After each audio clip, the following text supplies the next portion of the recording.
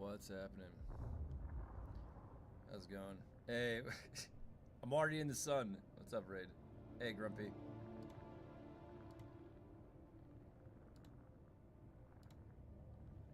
What's happening? I heard there's a bug with the testing stations. Cheers to that. The glass of spiced whiskey. Okay, wait. I'm gonna pull up. Let's see what we got here.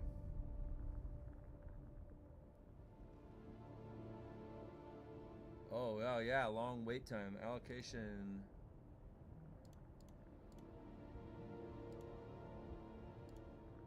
Is that what's going on?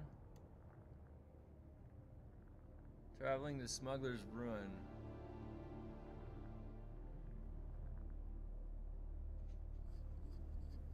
Oh, sorry, was my sound down? Sorry. Can you hear me now?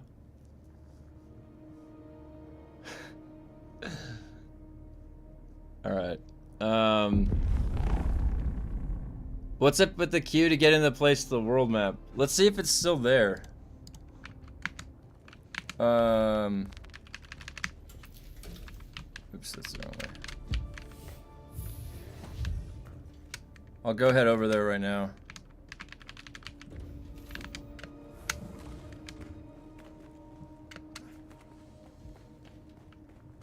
Whoa. Look at that view.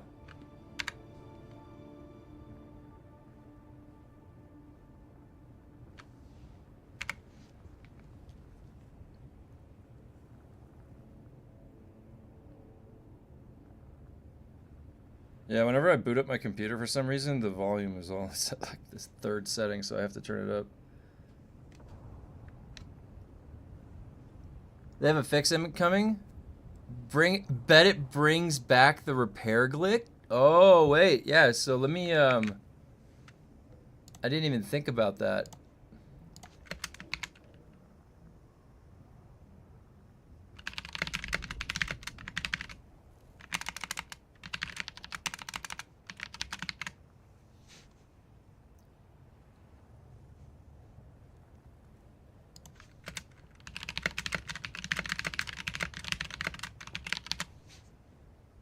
Let's try that. Thank God I only have 5 to do. They have a fix incoming. Bet it brings back the repair glitch. Yeah, I think that it's kind of funny that we are in a position where we would assume that it's going to do something like that. But that's what happened last time. I can take off from the upper part, I think. Go up here. I'll just head over to one of the testing stations. Hey, what the fuck is this? Oh my god! I've been infiltrated by a buggy. Guys? That's not my buggy. Guys, we're in a no-fly zone. And somehow a buggy got here when I was asleep last night. This place is not secure. My spot is no longer secure. Oh my god, the nice viewing deck. Can you believe this?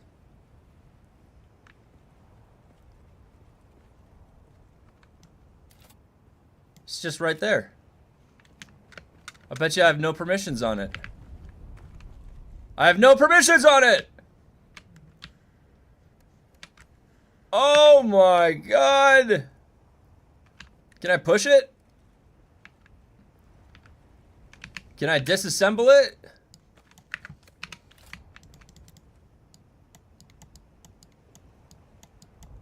Cripes!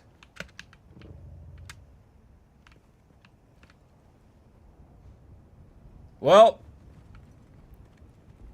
I can't stop playing Windrose. Hey, what's up, Sin? Yeah, so we had, we were talking about it yesterday. Grumpy had the idea of doing a fresh start world on Valheim, and I've got a dedicated server for that.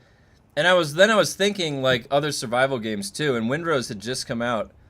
And you had mentioned you had your 10-man server up, so I wanted to see maybe for Variety Day I can just log in, play a little bit of Windrose. I can also set up my, push it with the Thopter. You can push it? Wait. But I can't fly up here. I'll run through my fuel like crazy. That's why I built up here. Look. As soon as you go in the vehicle, see how it's too high altitude?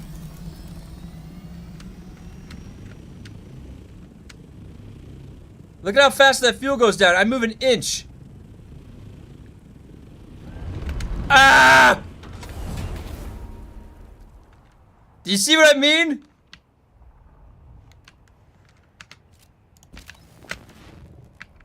Oh, I fell down. Wait, I'm bugged. Oh my god, I'm bugged. I can't move. I can't move. I can't press forward. No! I can't do anything. I'm gonna die. Stop. I can't press any direction.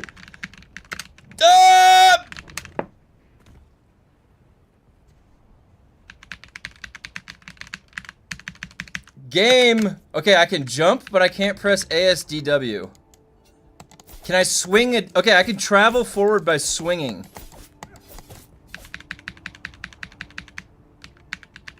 I can't move. What did I do to bug out my character that I can't move? I have to relog. Jesus. I changed the weapons and back. It's a bug, the no moving bug. I'm adding it to the list. Don't think I'm not adding this to the list. That goes on the list, Funcom. That one's not getting by me. Okay, can I move? Oh my god, I can't move, guys. I can type WASD. Ah! Oh my god. That was terrifying. That was absolutely terrifying. I was trapped. I was like a rat trapped in a cage. Alright. I'm adding this to the list.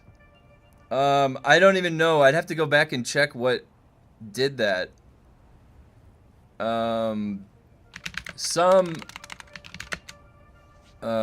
Wait, where's the, let me...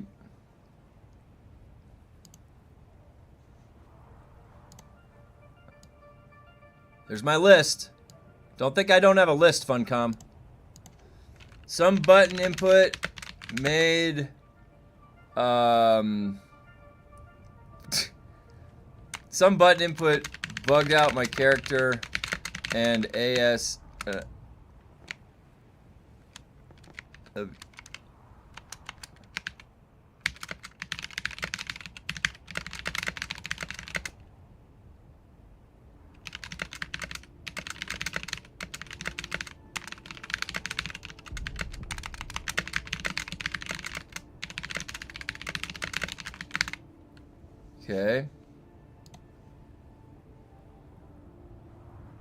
Alright, I added that to the list. I had that in a testing station? Oh my god.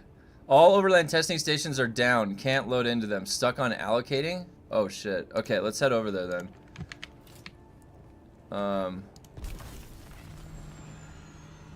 Refueled status non? NAN?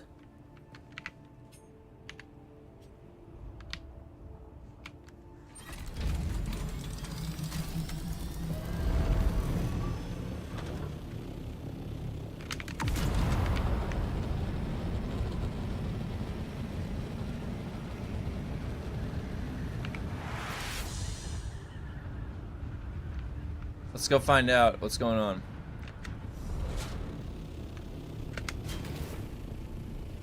Oh wait, I didn't pick up, shit. I have to pick up a Landsred. Did I even pick up... What Landsred was I on? Is there any way to check? Why can't I check my quests? I have to go back in. I have to go back in. I have to pick up a quest.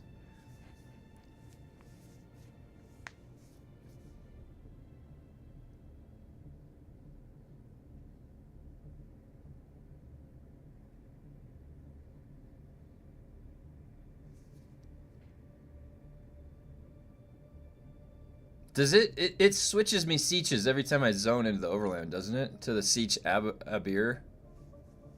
It's such a weird thing to do. Hey, what's up, Nasty Apples? Testing stations, oh, it's the testing stations. It's not the Landsrat things. Oh, okay. I'll zone into the testing station. But, oh, I had the Ghost of Simpo anyways. What am I doing? Oh my god, can you get off the screen?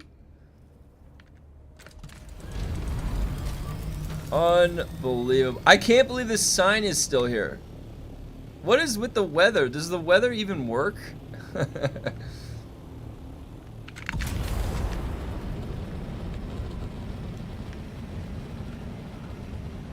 I got into Overland testing station, no problem.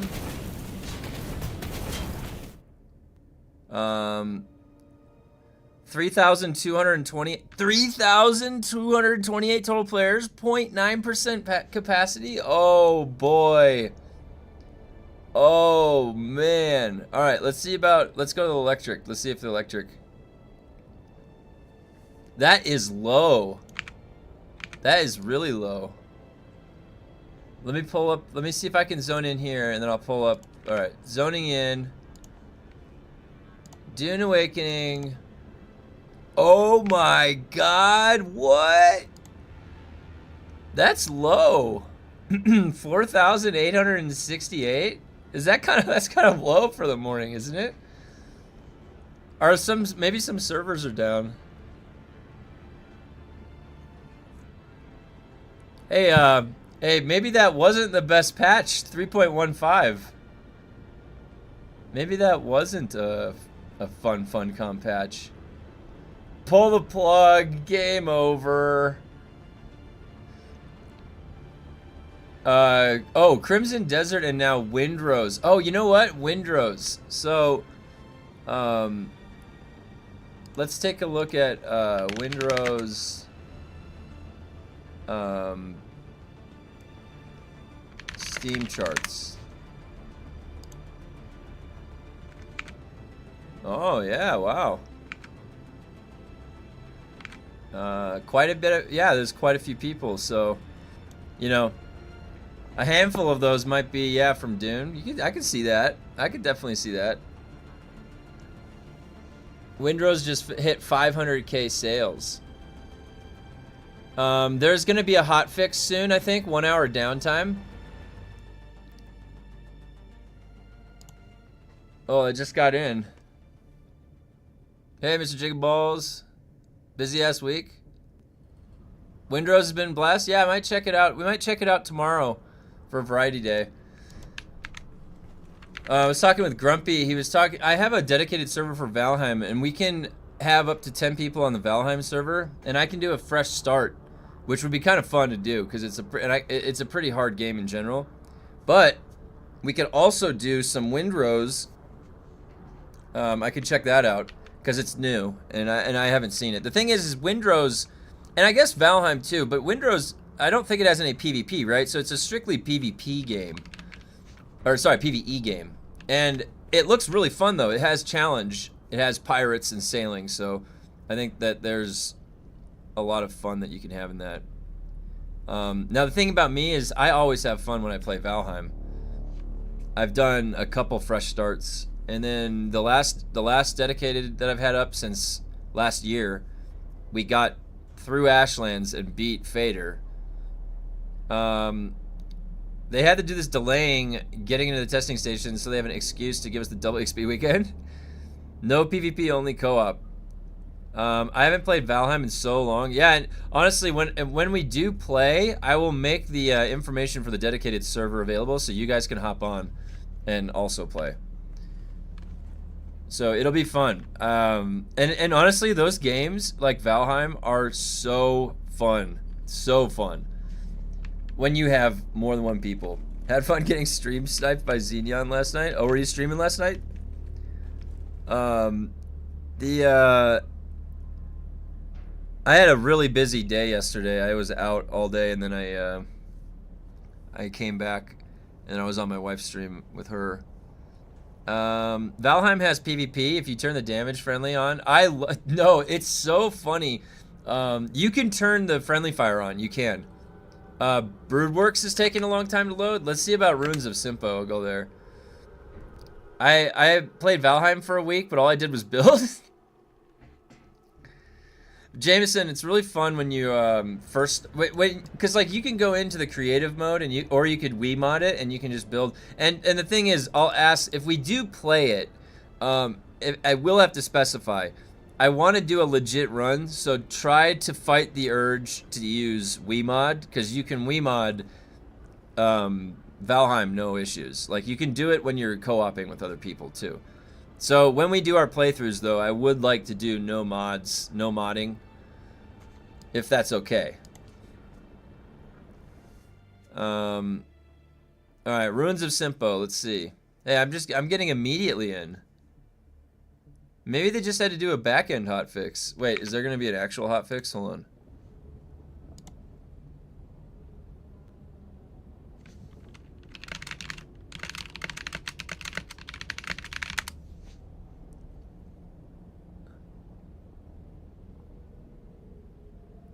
Legit run? Yeah, it's gonna be fun.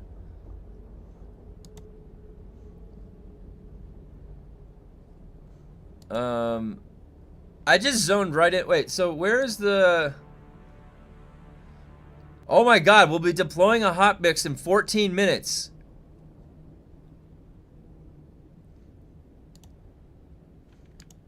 I gotta get out of here, guys. I don't trust this. Get back to the base. We don't have much time.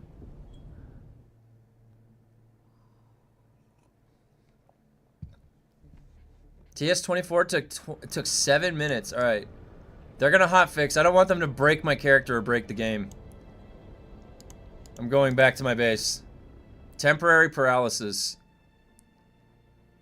Broodworks 3 minutes and not in. Oh wow.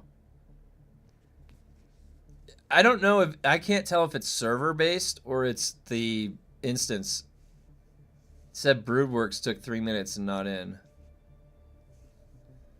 On public, I wait 3 to 8 minutes, and on private server, I was waiting 5 to 15 minutes. Longest wait was 37 minutes on private. Never had an issue till recently. Good info, getting into base. Yeah, I just built my deep desert base. I bet it gets destroyed. Yeah, guys, get to a safe area, guys. Get to a safe area.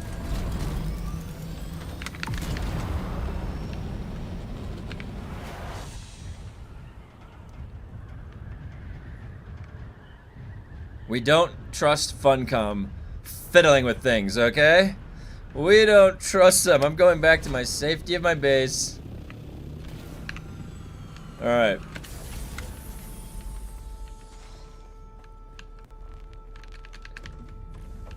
Yeah, exactly, Dixie. No, you're right. Okay, assume the position, okay? Assume the patch position. The hotfix position, alright. Alright. Now, if anything happens, I will safely be ejected into a safe area of my base. It's like a tornado is about to hit. Dude, now I have another emote idea. I want to have like a Funcom patch incoming emote, and it's like a picture of a tornado. That's too much to put in an emote.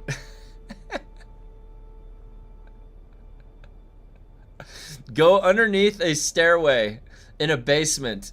That's what I was told when I lived in Chicago growing up because of tornadoes. The stairway into the basement, you had to go underneath it and then barricade it with like a couch sofa. They don't understand how knobs and switches work. Oh my god, dude. They keep fiddling with things and turn their knobs and gears. Oh my god, dude. Get to the safe room. Get to the panic room. Hotfix incoming. You hit the alarm. Boop, boop, boop. No, it's like that slow tornado siren.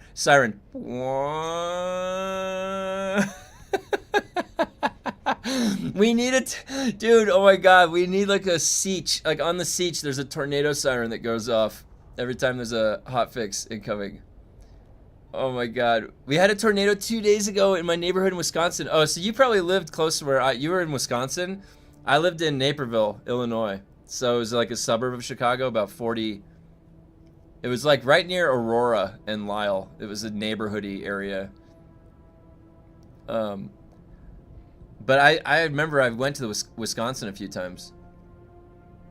You guys getting alerts for server shutdowns? Oh, I'm looking at the it says 10 minutes. Yeah, bug fix incoming.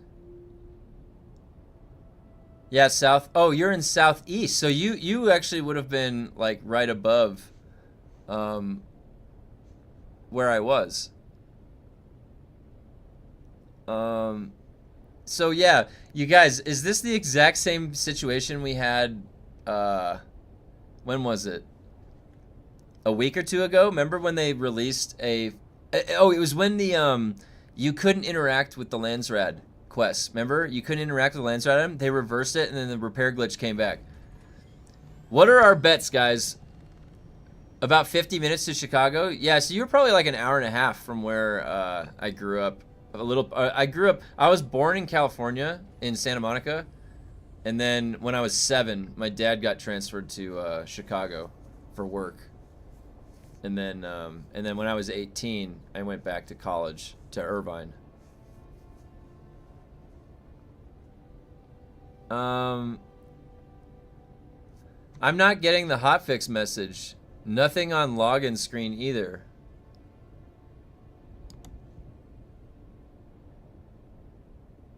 It says, here, look.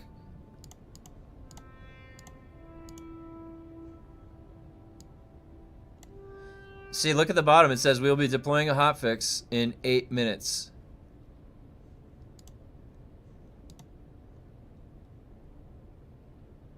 First thing I'm testing is the repair glitch restoration after this hotfix. It's probably the first thing to return, really, right? Who knows? Ooh, this is exciting. I didn't know today was going to be a hotfix day. Woo! Every time there's a patch or a hotfix, something breaks. It's funny because it has the word fix in it. It's a little misleading. Just a little misleading. Hey, what's up, Wicked? Hey, Wicked, we have a hotfix incoming. Hotfix. I never get a server shutdown warning. Just give us double EXP for Christ's sake. Hey guys, I just want to say I was always on your guys' side, okay? Look at this. Dune General, Funcom Creator Discord. Alright, where is it? Look guys, right here. On April 13th, in the Creator Discord, will there be a ×2 experience with the 35 demonic recollections like the last 2 events? And guess what? Nobody responded to me. Now, I probably should have said, he said he was out sick, and I should have said, hey, glad you're back from being sick. But I pressed the issue right away, okay? I was like, where's the 2 times experience? So, my bad. Maybe... Maybe I should have been like, hey, I'm sorry you were sick. I'm so sorry. Now that you're back, can I ask you a question? But no, I just was like, hey, are we getting the ×2 experience?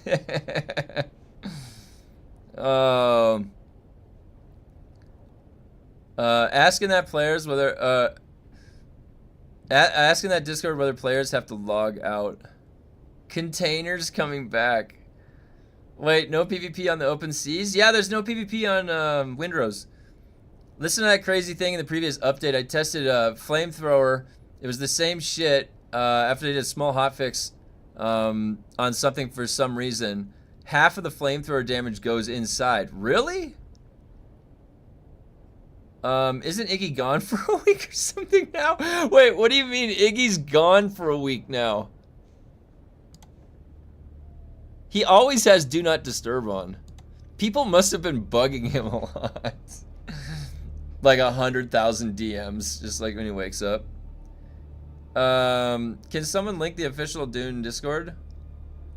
Sector weather alert. A large sandstorm is approaching.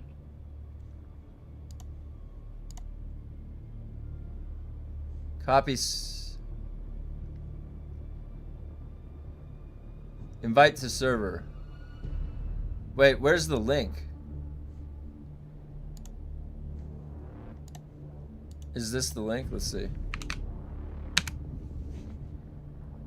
There's the, that's the official Discord right there.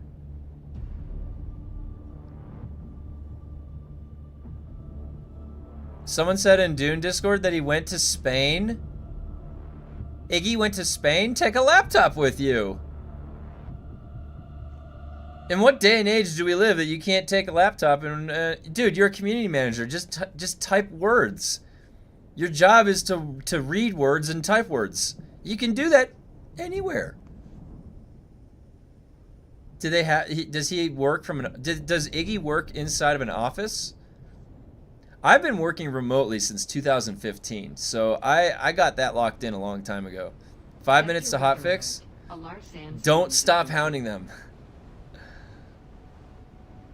They ignore me. They ignore me completely in the I haven't received even one response from them in the FunCon creator Discord. I posted about Crippling Strike, I posted about Suspensor Blast, and something else. They have internet in Spain. I don't know, think they're all remote? If they're all remote, he can just take his laptop with him and then... He has not had a reply in Discord since the 14th, so he's probably traveling. But wait, he's traveling, and then they're gonna, they're going on their vacation coming up this summer anyways. They literally only, oh my god, you guys. Oh my god, you guys. How long do we have right now? Okay, let's look at this. What time does their vacation start? June. They have a month and a half until they go on their fucking vacation again, and then we got in the same problem as we did last year. They only have a month and a half until they're gone for all summer. Oh my god. Is my Landsrad refreshing? Guys, I'm worried now. Shit. I don't remember if it gave me... Maybe it did? It might have given me some. Oh my god, you guys. They have a month and a half. So that's it. That's it. We know what we're looking at then, guys. It's usually the whole of July. Okay, so June. We've got June. So let's think about this then. I think that their goal is going to be... in May to launch 3.2. So in the first 2 weeks of May, right? So in the first 2 weeks of May, we're going to get 3.2. Look at the refresh counter.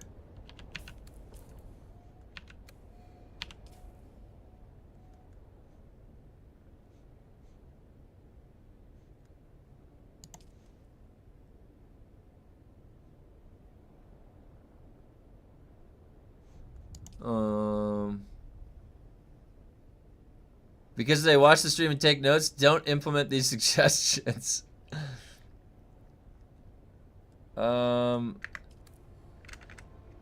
Okay, so server's still down? No, it's got 2 minutes. It's apparently got 2 minutes. What the hell is this, Midsummer? That movie was gnarly. A24 movie. Yeah, they changed them. Yeah, they synced it all up. But they messed something up because they have to hotfix the game now. Yours is okay. Mine's over 3 hours since last refresh. Oh, really? Or a different plan. Last week of June to do release and quickly go on vacation. So, the question is that are we going to get Chapter 4 before or after they come back from vacation? How do you make money in Norway? Dream it into existence. Nationwide month-long vacation. I know that like the systems that take care of their employees are very healthy. As far as like the morale of the work culture. But actually, maybe Sunsin can comment on that because Sunsin lives in Norway.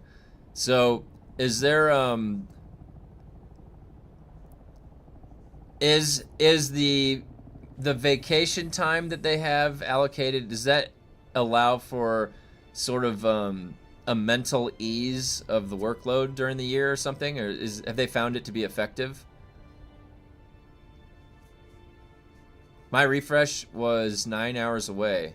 So if they take vacation after such a big change, we are screwed.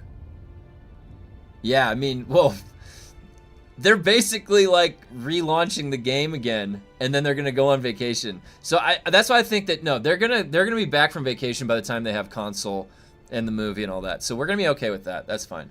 It's really about what's gonna go down this summer. July and August, guys.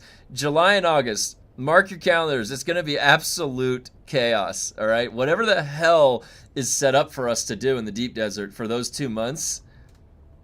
Oh my God. I guess that would probably be the goal, is at least before then have the deep desert split and then worked out the kinks for that, and then you can go on vacation and then come back and finish the console stuff. If I had to guess, they're going to leave us the summer to be with... oh, here we go. By law, we have to take at least 3 weeks between May and September, and the money is saved up from last year's salary. Paid out in July. Dude, what the hell? That seems awesome, actually. 5 weeks vacation. Holy shit, that sounds legit.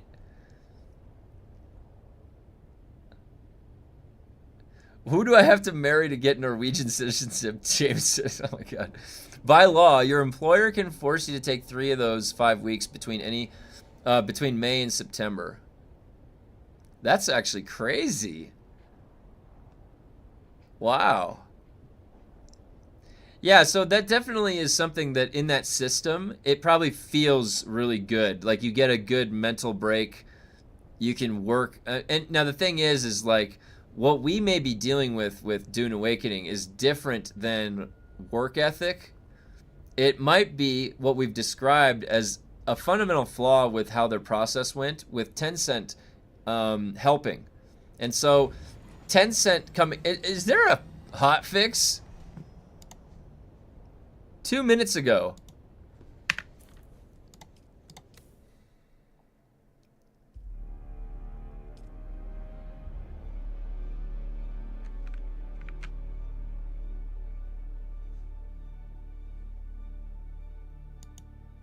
I've got a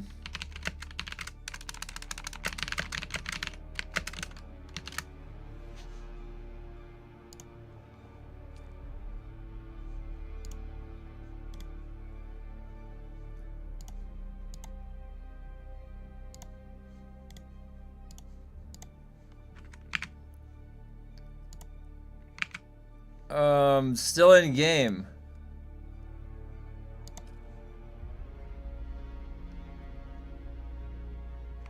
We pay a higher tax rate, 32% tax, and I barely pay for hospitals and Medicare. It's all in the state budget.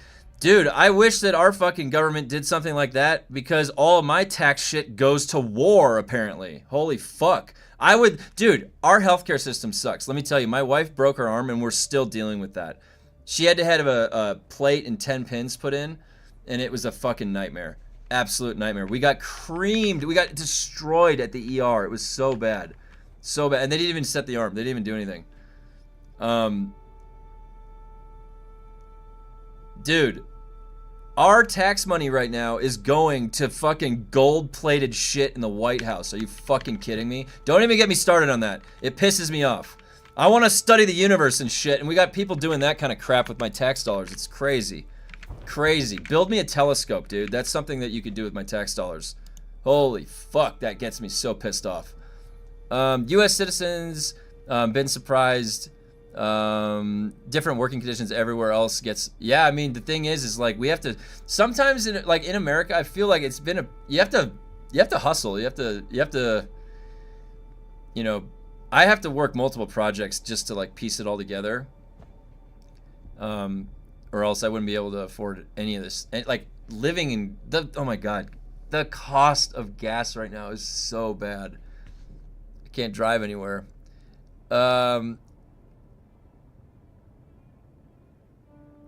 It's because of insurance companies? That's a good point, Cable. That's a good point. You know what? the insurance companies don't help anything. Like, honestly, think about this. I don't know what happened like 10 or 15 years ago, but I had a personal insurance policy for health insurance, and then I don't remember, it was like 10 or 15 years ago, they canceled it, and then I went to go, I had to like re-sign up, and it was like instead of $118 per month, it went up to $780 per month. Okay? I can't, that's like rent, dude. They're trying to charge me rent for my fucking insurance premium on health insurance. I'm like, dude, I can't afford that. Sorry. I literally can't afford health insurance anymore. All right, I guess I'm fucked.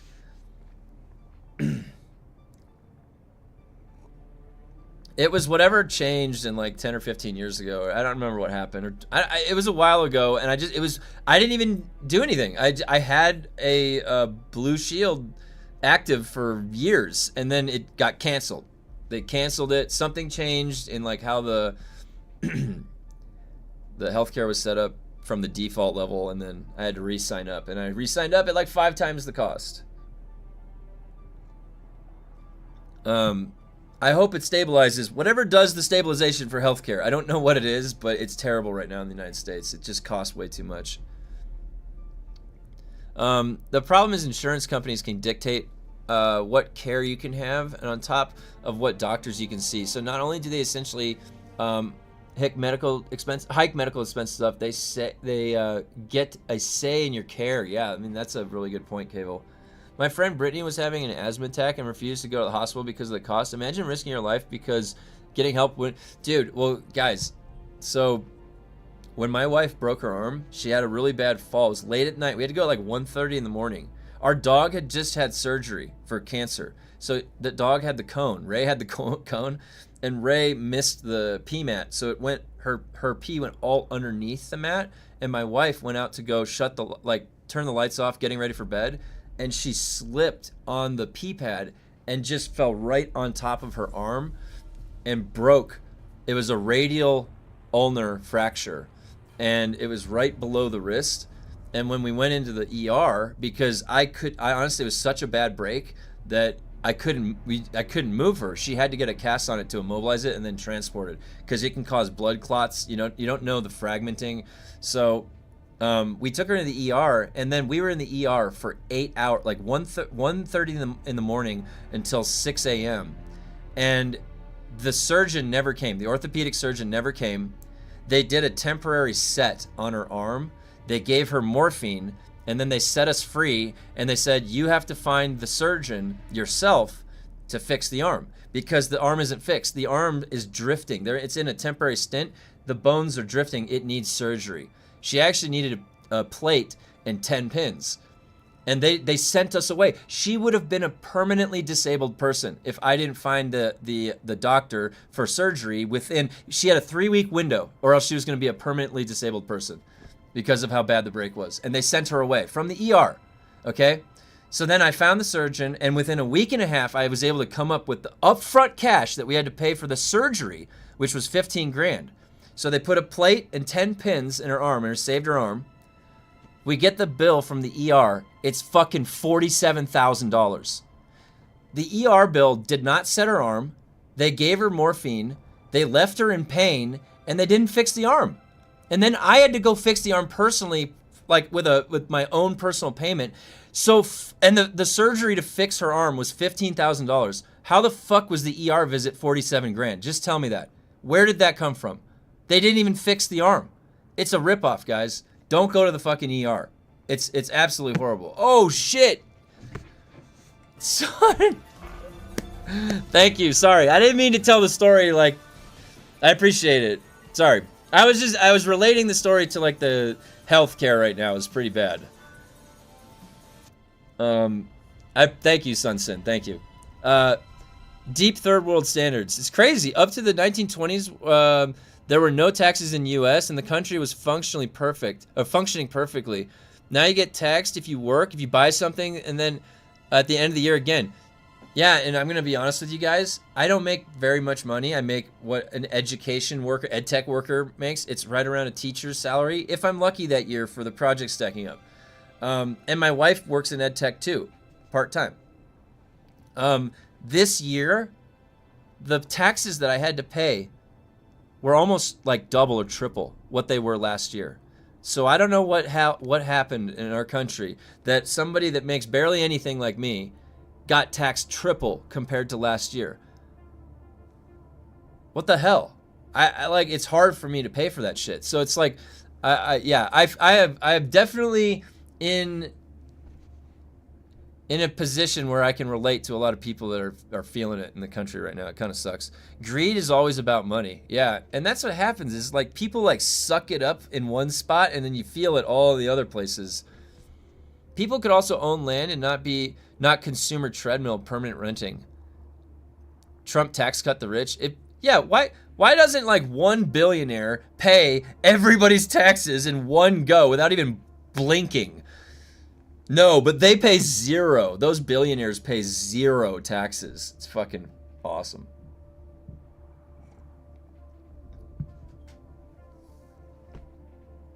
Oh my god. That's why the wait, is there a hotfix, guys? Hold on. Where is this hotfix?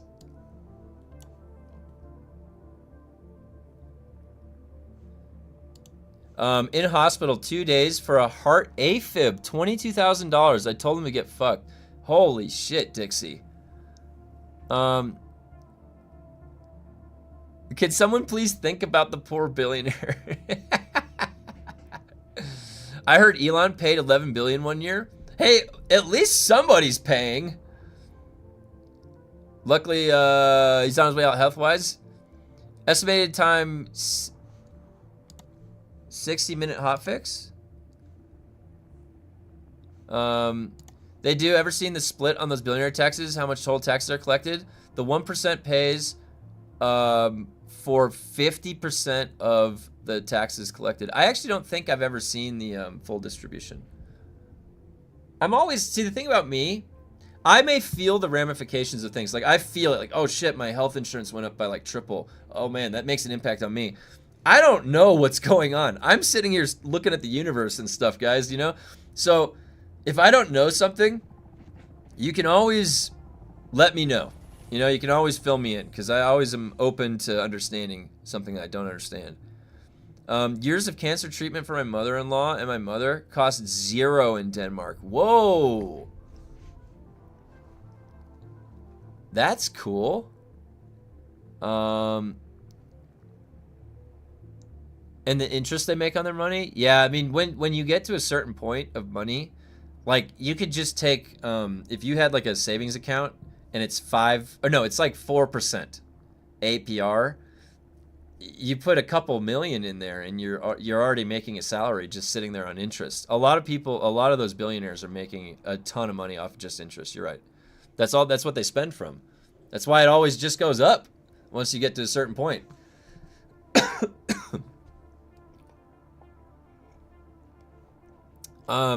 So, and I wonder if, like, because the United States is fairly large, right? Does it have anything to do with population? I mean, what's Denmark? Is it easier to support zero cost healthcare when you have, it's obviously when you have smaller population, right? Yeah, I know how they do it. It did cost that for treatment in the higher taxes.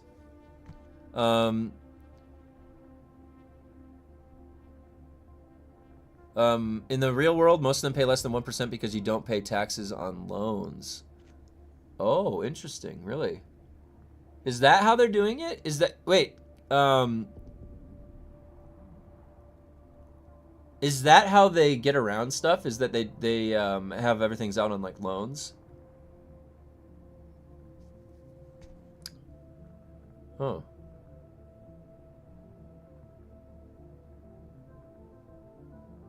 There's 20 states bigger than Denmark. Yeah, and you know, there's probably like, where is this hotfix? Has anybody logged out for a hotfix?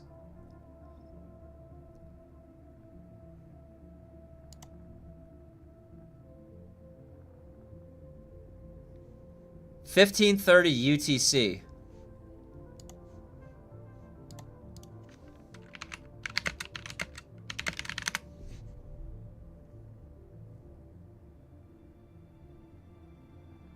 That's 7:30 a.m. During summer, it's 8:30. That's right now. How come they posted this? Why would they post this if...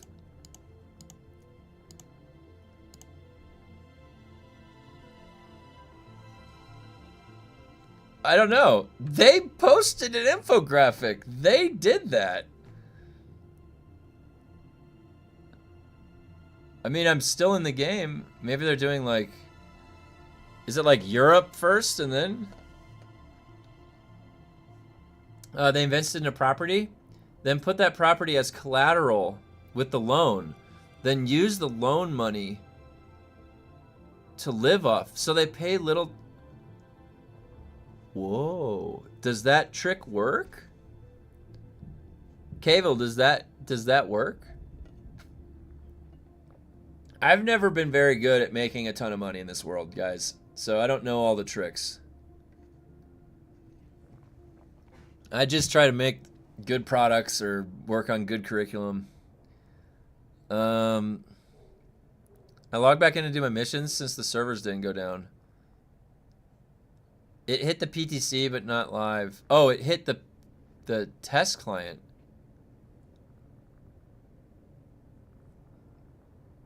Did they accidentally patch the wrong client?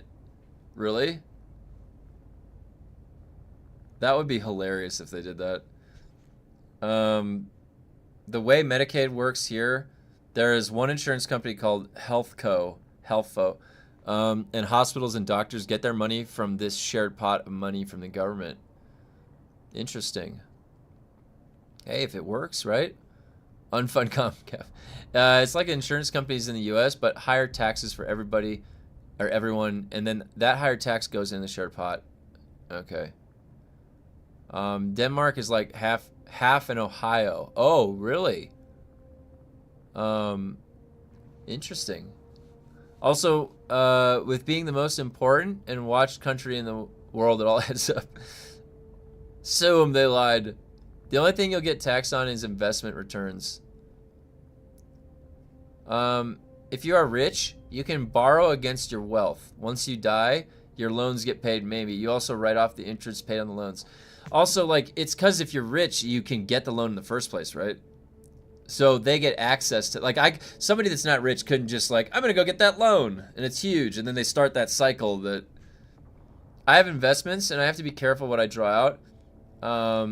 If it doesn't meet a threshold of a certain age, I get taxed heavily. Oh, really? Interesting. I didn't know. Well, let's see if there's... 18 minutes ago.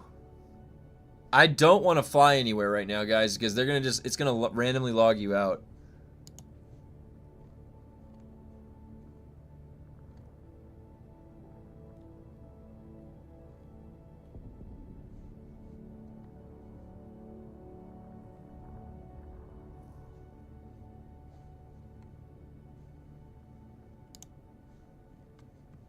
Hello? Funcom.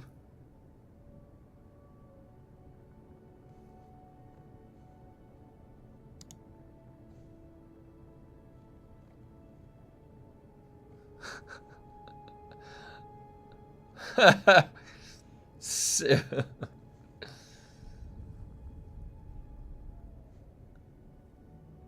just did 3 missions waiting for the update. The population matters because when it comes to different cultures and different ideologies to combat, yeah. Also just size, right? It's easier, you have to have a smaller pot if it's a smaller population. Create an LLC, it'll help you save money. Yeah, I've worked with a lot of LLCs. I've never really set one up myself, I guess. I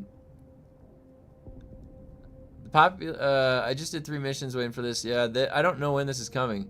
Sue them. False advertising.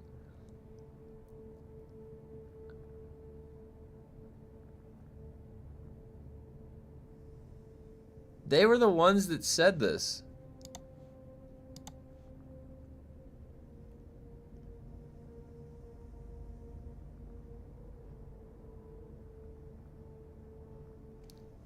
I don't have X or Twitter. Does anybody have that? Dune Awakening. Maybe I can. And also we elect a lot of people. Like there's 50 governors that run the state individually. That's why there's different gas prices and things better in some states. Like Cali is $11. Dude, gas is up to $11? What the fuck? Holy shit. Hotfixing the hotfix? So, I don't know. We're wondering where the hotfix is. Guys, did they like hear us saying like, oh dude, this is gonna bring the repair glitch back, isn't it? And then they heard that and they're like, wait a minute. Is this gonna bring back that repair glitch? LLC only save money in a narrow range of income and fields. The lower end complicates your taxes, but vendors, etc., will still require personal guarantees to avoid the corporate veil protection of LLC. That's a good point. Love. I have X. Funcom posted this. We will be deploying a hotfix. Cali taxes the hell out of it. Funcom sucks. Here in Florida, it's less than 4. Oh, yo, you're over in Florida. How do you like living in Florida? Bad at their job. I'm in California. I do not pay $11. My wife and I, I'm from California. My wife and I were living near LA, just a little over 2 years ago before we moved up here to the mountains.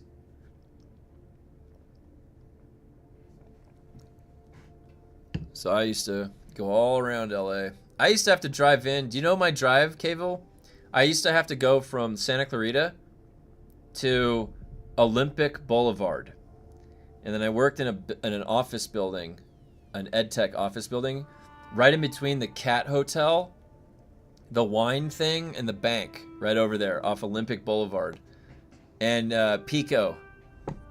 You know Pico Parkway? And I had to do that drive over Getty every day, and I sat for like an hour and a half and 2 hours in traffic going into LA. And I did that for 3.5 years. Oh my God. That was why I told you guys I switched I used to have a wallet in my back pocket, but because I sat slightly slanted for like so long going into work, I got lower back. It started affecting my lower back. Olympic UPS up here, yeah. You guys know exactly where I was. Yeah, Olympic and Pico, that's a nightmare. There was a really good, dude, though, let me tell you, when I would always go to lunch out there was 2 places that were really good. One, there was a revolving sushi bar. So there was just like this conveyor belt of sushi, and you would just take a plate and eat it. It's really good. Then there's this really good little corner in the wall Mexican restaurant that I liked. And sometimes the taco trucks would come right outside the office building, and I would go get these like you'd spend like 50 cents or $1 and get a taco, and I would get like a bunch of tacos. I lived in Stevenson's Ranch and drove to LAX. Oh yeah, thinking about Olympic and Pico is triggering my PTSD. I stay away from LA as much as I can, Central Valley and Bay Area. I remember, guys, when I was driving home one day, it was a late day at work, and I was sitting in traffic, and I had just gotten onto the freeway from Olympic to drive home, and I'm sitting there, and a guy in front of me parks his car, walks out in front to the front left tire, unzips, and just takes a piss, a long one. Looks like he was holding it for a while, and then gets back in his car, and then we start going through traffic again. That was a normal thing to see shit like that. There was a guy, like a homeless guy, that would be right on the Olympic entrance, and the dude was always covered in this fucking bright yellow paint. He had paint. He would cover his face, and he'd be like 5 feet from your car window on the entrance to the Olympic freeway getting in. He would always be there, covering himself in paint, trying to get, like, doing whatever crazy shit. And I always just be like, ah! That was Olympic Boulevard. uh...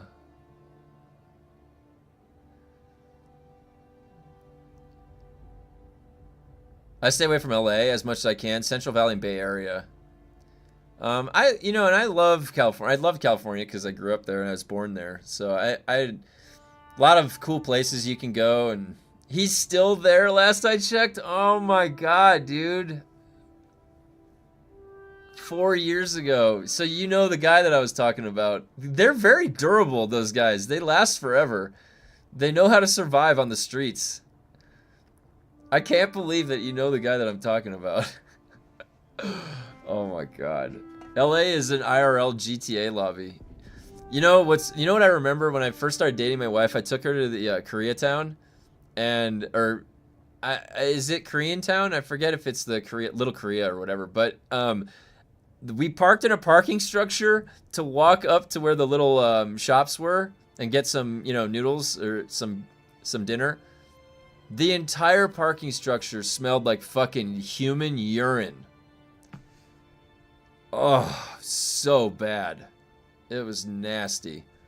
Unless he gave the role of yellow guy to his son or something. Why is he doing that with yellow paint? It made no sense. When I first saw it, I was like, what? He never harmed me or anything. I never got attacked by the guy, but it's just like he goes and does his thing.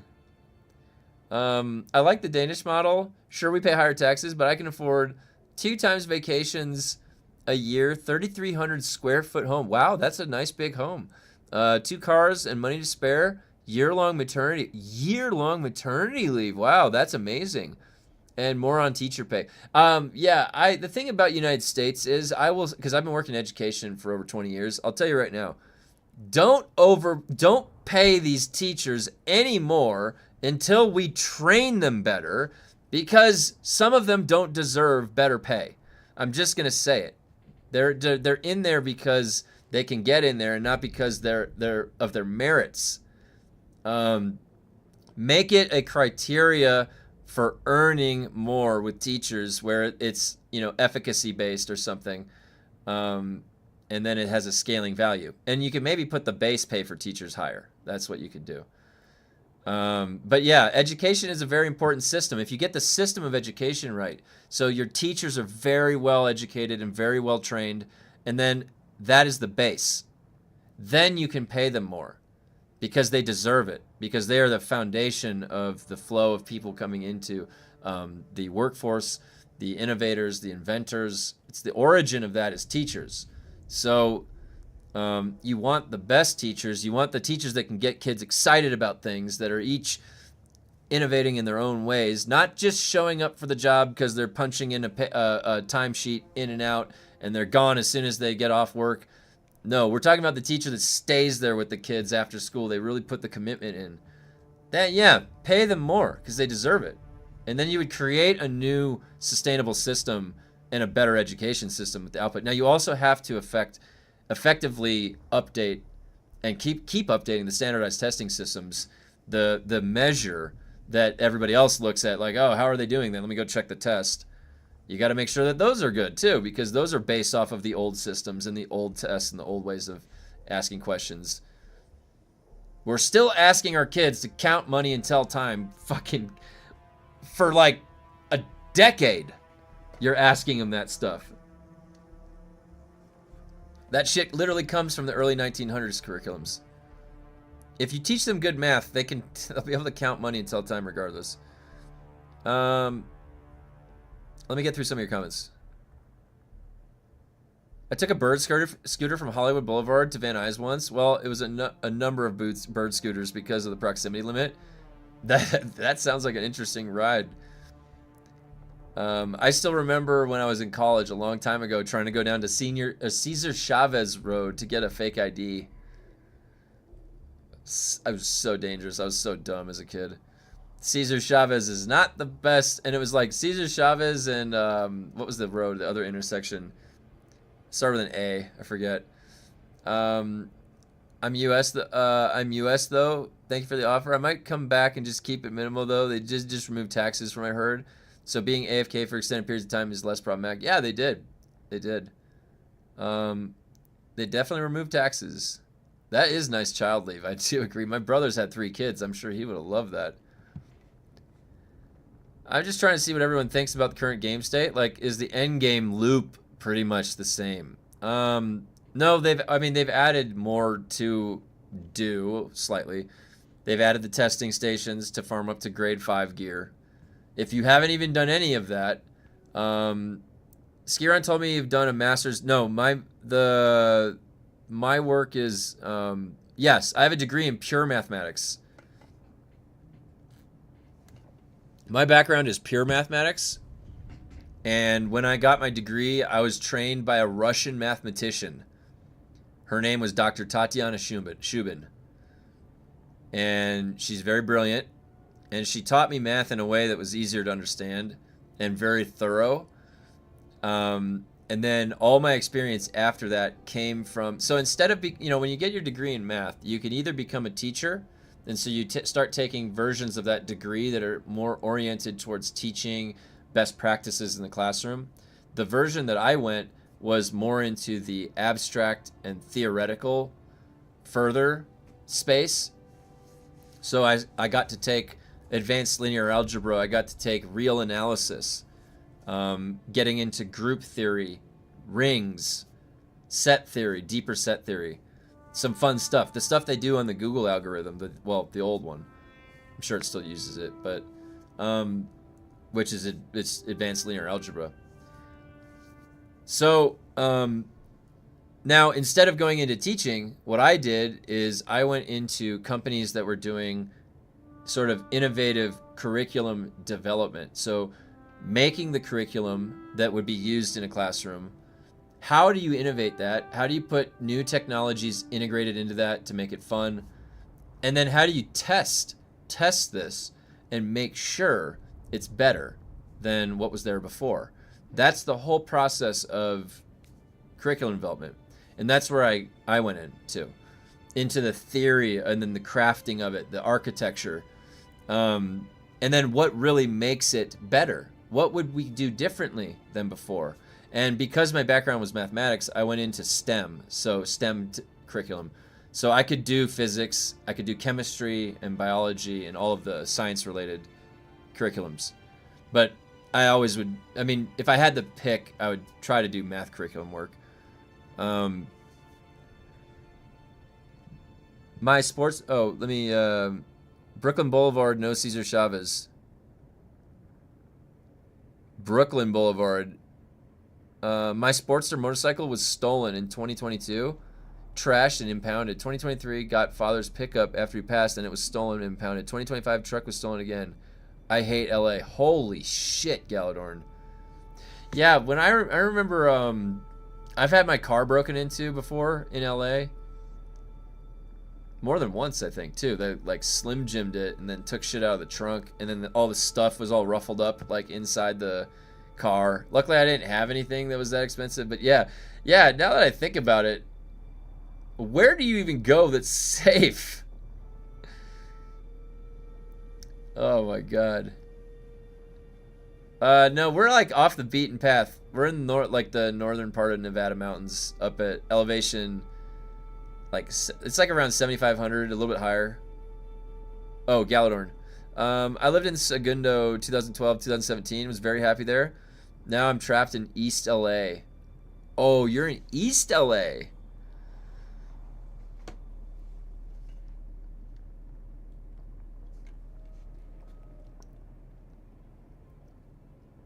Monterey Park, Alhambra at the moment. Oh, okay. I was over in, I lived in Santa Clarita. I lived in Woodland Hills, or near Woodland Hills. I've been all over the place. I was down over in Irvine for a while when I went to college. And that was when I started surfing. I was out there, and that's when I met my group of college friends. They were the surfers, and so they got me into it.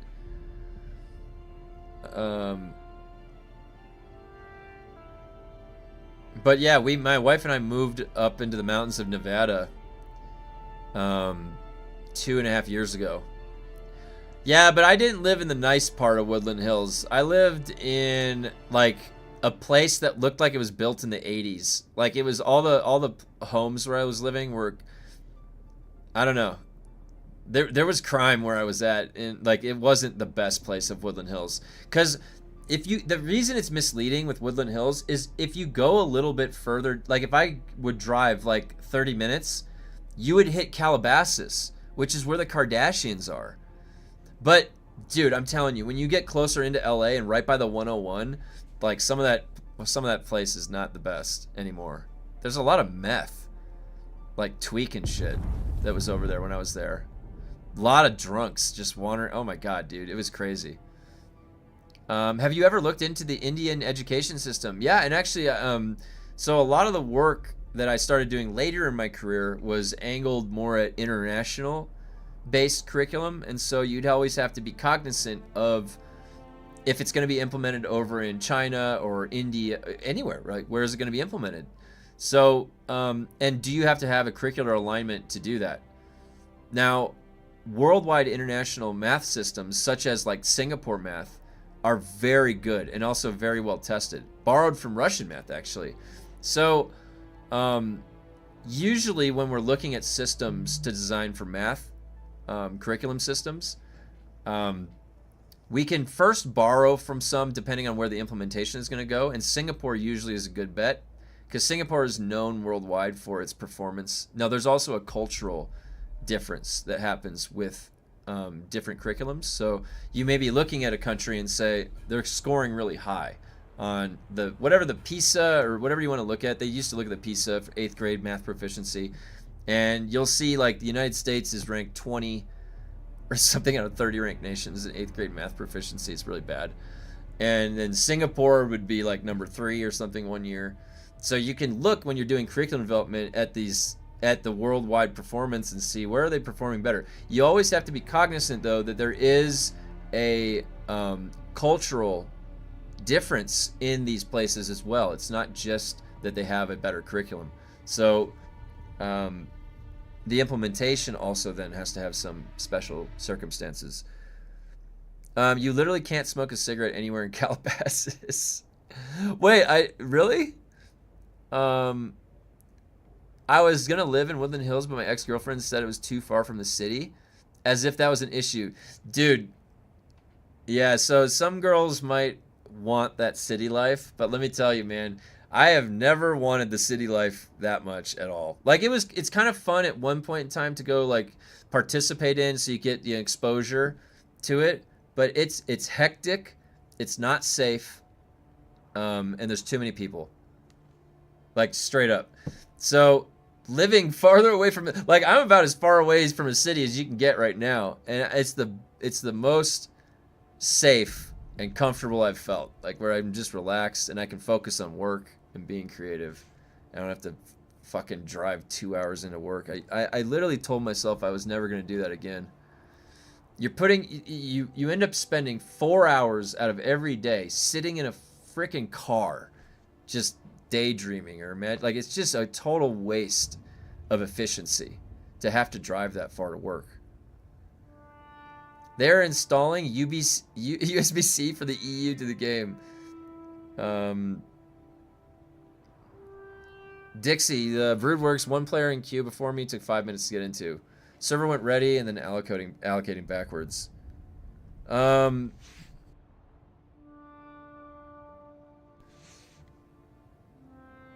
Me too, lived in San Pedro, Long Beach, Torrance. X was in Culver City, worked in Burbank, at Friend Stage and Rental House, been all over. Yes, yeah, Galadorn, you know. I used to have to go to Burbank for I took care of my grandma for a little bit too, before the end of her life. She had dementia. I used to have to go to Burbank to drive her around places, and I've been all over the place too. Southern California. I'm from Southern California at heart. I've been all over the place, Southern California.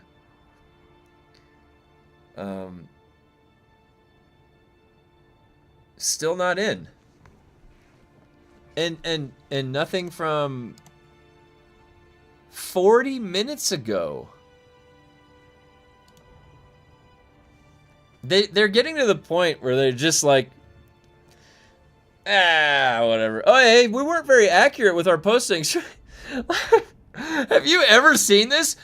Servers are coming down in an hour, guys. We're serious. We're gonna have 2 posts, 2 service announcement posts to this. How big is this Discord? How many people are here? Like, literally.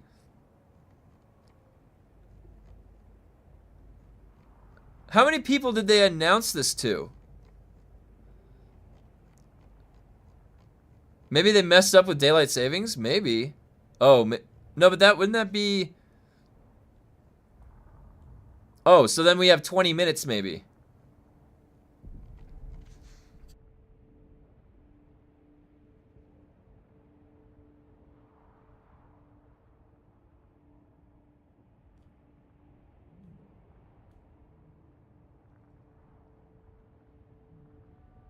What's up, Lafu? I got that waiting bug today and it sucks. Yeah, well, we're currently waiting on them to post their hotfix. They said they were going to 40 minutes ago. Now they've got me questioning whether or not when they say they're going to do something like a patch is coming, if it's even going to come. Why don't they just say things correctly?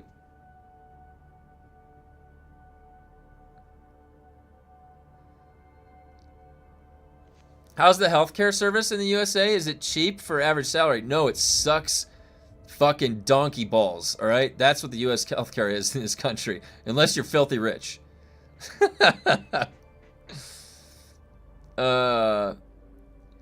Maybe the fed up daylight savings, and it's in 20 minutes. Yeah, that's what maybe I'm thinking. We'll see, I guess.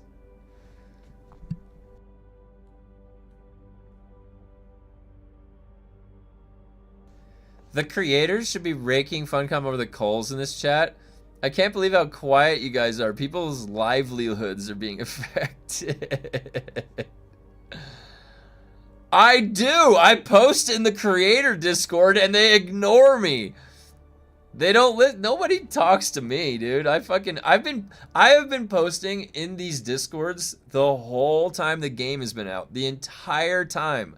I've been bug reporting knee charge for 9 months and it's still busted. They don't listen to me. They either purposely ignore me or they don't even know who the fuck I am, dude. Like, and I don't mind that. I don't care.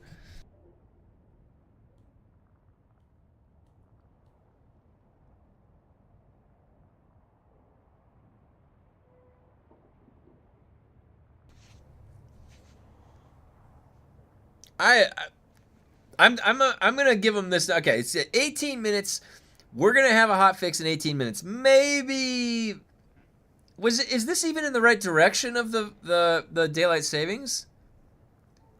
It's an hour later than what they say. Yes, that is. But didn't they just sync up for the daylight savings stuff? They just synced our Landsrat up for that. But then they can't even make an internal post that is abiding by daylight savings. No. They're just late. They're just late. They didn't say anything. Hey, sleepers, hotfix is taking a little bit longer to deploy. It'll be in about an hour. They could have said that. Instead, they've got me sitting here staring at the Discord like an idiot. They're like, I wonder how long he's just going to wait there staring at it. I don't know either. I didn't even know I'd have to.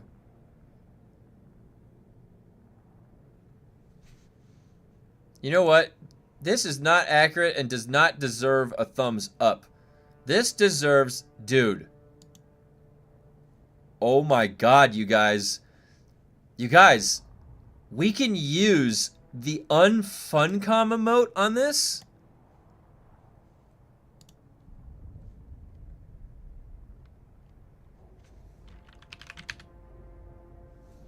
Oh, no, you can't. I was gonna say, dude. I was gonna use the unfuncom emote. The last reset wasn't for daylight savings. Maybe they went on another government mandated vacation. I could use some of that. They probably realized that the hotfix contains the the repair glitch back, and are like, oh hell no. That's what we were talking about right before the hotfix. We were like, dude, does that mean the repair glitch is coming out? And then the hotfix never came. Oh man, do you think that they were listening to the stream? It was to line up the lands red to reset to be the same time as the daily server reset. Oh, but that fixed the thing that happened with daylight savings. Daylight savings offset that like timer, and then they just made the timer something else. So it kind of like undid the heading to town. Be back later. See you, Grumpy. You could be playing a game that works, bro. Maybe it's you problem. Maybe it's a you problem. Maybe you're right. Maybe I like playing broken games. It's like where you can't. You're watching a car crash and you're like, I can't watch this. I can't watch this. And you're like kind of watching it. It's like that. That's what this game is, I think, in a nutshell. Well, but that's why I said, guys, this is explicitly why I set up Friday is variety day. It's for my own mental sanity. I give Funcom the bulk of the week of effort to try and help fix their game, and then I take a day off on Friday. I can fix her. And honestly, I was thinking about checking. So we were talking about with Grumpy. I have a dedicated server up for Valheim. It can have 10 people. I can do a fresh map on that. We can do a Valheim playthrough. But also, the Windrose just came out, and I wanted to take a look at Windrose too, the pirate survival. So we might do a little bit of that tomorrow for Variety Day, just to change it up a little bit. See how Windrose looks. Maybe start the Valheim community playthrough, which will be fun. If you're interested in joining the Valheim server for that community playthrough, let me know. It'll be no modded, no mods, no Wii mod, no cheating, just you versus the elements. You might solve some puzzle games while you wait for servers. I'm gonna wait for them to take it down. Vanessa talks more on the PTC channels than Iggy.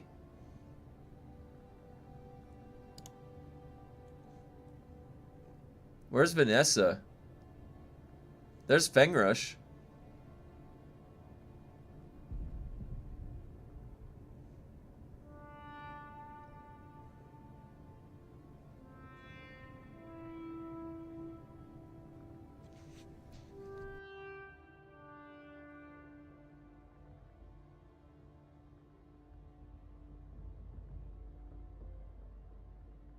I like Fengrush. Fengrush, I used to look at Fengrush for Elder Scrolls Online builds a long time ago. He's a cool dude. And I see him comment every once in a while about Dune stuff. He really just wants the game to be functional and incentivized for PvP, really.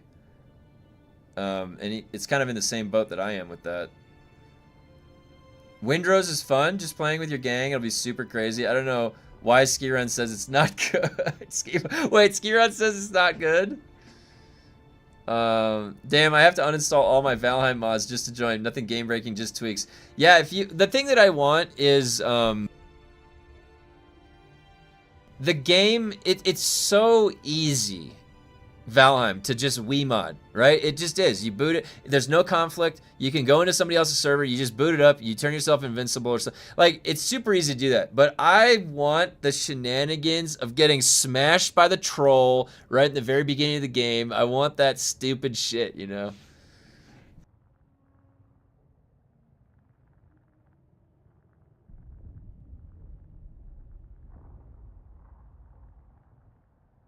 Oh, you're right. Vanessa's in here.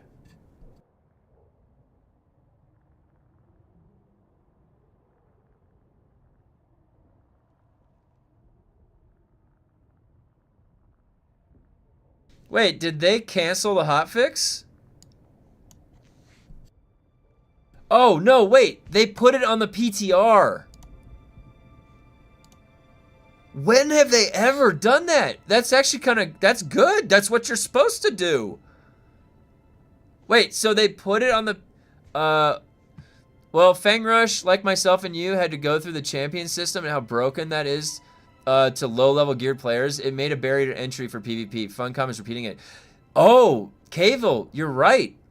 I did have to go through... I played Elder Scrolls Online from the very beginning of the game. And there, you have to get champion point 160. And then, like, you could argue if you're going into Cyrodiil that you are at a disadvantage until you get, what, CP 1000 minimum? Something like that. So that's a good point. Yeah, the barrier to entry. So Fang Rush, when he speaks upon that, is actually speaking from direct knowledge. You're right. You're absolutely right.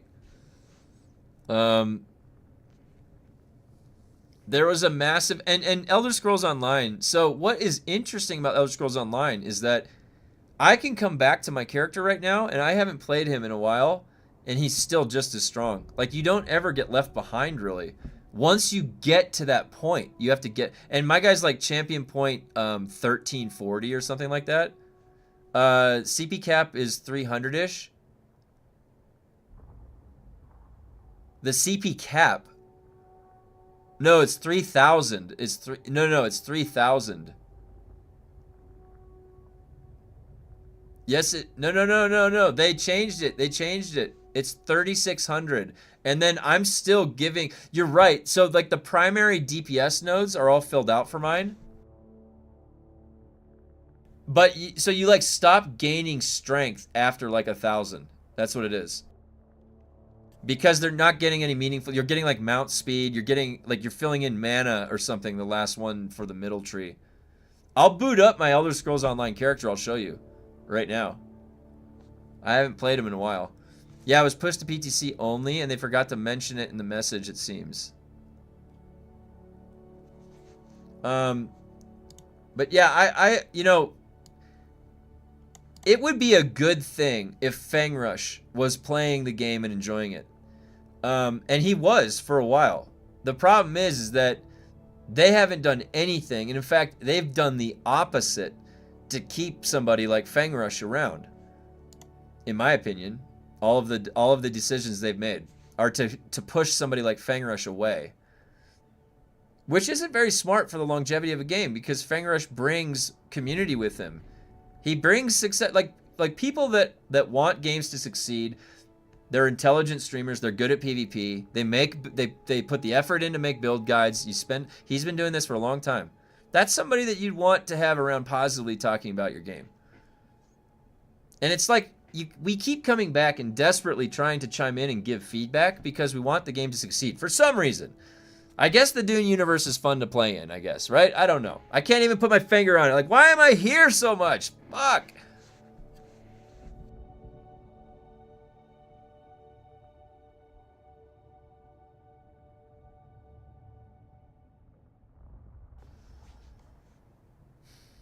Yeah, but with the games like this, they need people like Fang Rush here. New World needed people like Fang Rush. Fang Rush and insane content convinced me to purchase this game in the first place.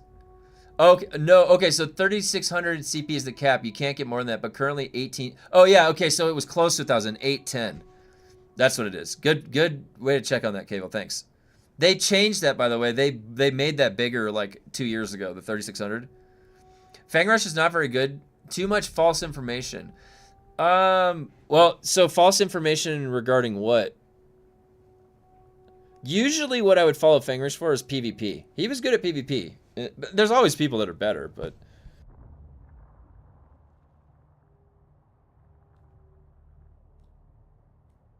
Yeah, I'd be curious to what you mean by that false information. Who's the other one that was really good for Elder Scrolls Online? Outcast headquarters. Those guys had a passion for Dragon Knights. I was always trying to figure out some crazy Dragon Knight build. Sector weather alert. His videos about armor, weapons, and pre-release stuff. Oh, maybe, you know, I think I started watching Fang Rush, some of his content for Dune. He had that one big testing video, and in that testing video, he had some of the data on stamina. or no, crippling strike that was bugged.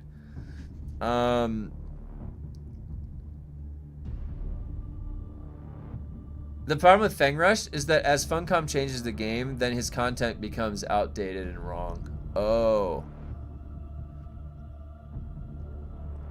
Funcom did not like that. Oh, okay, I see. In pre-release stuff. What was the... Just got into blushing, 1 minute wait. I wonder if it's going down because people aren't trying right now or logged off. Well, in my case... is exactly that. I want to live on Arrakis. That's the thing, is I for some reason I keep coming back to this game, and I like just being in the world. Like, just this world is cool. I like the bases that I can build pretty quickly. I don't have to think too much, you know, when I'm building the base. I can build it pretty good, pretty fast. Other games with the builders, I'm like trying to snap in one piece. I'm slowed down. Like, I can build these crazy ass bases. Now I want them to add more, obviously, in this game for base building, but.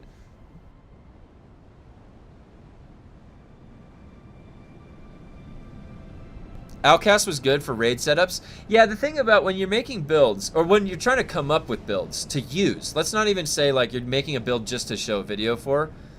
I've always was looking for good PvP setups. And because in Elder Scrolls Online, I hated the raid setups, all DPS, you're just like 8 things you're hitting. I like that well-rounded setup I can take anywhere, like a Swiss Army knife, and I wanted to PvP a lot in Elder Scrolls Online. And it's hard, like, you know, there's so much personal variability to the fact that in Elder Scrolls Online, you could use a helmet like the Troll King's helmet, and that would be viable for a PvP setup. But why would you want to use something that's been in the game the whole time? It's like an early set piece. Dude, I've seen people use the Troll King's Visage to great success because it boosts that healing so much. Now, that was an old setup. It's probably outdated now. But, you know, you wouldn't know that just looking at a regular YouTube guide or something. Those little insights. So when you're scouting out how to set up something ideal for PvP, you have to personally sort of vet your own information to fit into your own playstyle and then make a decision. So Fang Rush was one piece of that. Outcast would be... and you just be looking at any of the builds that you can, and then you figure out your own based on that. Fang Rush's most popular video was the base breaking video. He did try to do some good research back then, but since he no longer plays, really, his opinion seems less important than it would have before. That's a good point. Hit the nail on the head with that one.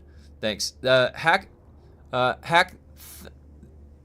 Theminator had some good builds, especially when one-bar builds became a thing. Nighthawk. Oh, yeah, Nighthawk. I saw Nighthawk. He was doing some Dune stuff. I love the one-bar builds, by the way. I got that Oaken Soul ring just so I could do that. Because sometimes I'm lazy. I'm like, I don't want to switch between the bars. Let me just do one. I have a one-bar Dragon Knight setup and a Sork setup that's really good. I agree with you that there's just something about this game that just hits all the right itches for me. Yeah, I'm in the same boat. Yeah, Fang Rush got unfuncommed bad side with the NPC stringing. Oh, I didn't even know that he made a video about that. Was he showing how to do it, or did he just talk about that it was in the game? Funcom does really beautiful maps. Like, look at Conan, vehicles in this game. Yeah, I don't know if you guys remember. So, Tao, to your point, when Age of Conan first came out, that time frame, it had the best graphics for an MMO, for realism in graphics. At the time, I remember I was like, whoa, this game definitely looks cool. Holy shit, this looks good. Funcom does really... oh, yeah. He made it popular. Oh, he made it popular. Fief destroying, yeah. I actually was like some of my base designs have that protection. I'm like, if they drag an NPC to me, how do I prevent that from killing my base? I actually had that thought back when this came out.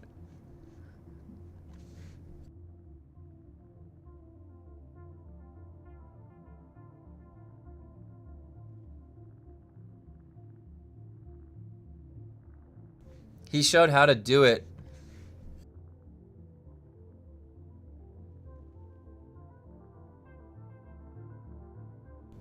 He showed how to do it since Funcom didn't want to address the massive amounts of abandoned bases sticking around for months. Interesting. Yeah, he showed it and Funcom got mad. He also spread a bunch of false info about how armor works, which Vash Kawai corrected him on. Oh, really? I did not see that either. I did watch Vash Kawai. He what does he normally do? Like he was, it looked like he was doing some programming work for a web interface for Hyper Starlight Rail, that game, right? And he was learning coding to do it or something. I've checked in on him every once in a while because of all his work he did for Dune. He can reconstruct the equations, right? That's kind of what he specializes in. That wasn't Fangrush that did the armor. That was someone else. He did a complete tutorial on how to kite NPCs into decaying bases to destroy the sub-fief. It was pretty intensive, actually, but that went across Funcom's red line. I'm surprised. Well, Funcom ended up banning that one other content creator just recently. Remember, for destroying the fiefs. I'm surprised. So maybe back then they hadn't decided that they were going to start permabanning people for making content.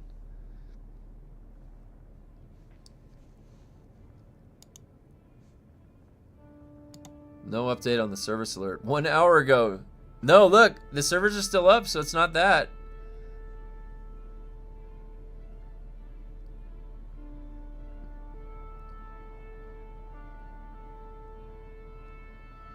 Oh, crap. Guys. Unable to get into any station on the PTC. That vid had 126k views. Wow, that's a lot.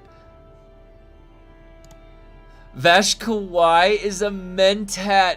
Oh my god, George. That's the best description of him I've ever seen. That is so funny. He is a mentat. Oh, that's great.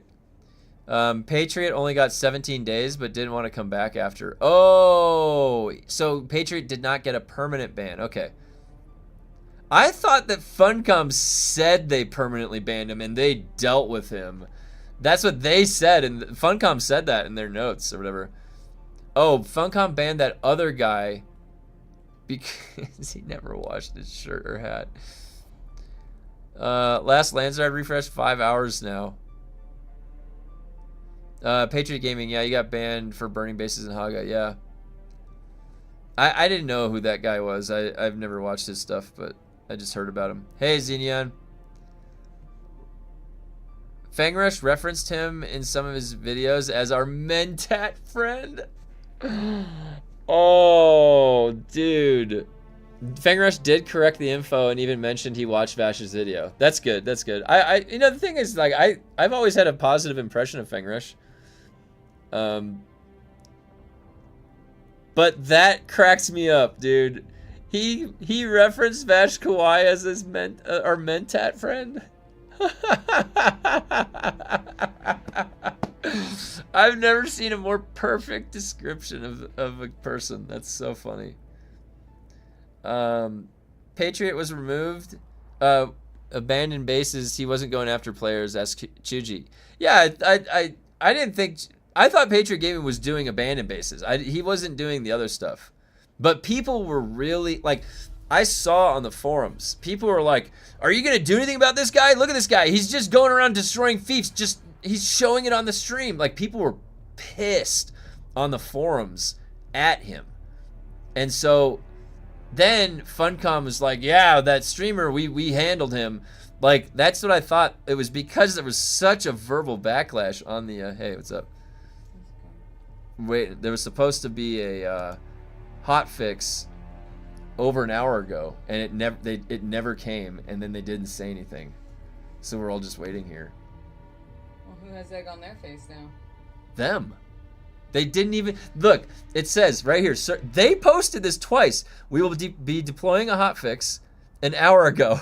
I'm still waiting for the server to disconnect and the hotfix to be deployed to fix the broken overland. Better than So then this, Kevin. I'm looking in PTC. I'm looking in the public test server. They deployed this hotfix to the PTC first, and I'm watching them in here say, "Yeah, it's not working. I can't zone into any station." So like, can they do their job? No. Can they fix the game? They said, "We're gonna deploy a hotfix." Maybe not. Maybe we won't deploy that hotfix. I love you. If I get too loud, I'm sorry. I think it was more because of the fief destruction, abandoned bases or not. Yeah. Funcom has threatened to ban Nasty Nate because he refuses to bathe? That can't be true. How would they know? He's just on a video.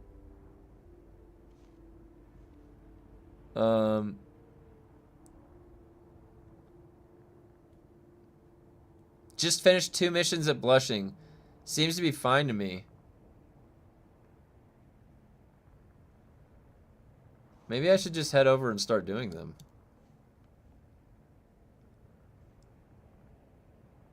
Oh, look, there is a delay. New announcement should come soon. Here we go. Here we go. This is what we've been waiting for, guys.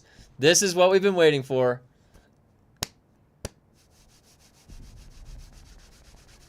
Are we gonna get a double weekend? Are we gonna get something broken? Are we gonna get the repair glitch back? What's coming, guys? What's coming? So base breaking is something I participated in only in the most decayed bases. One of the base builders came back for chapter 3 in my server, and I was able to give him back his Oh, really? Interesting. That's cool. The NPC destroying fiefs was a good thing. Only worked abandoned bases, which is a big issue at the time. Decaying bases everywhere. Why can't we loot abandoned bases? Makes no sense. Yeah, guys, I'll show you. That sign for Eska, it's still there. It literally has been there for months. Months in an unpowered fief. So I don't know what their storms are supposed to do. Their storms are schizophrenic. It's like sometimes they wipe out a base in one night, accidentally. And then other times, a base will be there for 5 months. It makes absolutely no sense. I don't understand. And it pisses me off to watch a base decay that has a ton of stuff. And by the time you actually loot it, most of it's gone. Yeah. By the time that the fief is destroyed, the chests are destroyed. They did not think, dude, the base rating is a nice ebb and flow to the cycle of the game. It should be part of the game. Do you know what it is? It should be like the moment that your shields are dropped and then like a week passes, your fief like gets destroyed by the storm. Just right away. I keep Eska powered up. Victor, was that you that was keeping the sign powered? That's so funny. And Nicole said she put the wrong timestamp.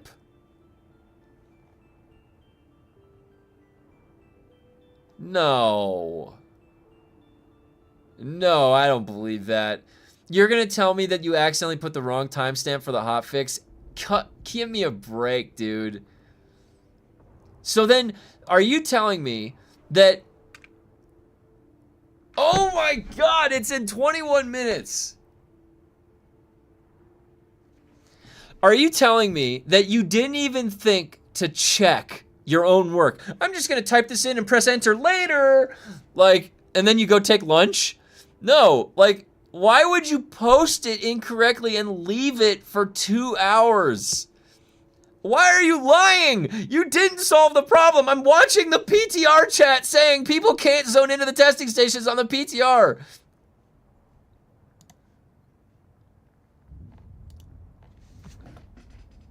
Why do they lie with the little things? Just tell us. You know what? Maybe it was a mistake and she legitimately typed it in and walked away to take a giant shit or something and couldn't wait. And then an hour passed by and then she's like, oh crap, I put the wrong time.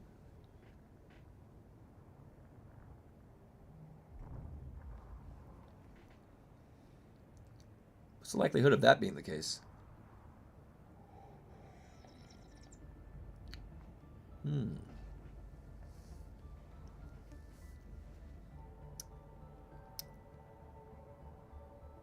I gotta refill my coffee.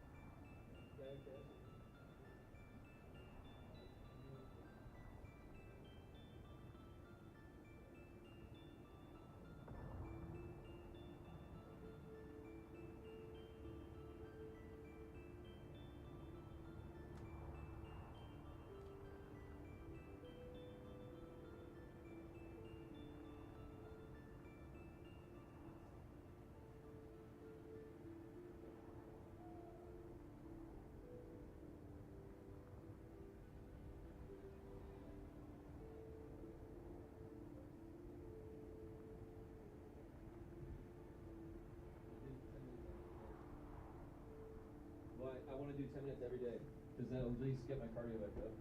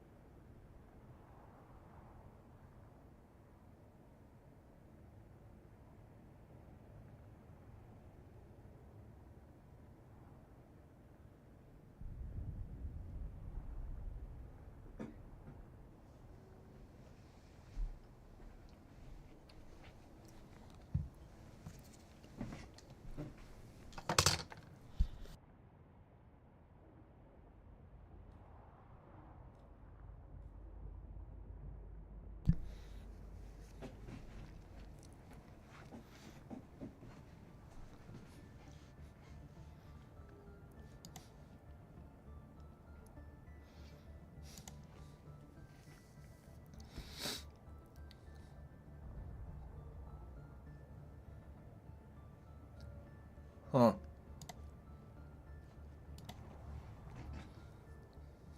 All right, well.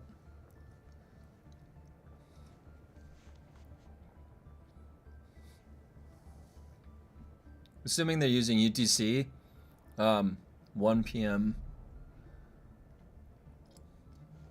Yeah, because that's at that's Pacific right there. I'm looking at 17 minutes. Let me take a look at.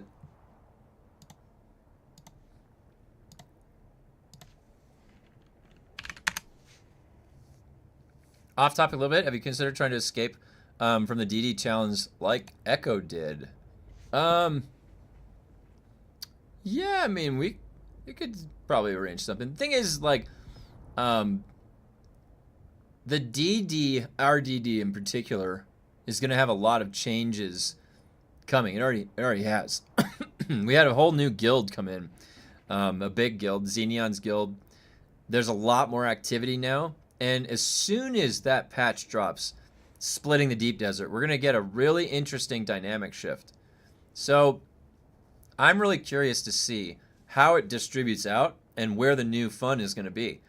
Are there going to be things that we need to counter thumpers in the PvE area? Are we going to get some better fights out over in the PvP only section? I actually might be going into the PvP section and building outpost base that I want to try and defend and do stuff like that. That sounds really fun. And because it's back to the old deep desert, it actually feels worthwhile now that I can go out there and set up a base anywhere that I want. And we might be doing, yeah, I mean, we could, honestly, what I would really like to do in Dune, right? It's not just passing time and talking to people. That happens a lot more when we're like kind of in the waiting time between content. I would like to be doing PvP stuff. I want to go into new testing stations. They revamp any of the loot. I want to go participate in, you know, the 2.5 times resource game. I want to do all that. So you always say you go to the DD, but you never do. Well, Blue Stang, I want you to think about something, okay? When you're on a stage like this, you have to control the environment that you're interfacing with. If you don't, it'll run away from you, and then I'm going to be put in a situation where I have let things get out of my control and I'm at a disadvantage. And now every single situation that I'm engaging in is me at a disadvantage. The only way that I can control the situation is if I don't allow that, all right? And if I keep things on my terms. So when I go in the deep desert, it's planned. But I'm no stranger to the deep desert. And I don't just come out there when I'm called out there. So what I'm trying to set up, though, is that we can have some more fun going on the weekends when I actually have time off to go do that. Now, during the daytime, though, we could even have some Friday stuff that we do, but it's just depending on if people are on during the daytime or not. So, anyways, that's just something to think about, Blue Stang. It's a little bit different when you get put onto the stage and then you want to go do something. You just have to be careful, or else it can run away from you, and then it's not fun to watch. It's not even fun to participate in. So, now, that being said, we have a lot more people now there to bump into. Back, I hope, when it was like the original server days. Back when me and my brother would run into the labs and try and escape with the loot, right? So that was when we would bump into 8 people at a time, and then we would actually duke it out and have a good kill back and forth. Now, I would love to get back to that. And so what I would like to do is when they split the DD, I'm going to be going into the PvP one, and we could be hitting up the labs and shit. They said they're going to increase the drop rate of the adaptive Holtzman. Well, guess what? I need like fucking 20 of those things. All right? So lab PvP is what I have fun with. I like lab PvP. So you can bet your ass that I'm going to be out there once they update the loot for the labs, for the Deep Desert labs. I'll be in there getting that adaptive Holtzman. So just be patient, Blue. We will cross swords very soon.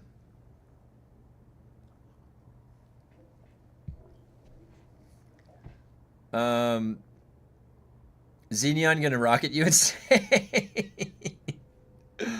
yeah, Xenion is a killer. He's an assassin out there in the behind the wheel. You gotta watch out for him. That's okay. I'm hard to kill. You have to find me first. You have to find me to kill me. I'm very crafty. Yeah, but a tractor field one-shot say hi. Yeah. Hey, you know what, guys? Look at my bar. It's like remember those old MasterCard commercials? Never leave home without it? That's your tractor field. Never leave home without it. Yeah, it's not that fun at the moment. That's the other thing, too. Right now, PvP is in limbo. It is in straight up limbo. I have killed hundreds of people in this game, guys. If we had a kill counter, HK, honor kills, mine would be pretty high. If you go look at my channel in the very early videos, my brother and I were the ones camping the lab loot. And we were killing everybody and winning and fighting out of it. And we had tough competition. There was another group of brothers, Manny and Tadkins. They were a very fierce rival that could kill us.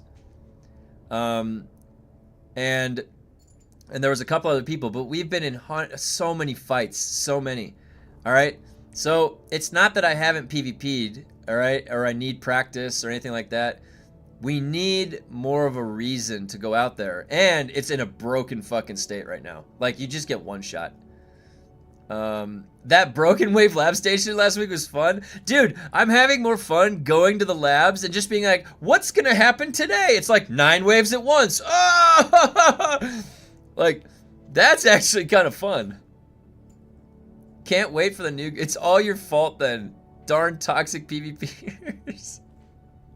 But I would always share my build and try and teach people how to do it.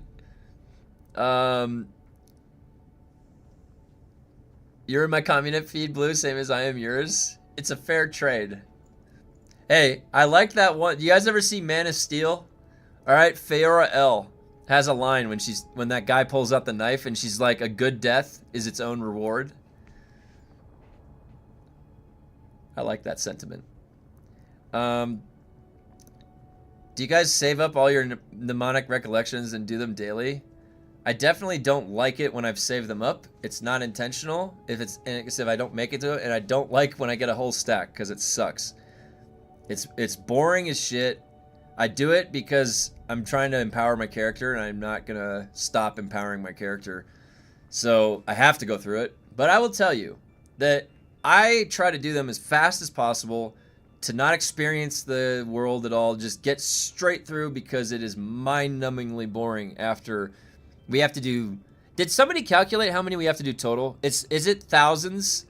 How many total Lands Red quests at 125 experience each do we have to do? It's a lot, right? So, and there's no permutation. There's no, they don't put in procedural generation of any kind to keep things interesting. I've got to go farm, I've got to go farm 1,000 Path of Exile maps at tier 15, tier 16, tier 17. Well, thank God they're procedurally generated, right? That the affixes change. There's a reason that they do that, right? Because if they're going to make you do something 1,000 times, they don't want you to go fucking brain dead. It was 54 weeks worth or something like that.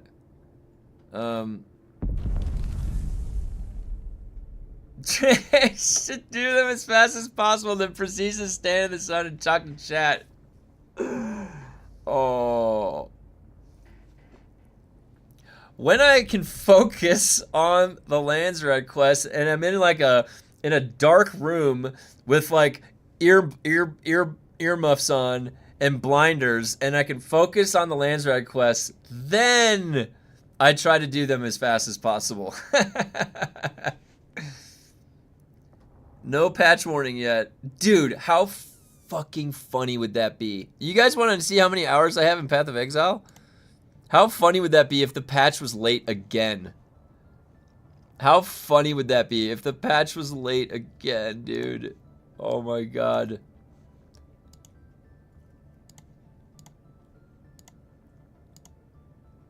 Oh, it's behind it. Wait.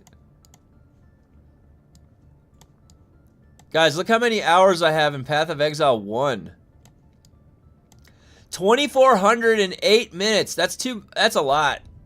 How did I get that many? I think I like this game.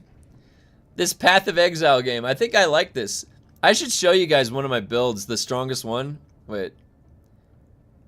How can you see my... I'd have to log into the game. The sun. I love that sun. Somebody, it was Ray D. When I logged into this morning when I started streaming, I already saw a sun emote. It was like a preemptive sun emote. What's funny is I was making coffee and I was standing in the sun, like in real life when I was doing that. It was coming through the window. And I came back and I sat down and I saw a sun emote and I was like, how did you know I was standing in the sun? In real life? What the hell? Lands Red bonus ×2 on dailies. That will get everyone to participate. That's what they didn't understand. They're like, you know how we can get everybody to participate? Let's give them 35 mnemonic recollections. Guys, do you want to see how that did? Yeah, let's see. Let's see here. Oops, that's the wrong one. Guys, let's see. Did giving us 35 million quests and no times experience. Let's see. Did that help? Did that help? Do you guys remember the last times 2? It was at 10,000 plus. No, it divided it by 2. That's what it did. Giving us the quest and not the experience divides your number by 2, Funcom. You should make a mental note of that next time. People were after the times 2, not the fucking amount. And just like how they made the testing stations change to the bosses, they're like, oh, you think they're too hard as a group? Yeah, we'll lower the HP of the bosses. That's not what's hard about it. What's hard about it is you give too many ads. How do you not understand these things? They should have said, you know what? We're going to be patching things over the next month. So for the next month, we're leaving on a ×2 multiplier for specializations. Enjoy. That's it. They don't even give us 35. They just leave on ×2 for weeks. Because we're breaking things, sorry guys, just leave it on. Do you know how many fucking people would be playing this goddamn game? Probably double. If that number gets too small, you can't double too small of a number. It doesn't get very big. So then you need to like double a double. Like you can't, dude, Funcom, you're screwing yourself over here. You can't be annihilating your last remaining player base here. What's up, Red? 70 days for 1 tier to complete is like 250 missions, about 1250 missions total. 1770 total missions? Oh. So we gotta do the Blushing Caverns 1,500 times. They are off by a 0 or 2 here. Funcom, 150 times maybe, not 1,500. How do I think Path of Exile 2 compares to Path of Exile 1? Oh, I'm glad that you asked that. So I was looking forward to Path of Exile 2 because I like Path of Exile 1. I thought Path of Exile 1 has one of the most complicated skill trees you could imagine, and it takes a couple seasons when you first start playing to really start to get the hang of it, to navigate. And, you know, I played Path of Exile 1 from the very beginning and then scattered throughout the seasons all the way through. I really, really enjoy the flow. I've gone through all the changes, and now it's Act 1 through 10, and that how fast you can get through it. The Labyrinth, I've grown to appreciate the Labyrinth because it's kind of like a DPS check for your build. And you kind of got used to it in that sense. And I didn't know what I appreciated about Path of Exile 1 until I played Path of Exile 2. So come Path of Exile 2, I was really excited. The graphics look amazing, by the way. The fidelity of Path of Exile 2 is great. You know, and seeing your... And again, because if you deal with Path of Exile 1, you know, if I get to a certain point and I've got Headhunter on in that one season, I'm whirlwinding and I'm giant, fucking everything starts flashing on Harvest, and I've got this graphics glitch that is just like, it can't even handle how much stuff is going on. So you're like, all right, is Path of Exile 1 pushing its limits with how many things are going on at the same time? So let's give Path of Exile 2 a chance. All right, it's high fidelity. It looks great. So... now, I pick a warrior class. I'm going to play warrior because I would pick marauder or duelist on Path of Exile 1. So, I pick the warrior, and I have to have 200 hammer. And I play through the first season, and it is a bit of a struggle going through the campaign, which isn't a bad thing to do, like, one time, because that challenge, and it's definitely much slower going through the campaign. And it's pretty epic seeing that Baron, that wolf guy for the first time, and he's fucking hard. And especially as a warrior in the first season. Holy fuck, man. You know, and so now here's the first major critique that I had for the game coming up. Is that as a warrior, and certain builds would not necessarily be designed for locking something down far away or complete avoidance. You're going for absorption and regen, you're going to have to take a hit. So...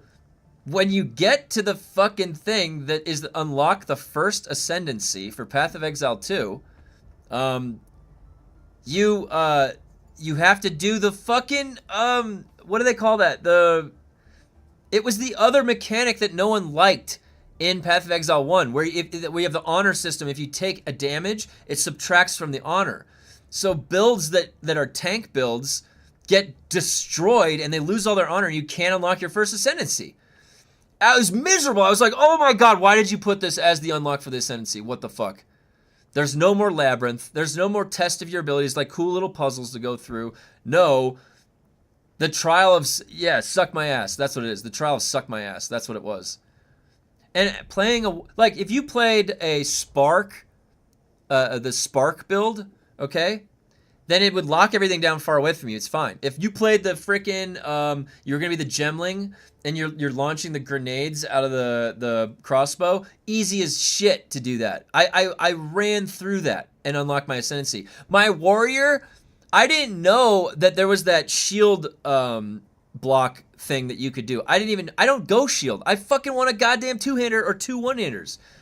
And so anyways, I had a great disdain for the fact that they made Trial of Sekima and the other one, whatever. There's two of them. They made that the Ascension, the Ascendancy test. Didn't like that.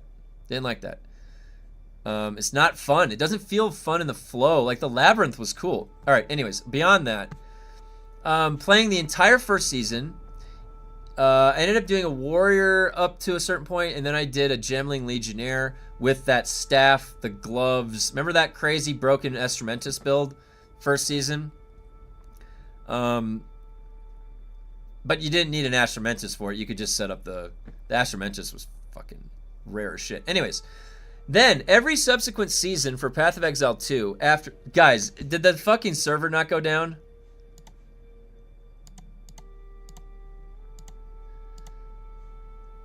One minute ago, it was supposed to have gone down. This is fucking hilarious, guys. What is going on today? All right, anyways. So, Path of Exile 2, coming back to the other seasons. So, I had a great time on my Gemling Legionnaire with the staff, the quarterstaff. Remember that one that would scale with your stats? And then you had the gloves from the Pinnacle boss. And then I farmed Tier 4 Ziri a bunch, and I did all that. So, I fully completed the game in Path of Exile 2, the first season, on a Gemling Legionnaire. I got him up to level 97 or 96. So, every season after that, I wanted to play a warrior build. I kept wanting to play a warrior build, not necessarily the other ones. And they haven't released the weapons. Like, every time I'm coming back, I'm playing with a freaking two-handed hammer. I want to dual-wield swords. I want to have a two-handed sword. Why are they so slow on coming out with the weapons? Like, oh my god. The druid was cool, because, like, the druid felt like an actual druid. The way it shape-shifted, the animations, like, that was the druid. I was like, this is cool. But it is still hollow. There are so many things they need to add in Path of Exile 2. They need, and I don't know why they broke down the skills to weapons, because that now, it feels bad when they don't have it filled out. When there's no weapons to use from, I have to pull from the same weapon. So my opinion of Path of Exile 2 will probably change when all of the weapons are in. My opinion might change, and by that point they might have more Pinnacle boss stuff to do at the end. My other critique was it is a little bit different of a feeling playing back through the campaign when it's that hard and slow, and in my opinion the drop rate is terrible in the beginning of the game. You are so weak at the beginning of the game, and the game is so strong that it makes it so frustrating to go through sometimes. You either have to luck out on some random shit that you get, or what? They need to make those gems drop like crazy in the beginning of the game. They need to make the gear drop better. Like, I don't even know. They need to do something. They need to make the beginning of the game more, because it's going to be hard and it takes you longer. So they need to at least give you items that get you through it. I've seen rumors that the next 0.5 patch is going to bring swords to the game. Okay. I'll, the other thing too is that, for this double fake maintenance, they should give us 2 times recollections. This is a double fake maintenance, guys. Double fake. Should I post?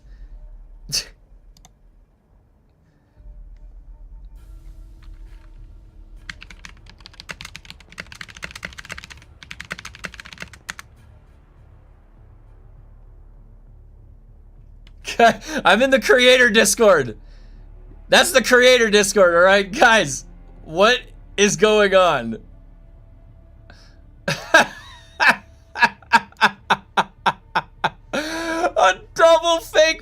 I've got to put this in my title.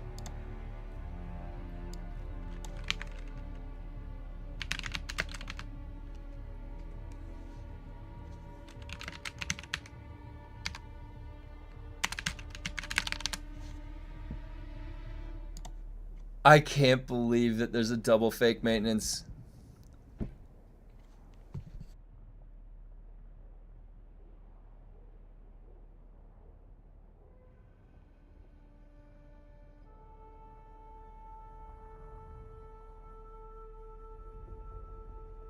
Thank you for what you do here, my friend. Learned a lot here. And Discord, thank you.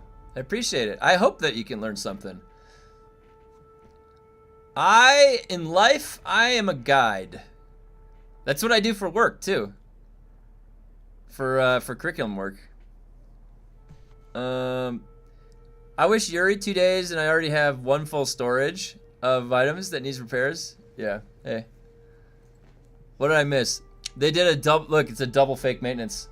They said again, okay, this time it's gonna be at 10. 6 minutes ago! Double fake maintenance, babe. Can you believe it? Can you believe it? She can't believe it. Great take on PoE, by the way. Thanks for taking the time to reflect on it. Yeah. I appreciate it. I honestly, you might see me playing it. I didn't play the most recent two Path of Exile leagues. I don't know if you guys know the streamer Quinn69. I think he's from New Zealand, right? He's funny. You know, some people like him, some people don't like him, but he also started with like Diablo 3 ARPG builds and stuff. He does challenge. He's a very he builds some funny ass melee setups. Anyways, I usually will be entertained watching him for Path of Exile and Path of Exile 2 shit. And oh my god, watching Quinn's reaction to the Elon Musk Path of Exile 2 stuff was some of the funniest shit I've ever seen. I was dying, dude. Oh my god. He's funny as shit. Yeah, he's great. Yeah, Quinn's in New Zealand. Yeah, he's cool. It was funny because my Twitch, I posted my Twitch like rewind on my wife's Discord, and it's my wife and then Quinn. That's it. I don't like watch anybody. Can't get the time wrong twice, can they? Well, 6 minutes past right now. We're 6 minutes past. Oh my god. Like it.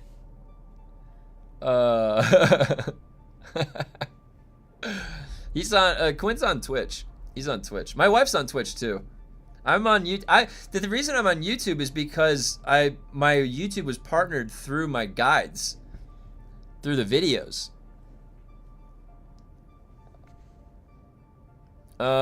Third time's the charm, right? When he had the interview doing a show and he got one shot at, oh my, dude, you know the best part about watching Quinn is literally, it's waiting for him to see how he dies. It's like I don't want him to die, obviously. I like to see him succeed and get through all the pinnacle bosses and stuff. Honestly, and you guys, if you don't know, like, what he does is very difficult. It is not something that the average, like, probably the best person in the world at what Quinn does is Alkaiser X. If you guys really want to know somebody who gets through hardcore SSF in one go, beats all the pinnacles, that's Alkaiser. But it's hilarious because Alkaiser always makes fun of Quinn when Quinn dies. It's so funny watching the back and forth of those guys.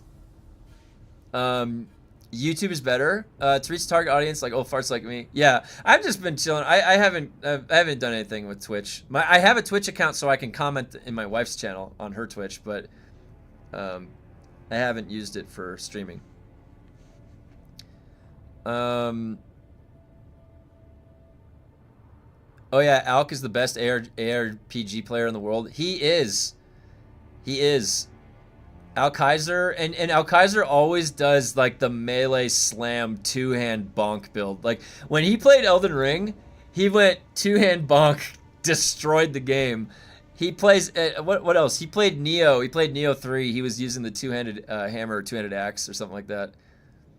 He always makes the big bonk smash builds, and he does it really good. When his Path of Exile builds are so dialed in. And it's crazy because like Alkaiser X on hardcore will go in to the hardest possible fucking place and beat it and get that item that he needs. And now his character is just like even crazier on hardcore. It's insane. I always check in on, like, if I'm doing a Path of Exile playthrough, I will always check in on to see what they're setting up in the hardcore SSF runs. And there was another guy in Path of Exile, Need for Steve. He was doing the Delve progression. Do you guys remember that guy? Need for Steve? And he would always be breaking the records for the Delve on every season. And if you looked at that guy's build too, he would have like a crowdsource from his community to give him items so that he could do the progression. And he would always have the absolute best, highest DPS loadout build for the season. And I tried to copy that one of the seasons, the first season for Settlers. And I have a loadout that's like 3 mirrors or 4 mirrors probably. It took me a while to get it set up. But it's got the 2-hander with the lightning damage conversion. It's got the molten strike of Zenith. It's got some crazy tech that I didn't even know to like do. Some of the reaction proc things. If the servers ever go down, I can show you my Path of Exile character while we wait. I want to see something. They ignore me in the creator Discord. They ignore me. This is unreal. Like, what is going on today? Does YouTube support AV1 encoding now? Oh, I don't know. Let's find out.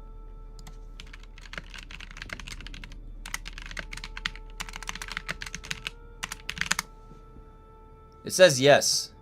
AV1 video codec for both viewing and streaming. Lunchtime, they're up. They come back, they're like, how's the patch? It never deployed. They're like, oh, that's odd. Maybe we should get on that.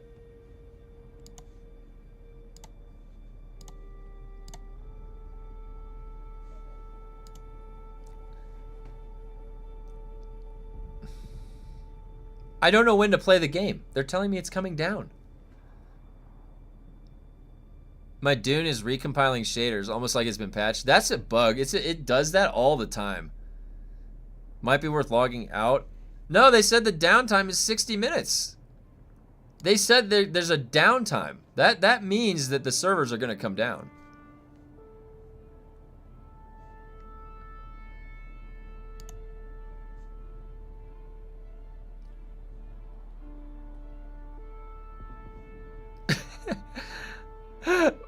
The pregnant man. Guys, there's a pregnant man emote. There's a freaking pregnant man. Someone spelled out that word right. Look at that. Check the login screen. Okay. Nothing. There's nothing.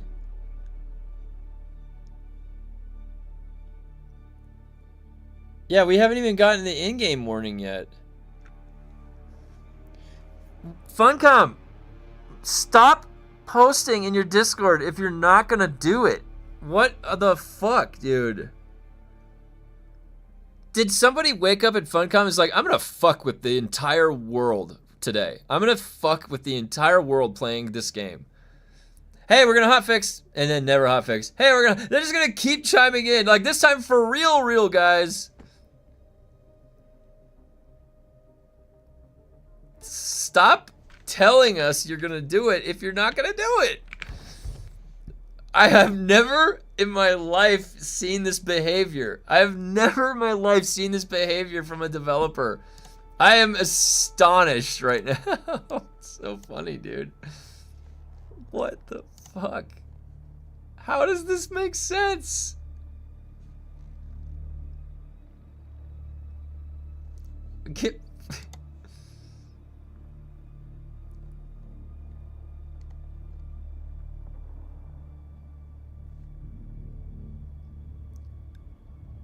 They love to waste our... They do! I was saying that earlier, that they love to... They love wasting our time. They don't care about our time. That's the thing. They don't care about our time.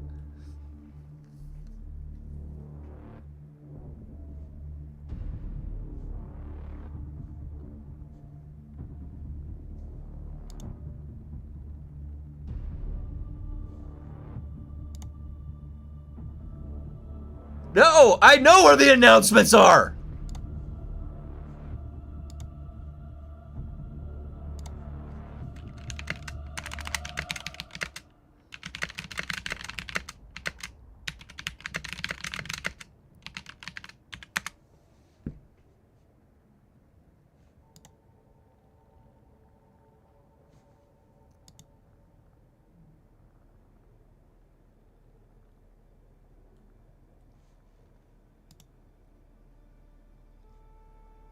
I'm in the, this is the creator Discord.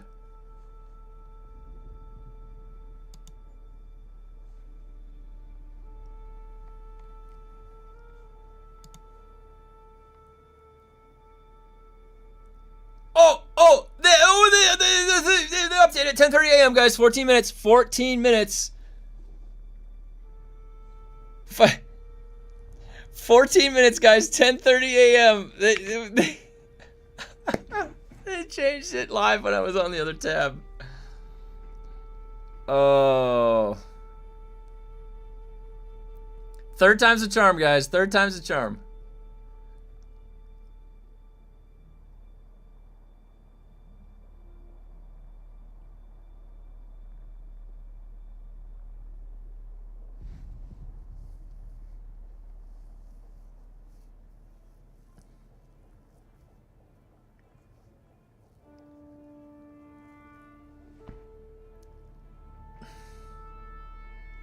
When did they say the original patch was?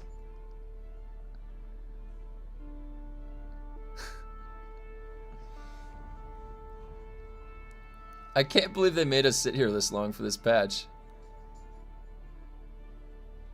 They have to hold the button down. Oh, man. 45-minute wait time for Station 89. Triple pay. Guys, wait. Placing bets. Should we place some bets? What are the odds that they have a third triple fake turkey? Yo, it's Crack Like and official Discord is blowing up. Yeah, they faked this out. So they said there's a hotfix, and then the time just lapsed, and like 40 minutes later, they're like, there's a new time. That time lapsed, and now they put a third time up, and they just didn't even say why. Why would they not put the notice in game? Dude, somebody has hijacked their account. Somebody has taken their account and they're fucking with us. They're like, there's no hotfix today. You idiots. You idiots.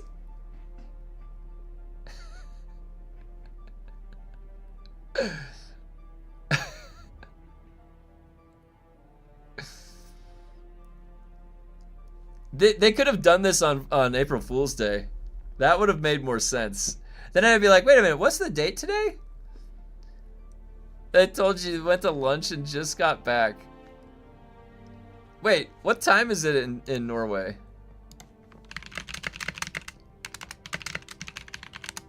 It's 7:18 p.m. They must have went to dinner.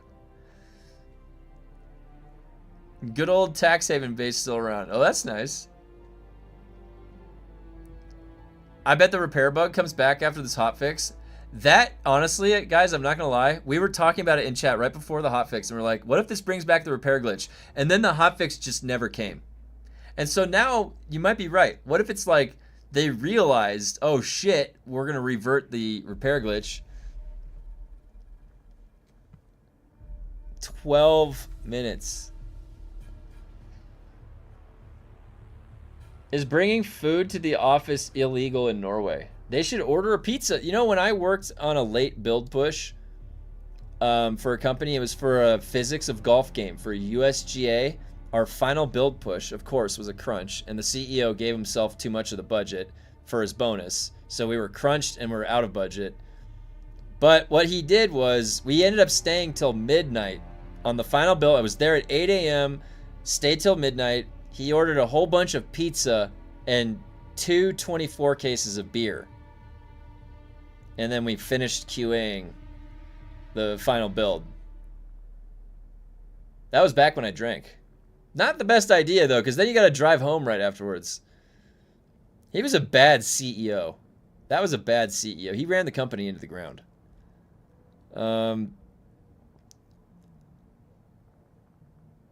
I definitely think the repair glitch is coming back, though.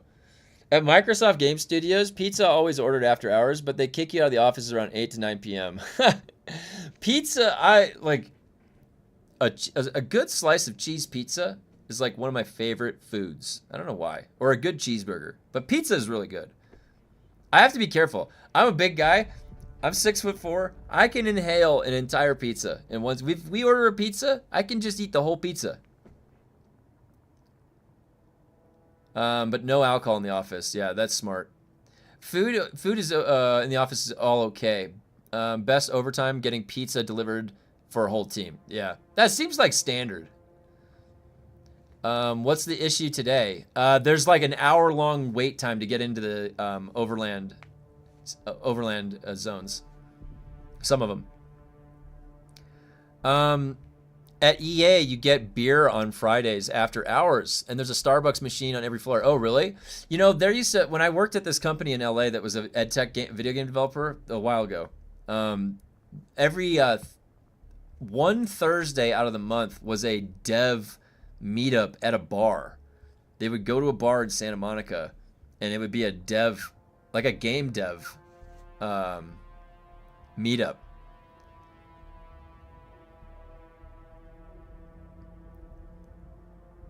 I smell a third strike. No server. Yeah, you might be right. Let's see, 10 minutes. With the free, oh, what'd you say? Let's see. With the free health insurance, it can work if you can wait. Back in my country, we would pay to see a private doctor versus waiting 2 to 3 months or longer, but is still more affordable than in US. Yeah, US right now is unaffordable for healthcare. Absolutely unaffordable unless you have a lot of money.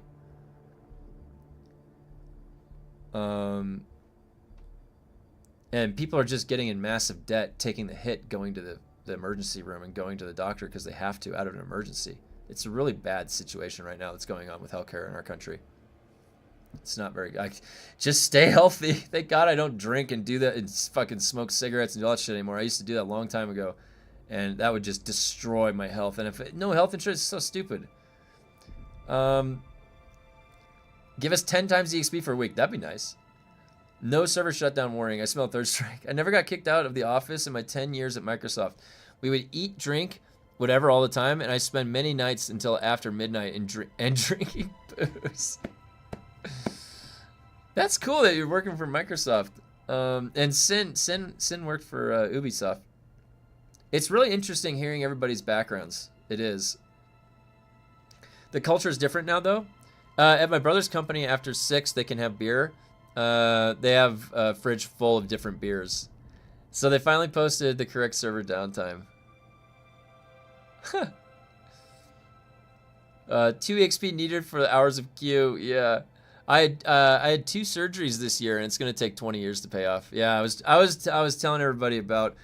It was a month after my wife and I had gotten married. We got married at the Queen Mary. It was great. A month later, and we were gonna have our honeymoon. We were gonna go to Japan, and so we had saved up for that. And then some of the wedding gifts from everybody was great. So a month after, it was right the day of it was the day before Thanksgiving because we were gonna go drive up to where my folks were, and that night our dog had just had cancer surgery, so a lump removed. So she had a cone on, so she couldn't see where she would pee. So she missed the mat on this wood floor, and it went underneath the mat. And so my wife, when she went out at like 1:30 in the morning to go shut the lights off and get ready for bed, she slipped on the pee mat, and she just fell right straight flat down on her arm, she fell like forward kind of when she slipped, and just flat chested landed on her arm, and it broke the radius. She had a radial ulnar fracture. And it was such a bad break that she had to have a plate, a titanium plate, and then 10 pins put in. And it was an emergency at 1:30 in the morning. So, and because when you break an arm that bad, there can be clot, like a fragment can go into your bloodstream or something. You have to be very careful. So I had to keep her immobilized. I had to call the ambulance. And so we went through that all night. It was like 2 in the morning until 6 in the morning. They gave her morphine.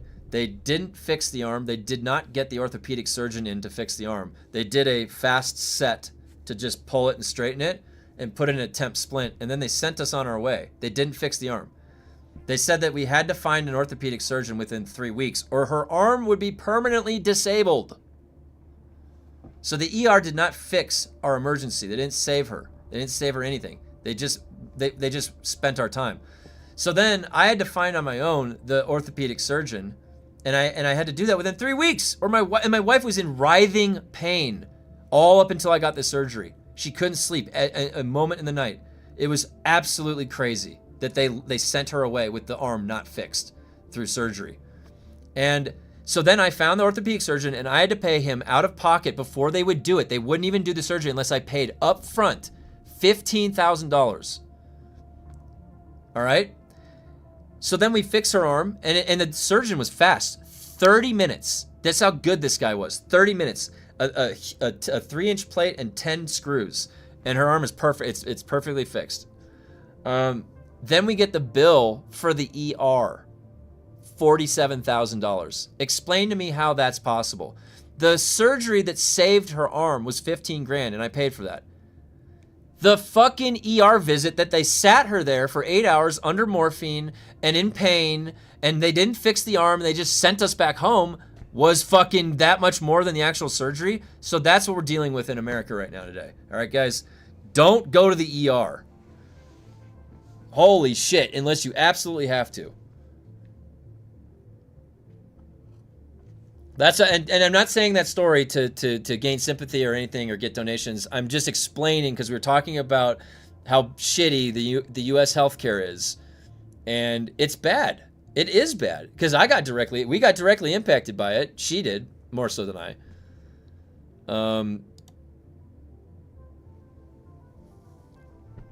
It's crazy, man. It's crazy. It's a tough world. Stay healthy, stay safe. Don't break anything and call an ambulance. Holy shit. Yeah, and that's the other thing too, is that health insurance is almost unaffordable. Like you can't afford it unless you're working for a company that pays for it. And less companies are paying for that because it's so expensive. So companies just opt to doing contractors now, 1099. They don't have to pay for any of their insurance or anything like that. That's I've been a contractor since 2015. And actually the job that I was working for, the ed tech company, kept me on 3-month contracts for 3 years. They were treating me like a full-time employee, but keeping me as a contractor so that they didn't have to pay my benefits. That's in California too. So California doesn't keep you much safer because people just do it anyways. What are you am I gonna go take the CEO to court? The CEO has more money than me. He'll win. He'll hire a better lawyer or something. I don't have a chance. These labor laws don't protect you from shit. Well, at least if you're a contractor, it's much harder. Now you gotta show a wedding picture. Oh my God, do you guys really want to see a wedding picture? Oh God. Where did I put? I had the dumbest face on one of my looks on my faces. Is this it?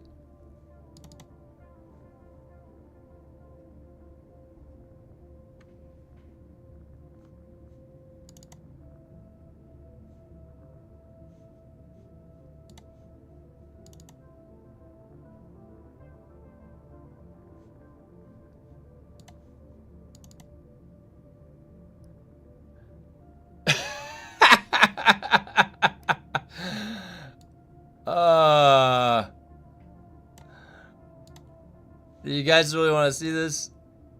Oh God.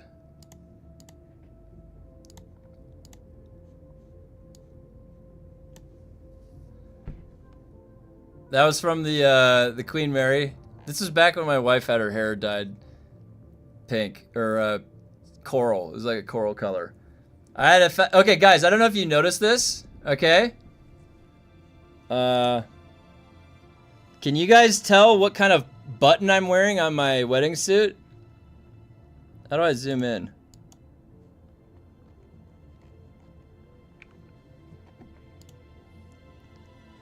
Do you guys happen to know what that particular icon is?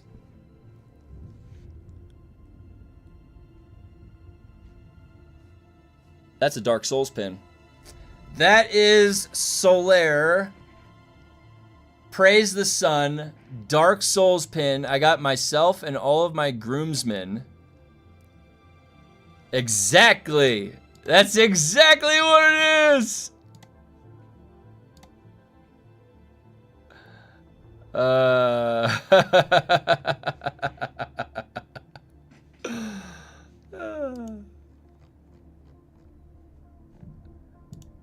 I have some, wait, I have some dumb, there was some, where was the ones where I'm walking outside and I look weird?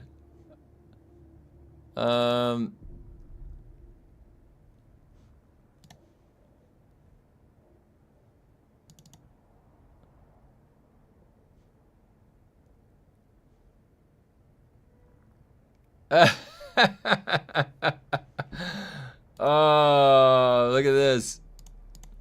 Wait, you guys, do you want to see something funny? Check this out. Or wait, where is it? All right, wait, I want to show you guys my dad. All right, hold on. Are you guys ready?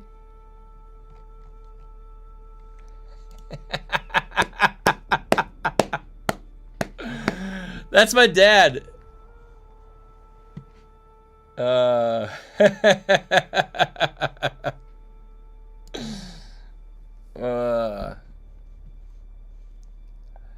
No fucking way, you guys. Did they not do it? You've got to be kidding me. There's no maintenance. There's no maintenance.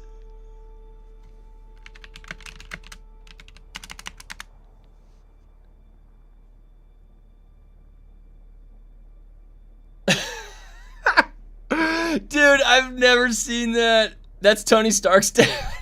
I told you guys, my dad is an inventor. My dad has a patent for a circuit. My dad is the master tinkerer. He like builds shit. Like, it's crazy. My dad is crazy. My dad's shoes have been way too big to fill my entire life. He wears Shaquille O'Neal's shoes. Metaphorically. That's you 20 years. That should mean triple EXP.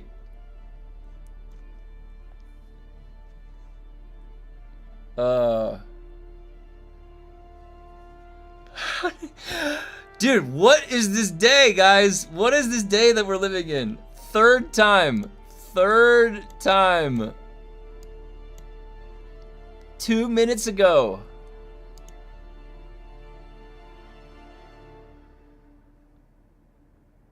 You should bring your dad on stream and interview him. You know what? I'll invite him over. He has to come over the mountain. It takes a little while to get over here, but I'll invite him over one day.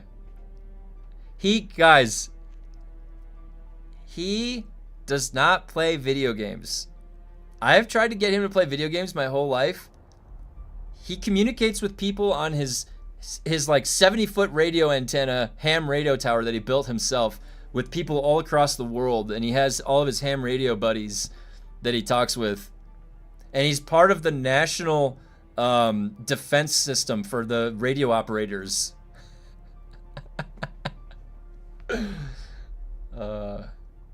Still doing missions, no warning yet. I have sat here and said I'm not going to do the missions because I'm going to get logged out and my character's going to get bugged or something like that. But I've sat here for like 2.5 hours. Don't know, I've got Valheim installed. Ship him a GoPro and make him vlog his trip up over the mountain. I'll talk to him. I'll see what he says. My dad, so one thing about my dad though, you guys, you have to understand, my mom was the extrovert. My mom is brilliant. My mom is a PhD. I could explain further about her acolytes, but it'll expose, it'll say who she is. But she works at like the highest level of Stanford and that type of stuff. So my dad, though, oh my god, dude, should I get my dad on here? Like, that would be so funny to have him sit next to me. I'll talk to him about it. That wasn't his dad. That was a picture of Insane after queuing into an Overland station. I got Valheim installed. Yeah, guys, if so for Valheim, my dedicated server can handle 10 people. And if you want to play Valheim, I've got, so far it's me and Grumpy. And I don't know if there was anyone else that had mentioned. I'll post about it. Do I have a Valheim channel? Yeah, I've got a Valheim channel. Alright, I'll post in the Valheim channel then.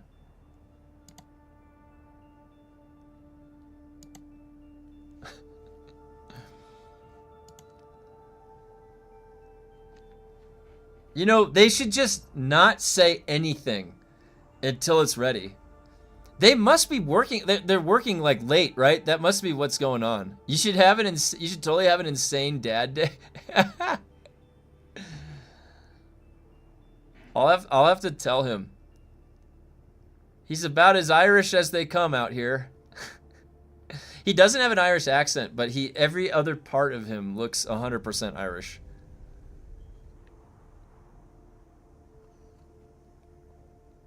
Insane dad. It actually fits. It actually fits. I always told my parents that the D stands for dude. Because that's the appropriate way.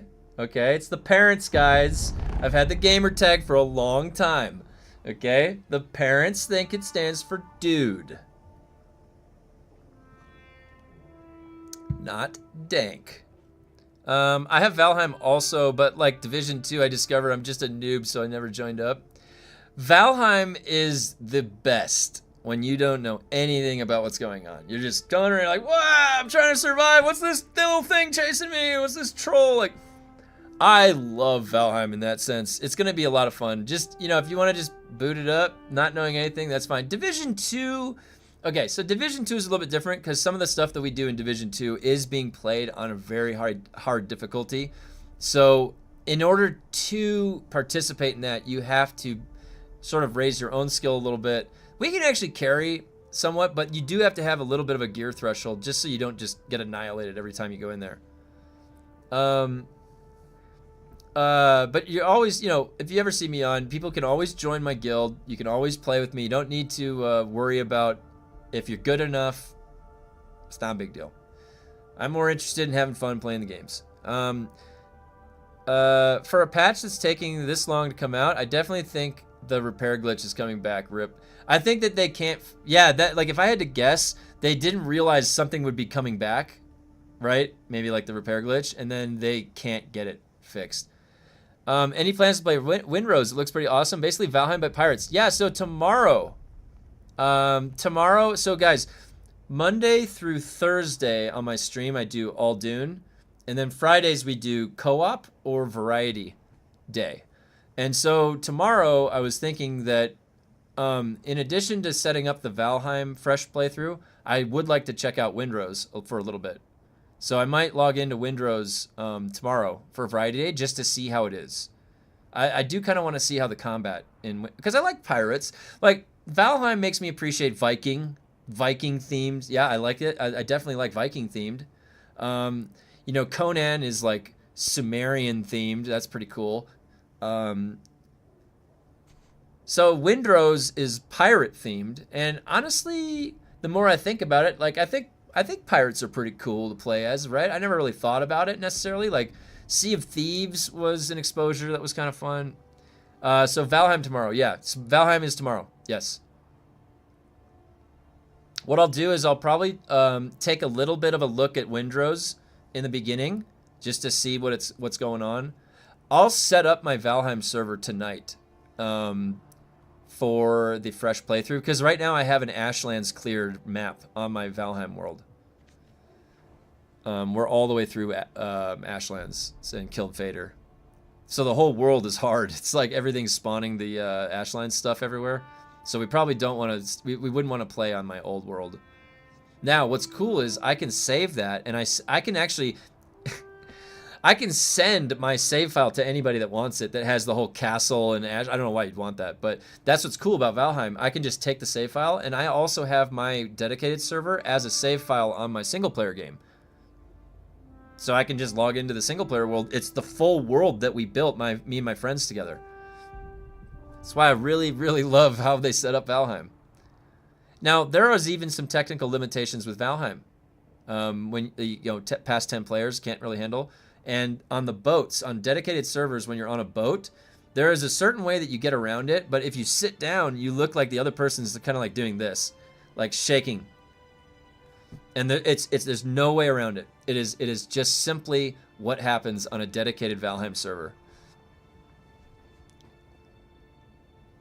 I cannot believe this. Wait, I gotta take a look at this.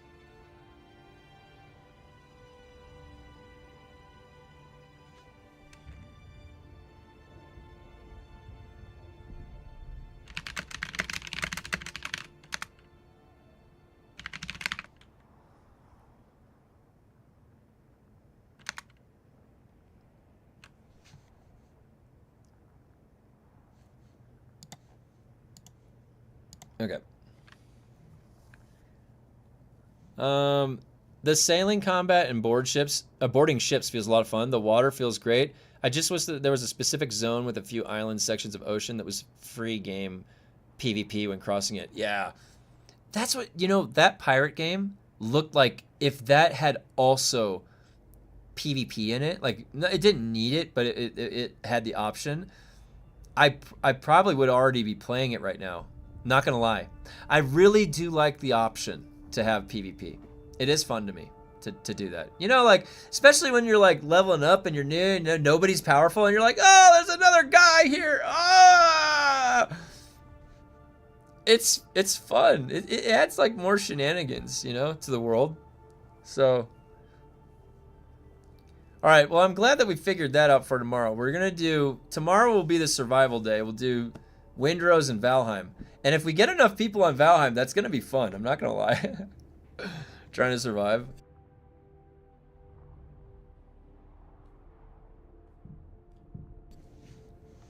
Build a boat ramp in Valheim from the tallest mountain and send the boat with 10 people. Make a new meme. Wait, can you do that? Can you send it down a ramp? I've never tried that. Does it have to be like the V going down? Is that how you do that? I honestly didn't even know that you could do that.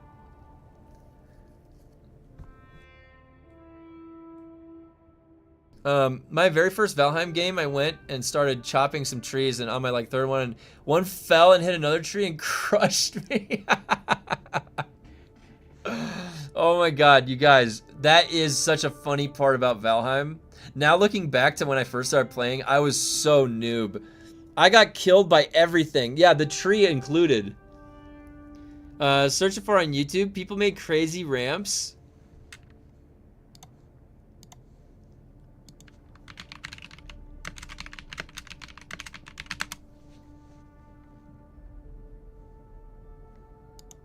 What?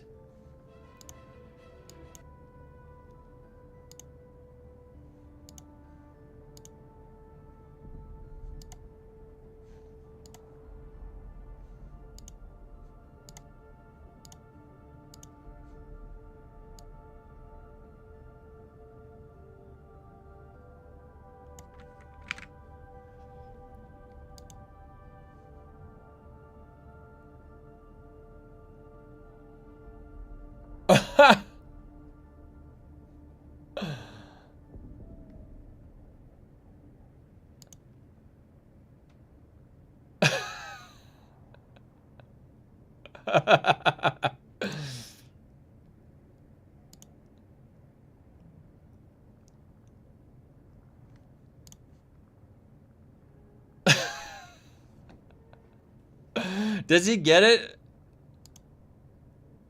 Oh, here we go. Here we go. Oh my God, look.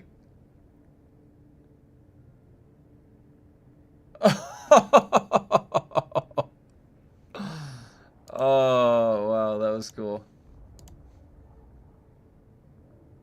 Oh my God.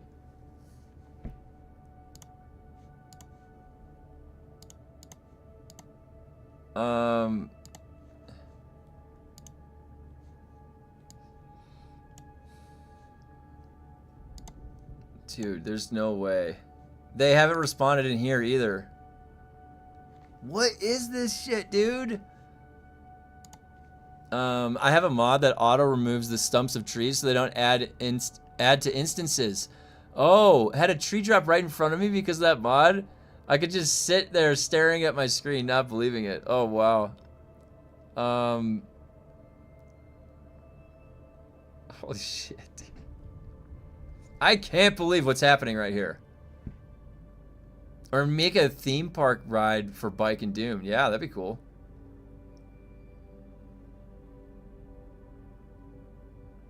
This is crazy.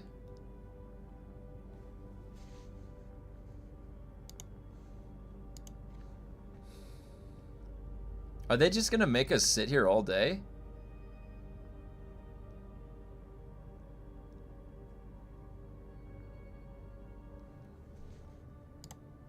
I have 26 of these damn quests to do. I'm not gonna sit here and wait like an hour to zone in. Oh my God, I cannot believe, I gotta tell my wife. Babe.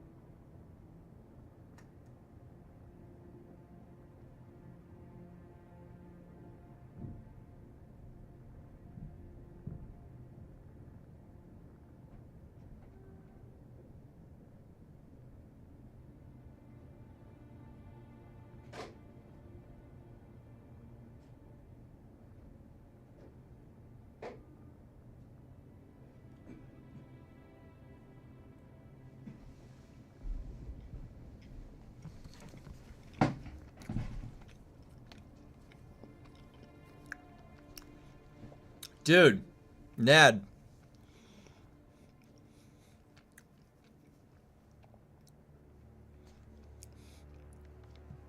You want to know what you've missed?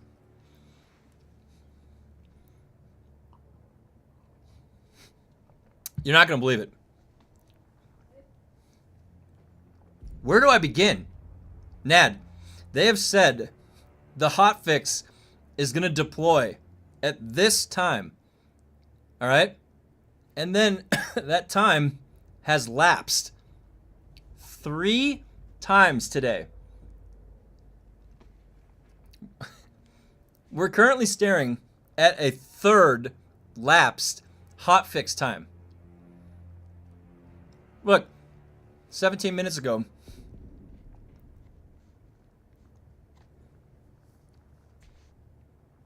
Yeah. So we've been sitting here on the edge of like 15 minutes from the hotfix, preventing us from going out and doing the lands rat missions because they're taking forever to zone into. So I'm waiting. And they're like, hotfix is coming. But guess what? The time lapses. And then they just like change the time. And I've been posting in the creator Discord. Like, I said, when is the hotfix for real?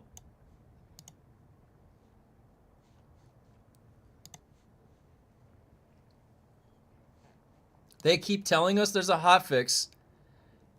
There's no hotfix. There's no server announcement. They're fucking with us. That's what's been happening today, Nad. They've been fucking with me.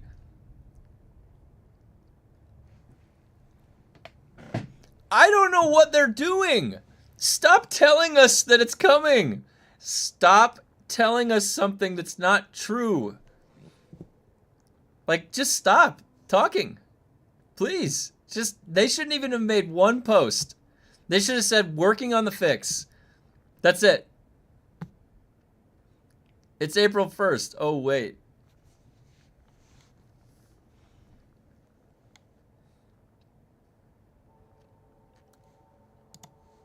$20 minutes ago. Hold on, wait, I gotta...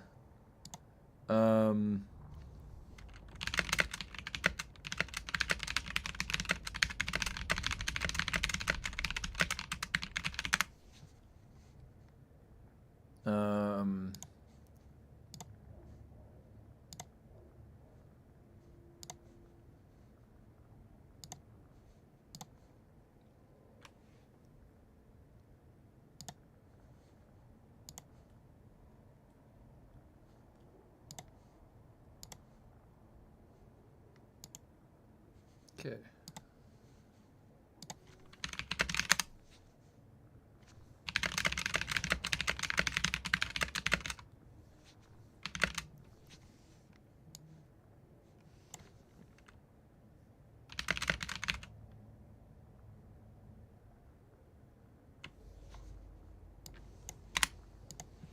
I think the hotfix is stuck in the queue. That's server allocation.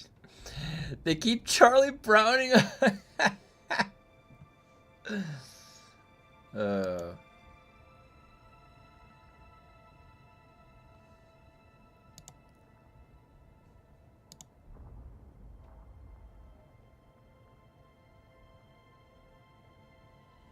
Cool.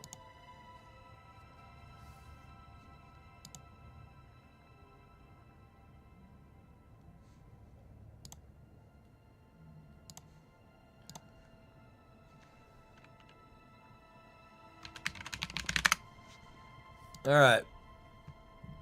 Allocating.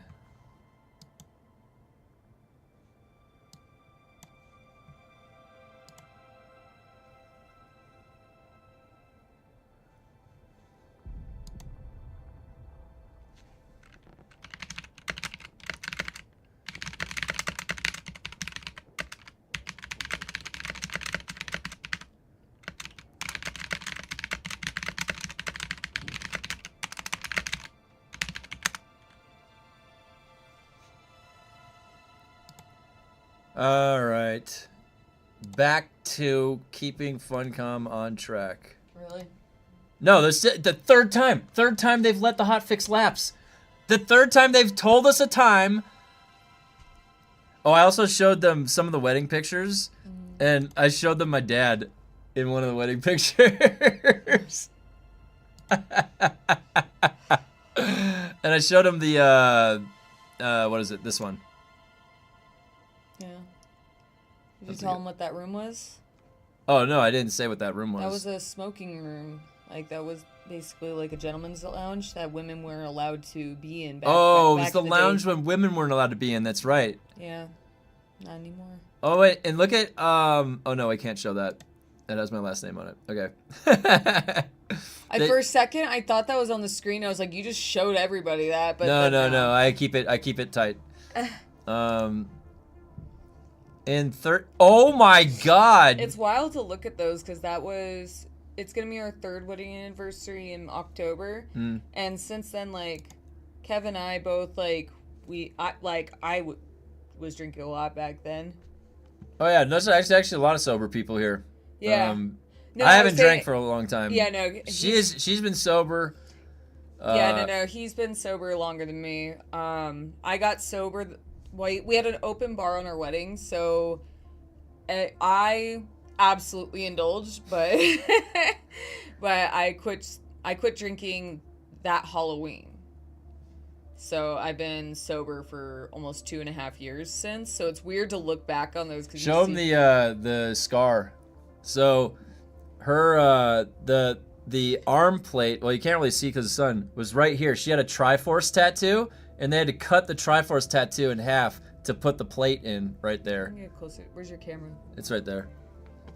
Throw my hand. Can you see Yeah, it? it's right here. There you go. That's where the plate went. They had to cut her arm open. Yeah, so we didn't get to go on our honeymoon because... Oh yeah, I forgot to tell you that part of the story. We were going to have a honeymoon in Japan, but she broke her arm, and because of the fucking ER bill, we can't go to Japan ever now. Yeah, because you want to hear like how crazy this lined up. So right about a few months before we got married, my insurance lapsed. Like I need to re-enroll in Cover California. So I was like, okay. So I contacted my insurance company, and they were like,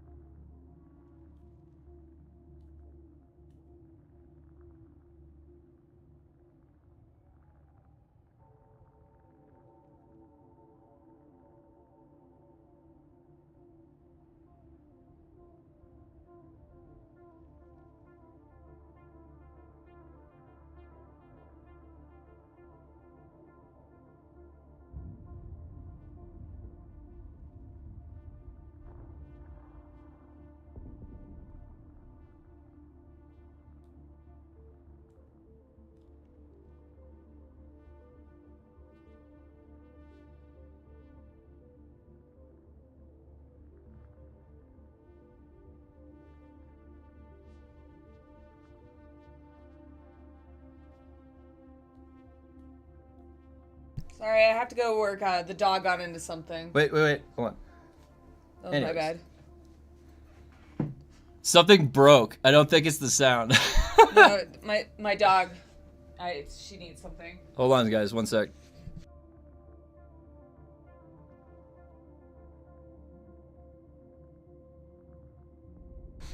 The dog got into something crazy. All right, obviously kidding. I'm not doing that. I've broken lots of bones. She had this, so she has a titanium plate that is like ferrite, so it doesn't set off the metal detector. She had a Triforce tattoo on her wrist, and it split it, so it's like slightly off. We thought the surgeon got it like just right. My sober anniversary is coming up on the 25th. I'm about to get absolutely obliterated to celebrate.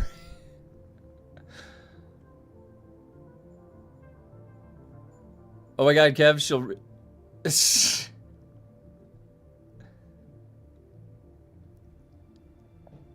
WEXP weekend, by the way.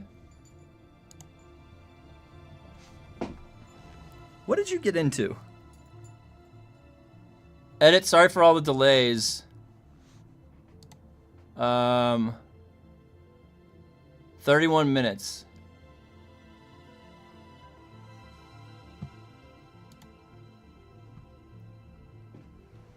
Oh yeah, you know, and she loves metal. She's actually been the one that's been showing me all the metal.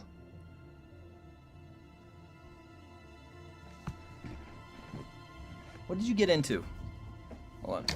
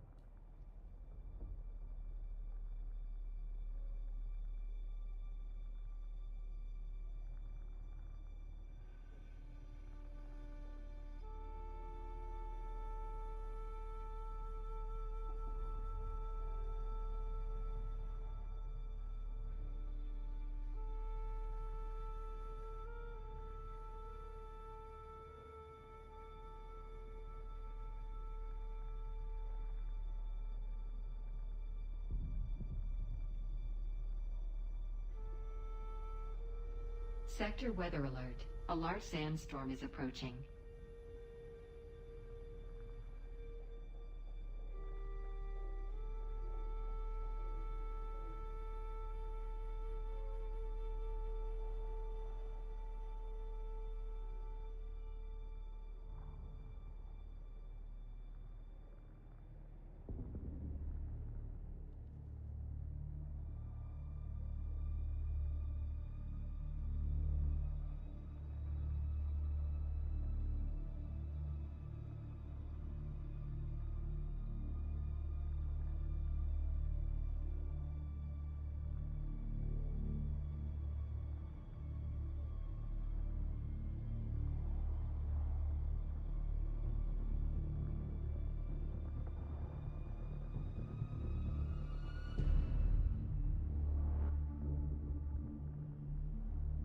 Sector weather alert. A large sandstorm is approaching.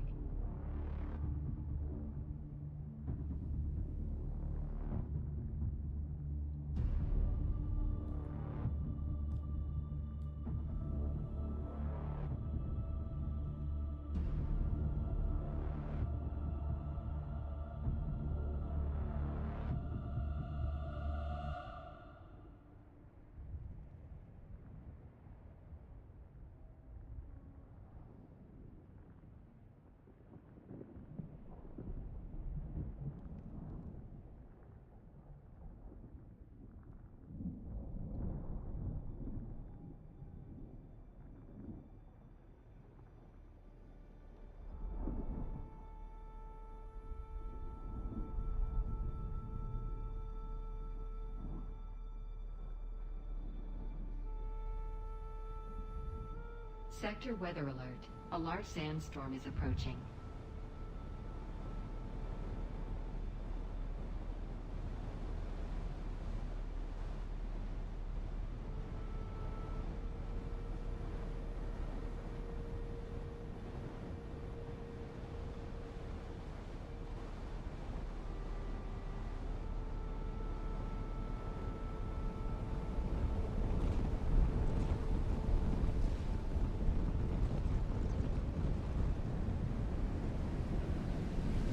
All right.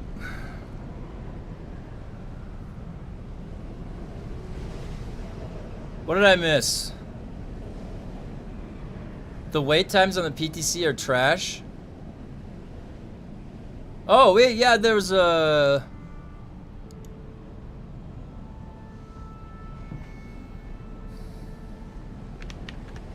Wait. Where was that log?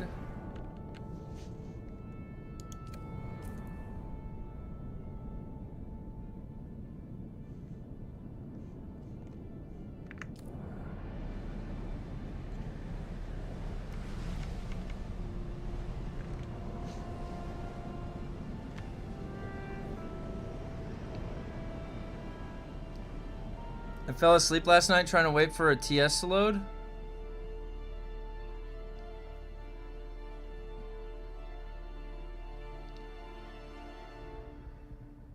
If I was a producer on this game, I would...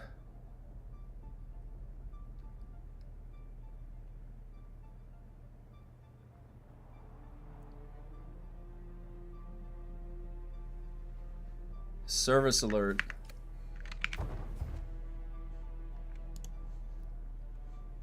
Yeah, it says 25 minutes.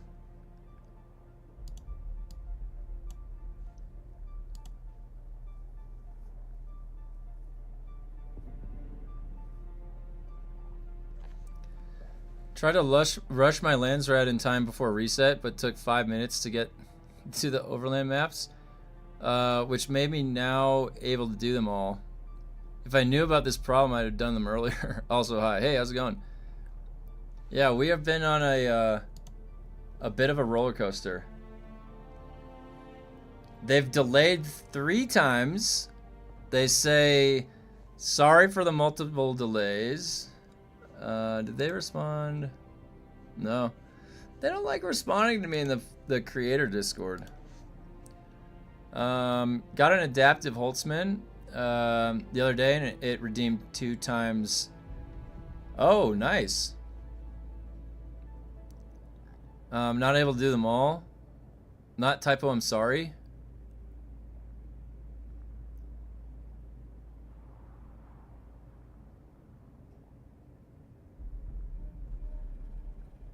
Oh wait, there's the 1830 UTC. Oh, 23 minutes. Oh, it says, yeah, 23 minutes. Counting down right there. What the hell? Not able to do them all.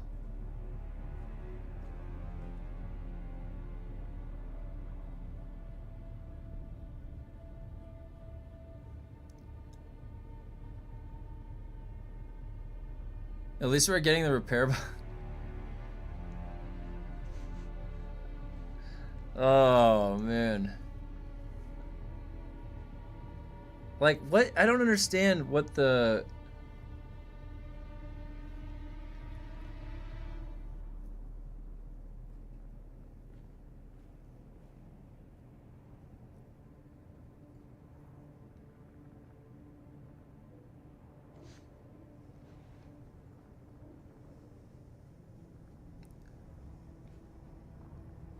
Why were you getting into stuff?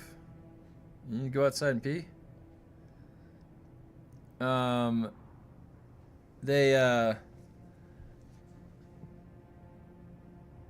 normally rewind these live streams, just watch 3 times speed, but I've caught up to live. It's like you're talking in slow motion.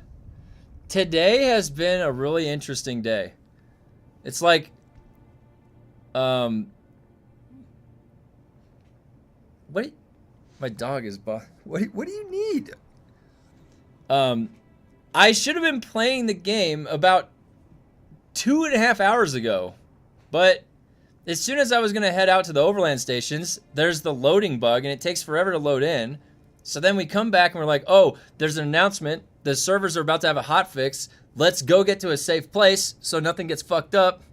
And I've been sitting here ever since being like 30 minutes down, like, here's the hotfix in 30 minutes. And then it passes like an hour later and then it's like 30 minutes. And so it's just like, we're being strung along here. I'm still sending this hotfix back to the kitchen. 23 minutes sitting on the counter. Guys, it's already happened, what, 3 or 4 times? What is the likelihood that this one is also going to lapse? Now, actually, I will say, we have a server message now. Now, that might mean that it's going to initiate. We're a hostage to the game. It definitely feels like that.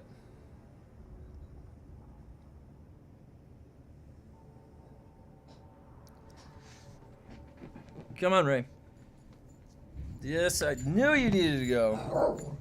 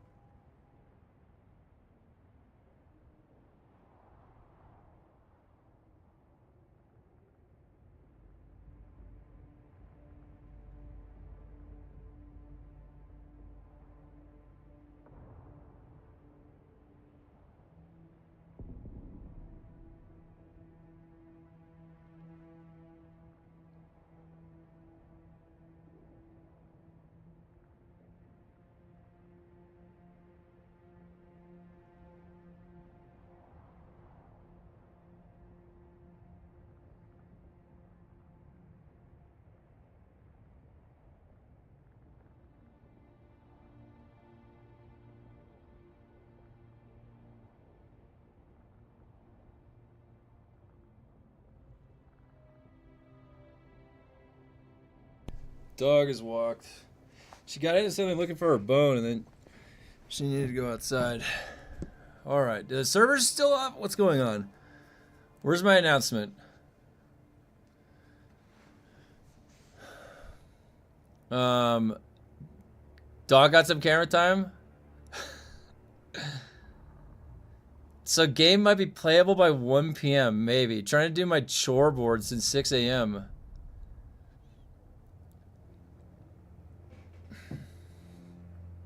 Are they saying anything different now?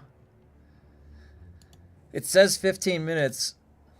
Damn, it is freezing outside.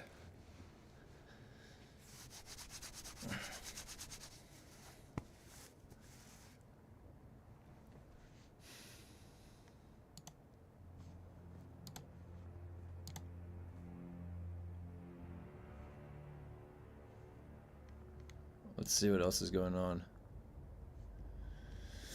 Nothing.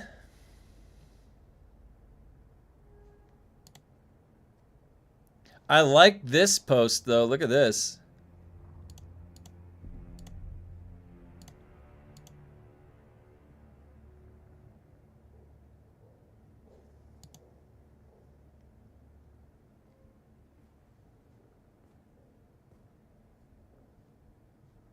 Remove the red bar.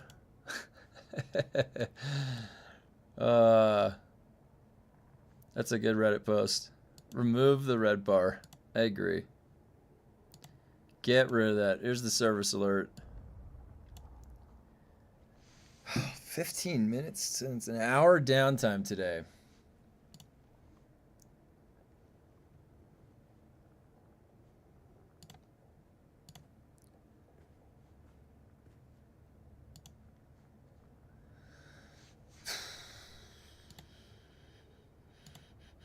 When you say there's a new repair glitch, maybe is that true? We're speculating. Like, the joke is that every time they do some kind of fix that is rolling something back or of that nature, we assume that something is going to come back. So they think that the repair glitch is going to come back.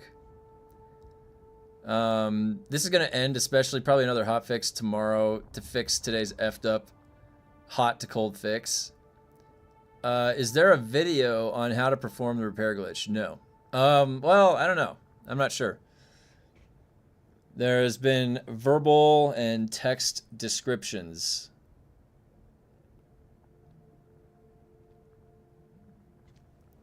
Oh, is there a video? Yeah, there's a video then.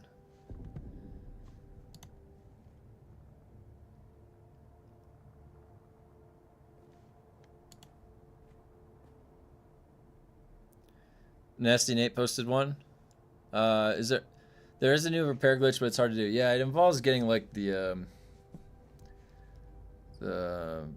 scrap buggy, not buggy, scrap bike. What if instead of a red bar, they increase repair costs more and more over time for that item? Well, if they're worried about like thinking too hard, like, all right, there's a lore reason for red bar, then having something increase its cost over time also would be head scratching. Like, well, what's the reason that it increases its cost over time?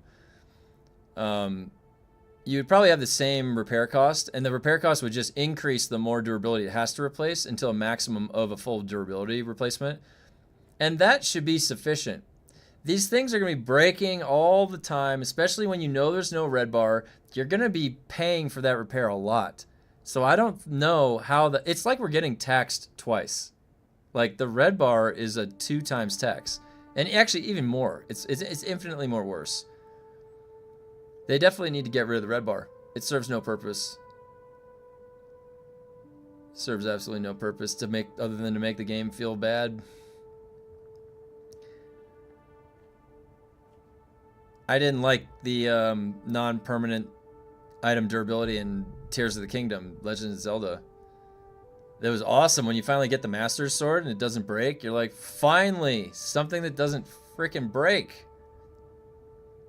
Like my least favorite part about Tears of the Kingdom was how all of the items decayed so fast. That I had to really struggle to get through that part of the game, but I did it. As the red bar getting bigger, so your damage and armor stats. So should your damage and armor stats. Give us a way to repair our stuff to 100%, and all this goes away. It will give us something to spend those mats on. Yeah, that's the thing. We'll be spending the mats on them. Like, they said they made some decisions, and they're gonna have to let go of a few of them, right? Well, the red bar is absolutely one of those things.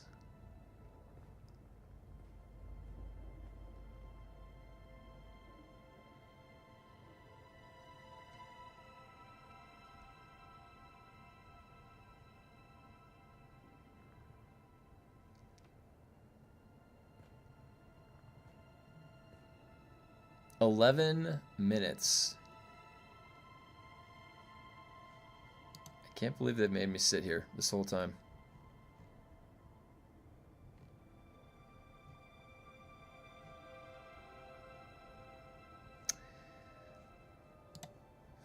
What are the Steam charts? 6,000.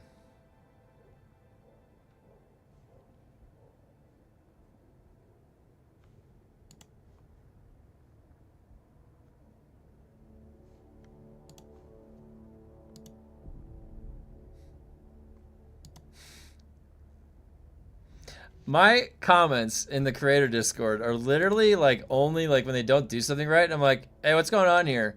If you go look back through all my comments, it's like you can tell when things have happened in the game because you can see me chime in somewhere in the creator Discord. But nobody ever responds to me. Disdain for the red bar is the one thing that unites the entire community. PvP and PvE players will finally agree on something. It's funny. It's true. It's true. It's a universe. You know, you guys, do you know who really likes the red bar? People that don't play the game. That's who likes the red bar. People who don't play the goddamn game. And they don't feel it when they're playing with it. That's who doesn't care about the red bar. Do you think they will delete my ghost subfief around the area of D5? I don't know. Are there still comb floating cities? Like from the comb event, remember that? Is there still floating bases from that? There's like floating cities somewhere.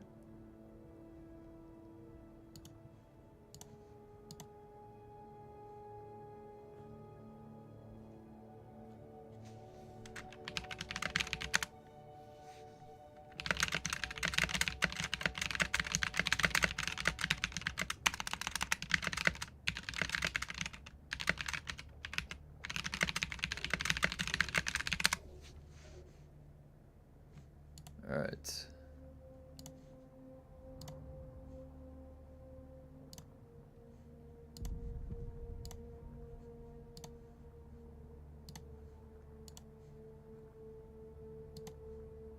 Okay.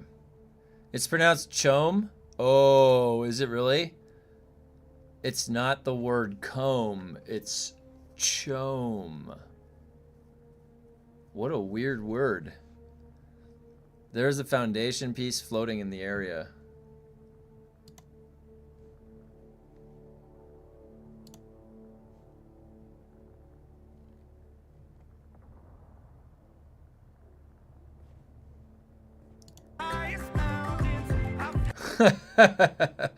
The hell was that?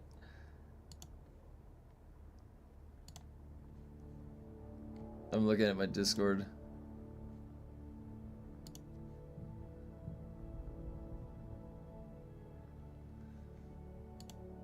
Not a word. They say it at least once in the movie. I forget what it means. Comb equals combine, honet, ober, advancer, mercentiles. Oh, really? How are you today? I'm doing good.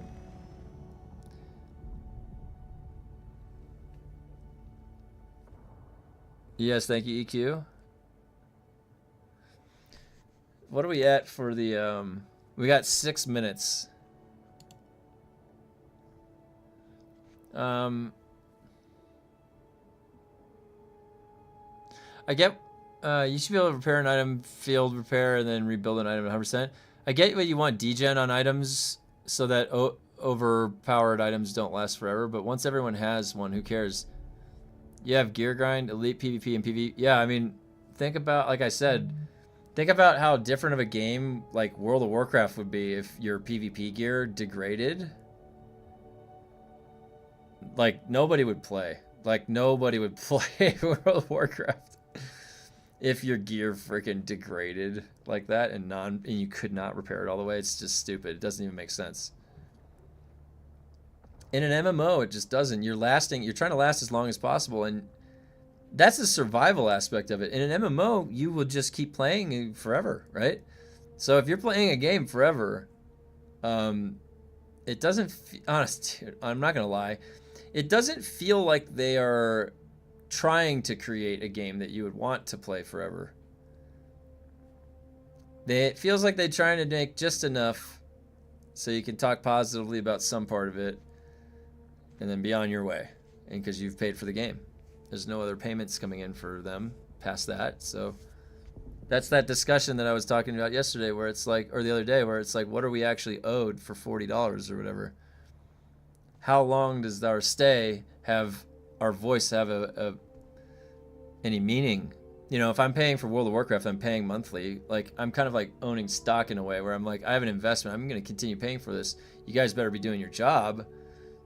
But now, for a game that I bought almost a year ago, and I've already gotten 1,500 hours out of it, do I have like any right to like be here down this far down the road saying like I am owed something? So I don't know. It's an interesting thought to have about it. I think that it's fair. Like, we deserve to be treated fair if we're here. So maybe it could stop there.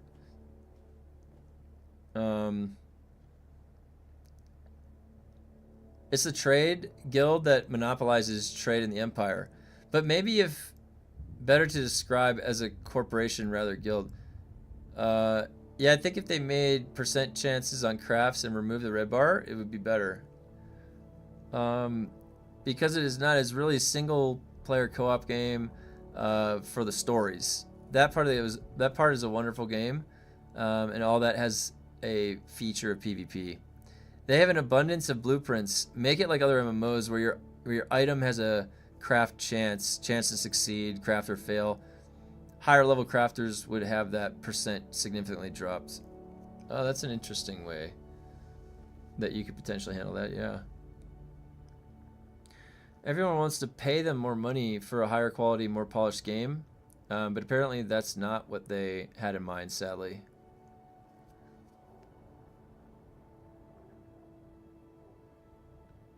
Everyone wants to play. You would think they would at least acknowledge our thoughts, given we have 12 to 1,500 hours. Yeah. We still buying the season pass and DLCs. Yeah, that's true. Okay, yeah, that's fair, Galadorn. We still are buying some stuff down the road, and we did pay for the season pass, and I will buy a DLC if it comes out, so that's true. Okay. That feels a little bit better. So maybe we are, in a fairness sense, owed at least some stage to have the voice heard. Maybe you're right. There we go. This is really epic. Here we go. How fun is WoW nowadays? I was tempted to play private server some months ago. I could show you guys my characters, or my character I've been playing when the server's down. I'll do that. I'll show you guys what WoW Midnight looks like.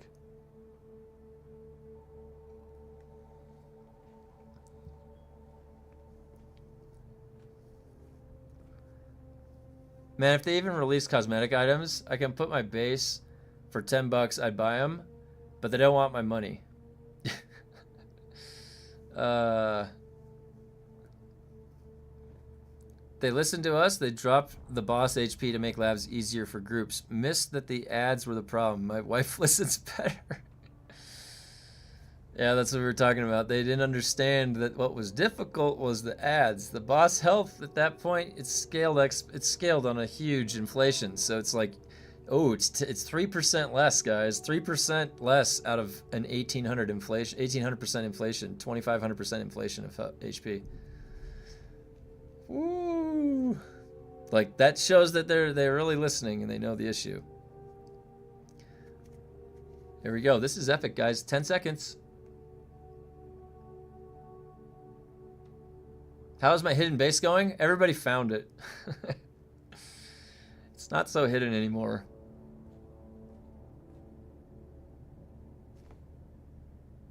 No way.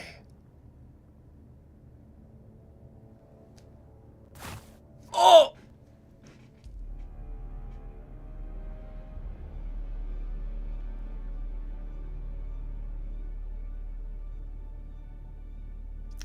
I want a rainbow colored unicorn triple shot.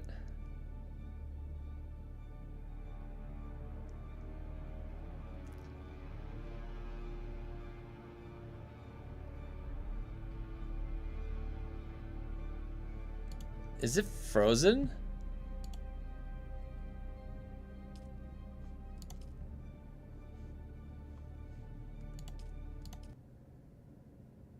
Oh my god, if it didn't do anything, guys, I would have died. I would have died inside. I see you in an hour. Yeah, I'm gonna hop on, I'll show you guys my World of Warcraft characters. Well, I only have one that I've been playing. Wait, what day is today? The best we can do is Hollow Dragon Flamer. Oh my god. Time to go touch grass. Notice a new Metro. No, I've never played Metro. Actually, my wife was talking about Metro. My wife was talking about Metro.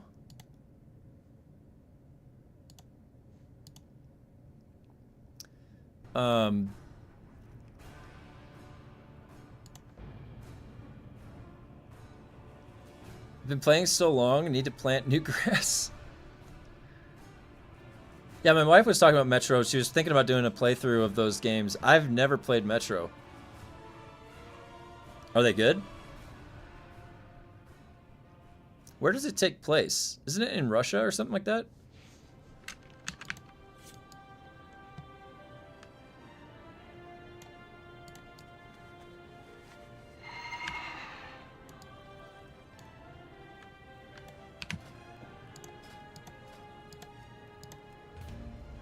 How long is the wait?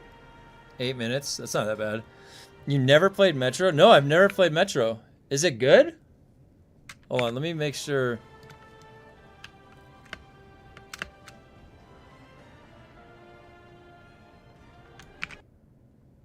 Alright, let me take a look at what you guys are saying. So, I never played, yeah, no, I never played Metro. Emperor have mercy on my soul. Metro Exodus was my favorite Metro game. Really enjoyed it. My favorite game, similar to that, though, is Stalker 2. Stalker 2 is one of my favorite games of all time. Oh, really? Shield versus Thumper in PvEDD. Shield calls Worm faster. Don't tell. Oh, nice. That's good to know. Metro is awesome. I wear a Metro t-shirt, and that is one that gets more comments from people. Where is Comrade Grumpy when you need him most? Excellent. Wait, let me check. So, Metro.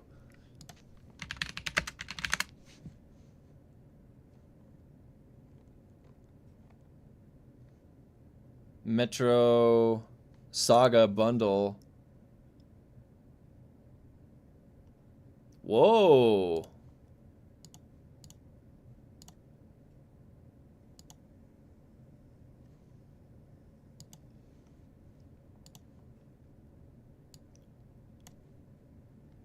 Went to get a warlock. Is that a warlock? Oh no, this is my survival hunter.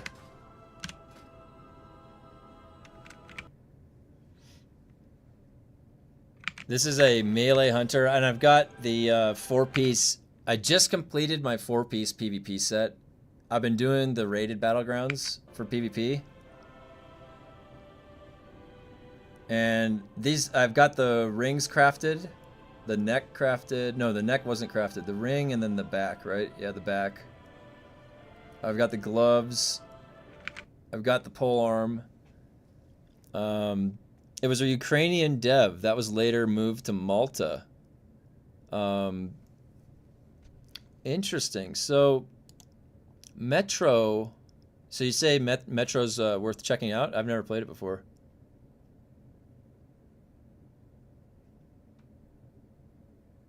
It's all on sale right now.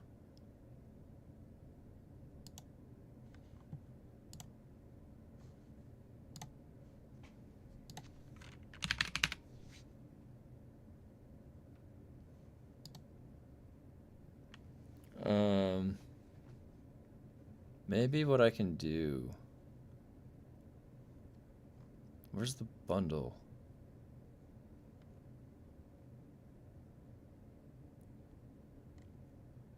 How do you get all of it?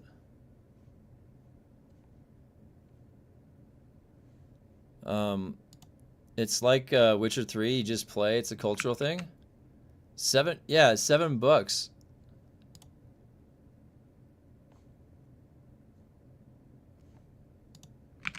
Uh,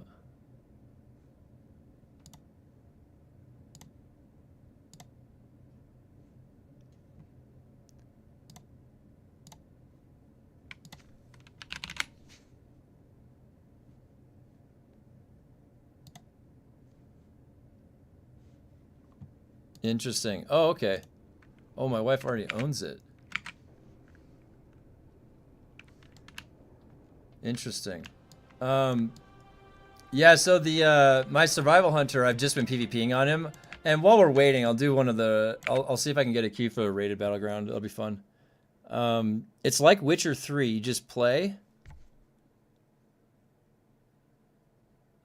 So Metro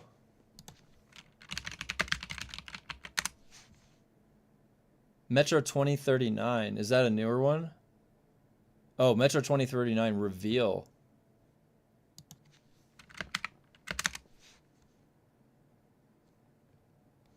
Metro Exodus.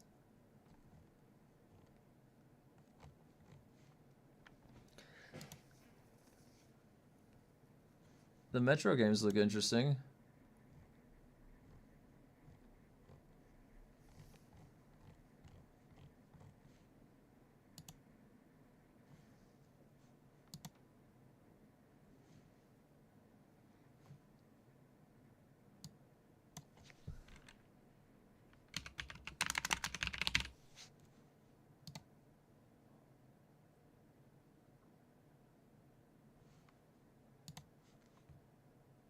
The game is an adaptation of a book. Really? So what's the gameplay like, or the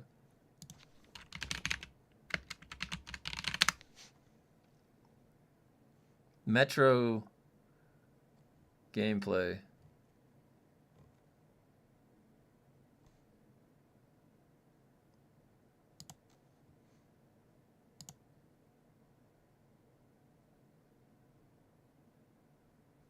So 2033 is the first.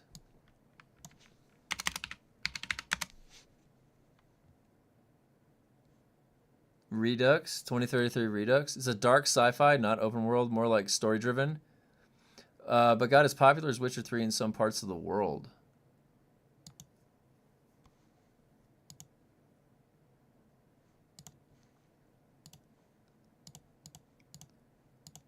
So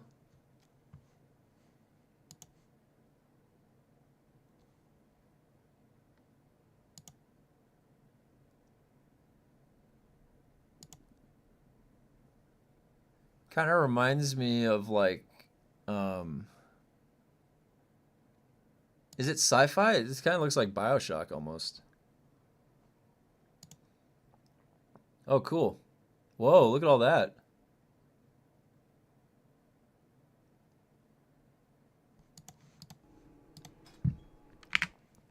Okay.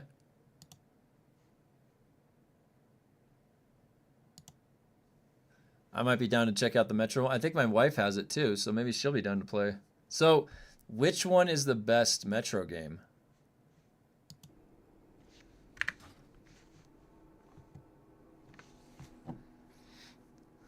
It's set in the world after a nuclear war. Really?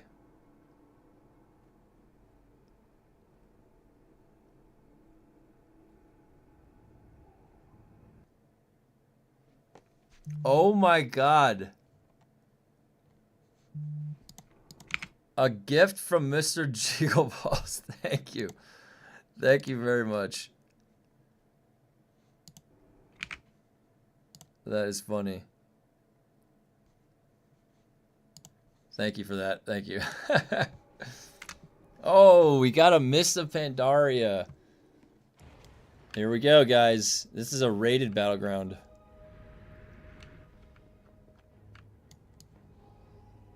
You guys like my transmog?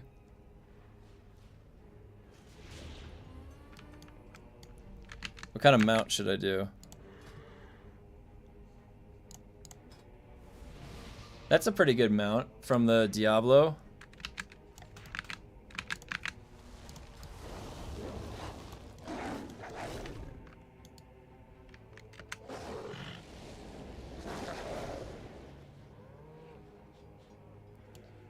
I got some mounts, guys. I got some mounts, let me tell you. Usually I like to hold 2 balls, but 1 will suffice for now. That's what that guy just said in the chat.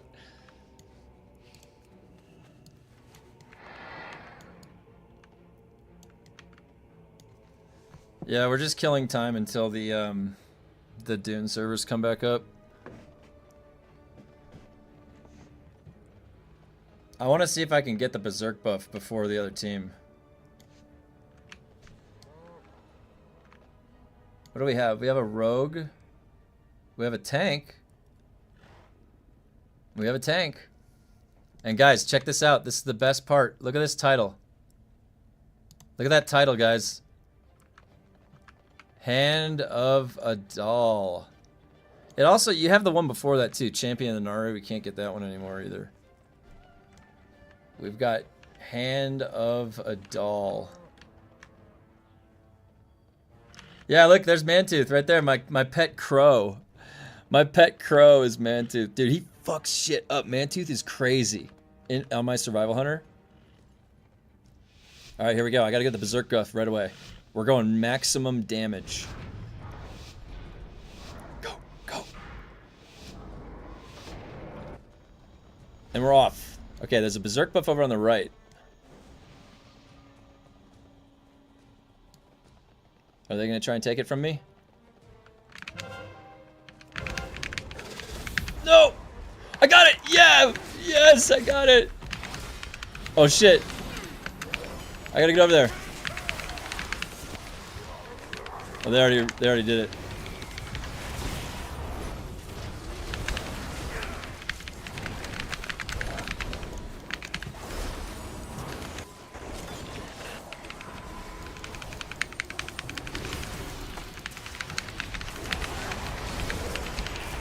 Well, they have a lot of healing in the center here. Oh, I killed that guy. Did you see that?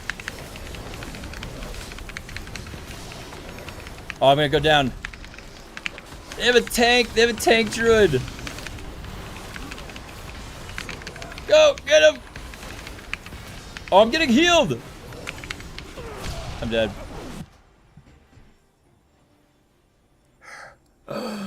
This guy, this Death Knight, is named Hercules. Hercules. Oh my god. Oh, I got up there. I'm number 1. Look at that. Undead Hunter Nargiver. I was the one that got the kill on that guy. Am I Horde? Yeah, we're Horde. Alright, we've got to make sure we just keep getting the orbs. This one is all about getting the orbs. Oh, Berserk buff. Go. Go. Oh, I'm gonna get Berserk buff and this thing. Oh, yeah. Just use scripts for repairs instead of mats.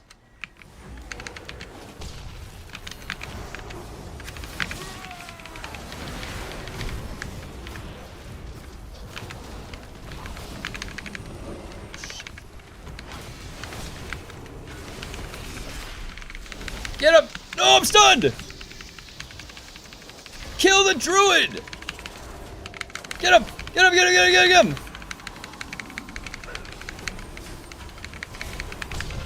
Keep me healed! Ooh, I got him though. We got him. What a Dune patch, huh? I know, I'm waiting for the servers to come back up. They made me wait. Did you see how long that they made me wait? Every like 10-minute interval, it's like, what, just one more, just one more. Jesus. We're at 462, we are winning, but I need to focus on orbs. There's that druid right there. Get in the center. Did you order Hey. anything? What's that? Someone, or FedEx? Did they come? Yeah, maybe it looked like maybe he was dropping off from the neighbor. Just parked in front of my house. Oh, what are we getting? No, I didn't order anything. That's why I asked you. Oh.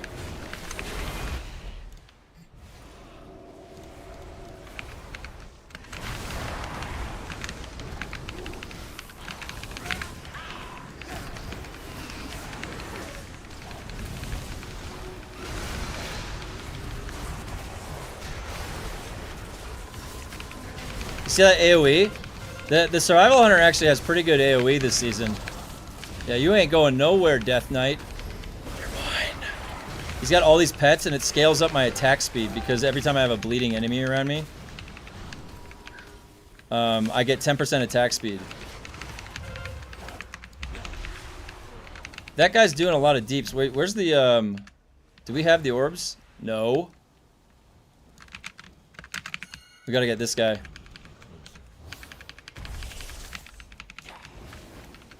Is this the healer? This is their healer. He's not even going in the center.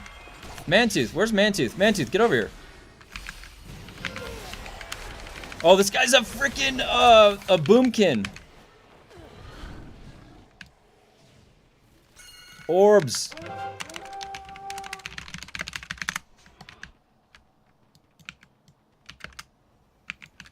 Get the orbs. Get this guy.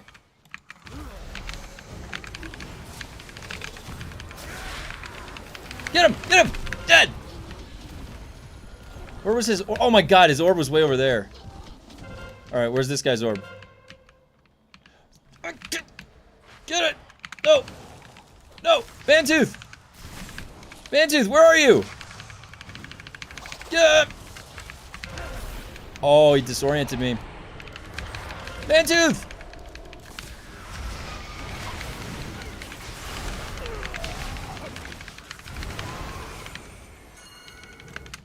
Oh my god, the slows on a Death Knight are insane. Look at how long I've been slowed for. I give him the boomstick right here.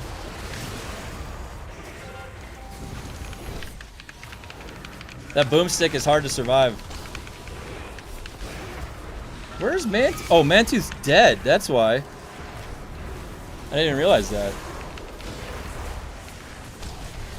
Which game is this? This is World of Warcraft. I'm in a rated battleground match. Are we losing? No, we're winning. I'm trying to kill the Death Knight. Where did he go? Oh, the Death Knight's dead. Alright, give me that berserk buff. You guys getting that? Nope, we're not getting that. Get over there. No! Not the druid! No! The tank got it! This guy's gonna be so annoying. Oh, wait, this isn't the tank. This is the boomkin. Oh, and I got berserk buff on. You're dead, dude. You're dead. Goodbye. I'll get this one. Let me take that off your hands. I will take it. Good sir. Good sir. Thank you. Let's win this game. Alright, there's the tank. Alright, Mantooth. Where does Mantooth get off to these days? I got berserk buff and I have the orb. You guys gotta keep me healed. Oh, this guy's dead. He doesn't even know it yet. Right here, this little guy, I'm feared though. Look at this, watch that burst right there.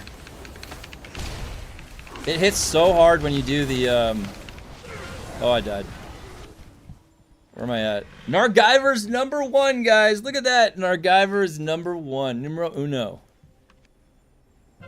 We're off to a good start. Paladin is still a thing? Yeah. Well, it looks different when I used to play. It's so different. Oh shit, no, we gotta get these guys, get the orbs, we're gonna lose, We were doing good the whole game and we're gonna lose right now. No! I've gotta kill that guy, the Death Knight. Where's the berserk? All right, I'm getting the berserk buff. I'm gonna kill the entire other team. I'm gonna go invisible. There, this guy's dead first. No, I feared! Boomstick, boomstick! He's dead. This guy's now the death knight, now the death knight. No. 2 seconds, 1 second, dead! No, get him! Get him! No! He's dead. Alright. You have to go in like a kamikaze missile. Look at that. You can't beat Nargiver, guys. I'm sorry. In a rated battleground match, you cannot beat Nargiver. I'm coming for you.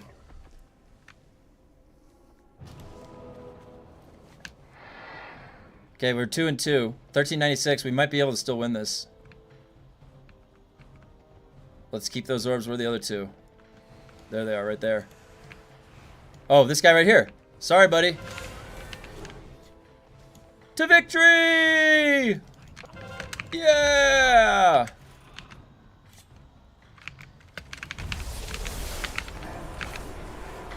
Mark it. Look at that score, too. Top.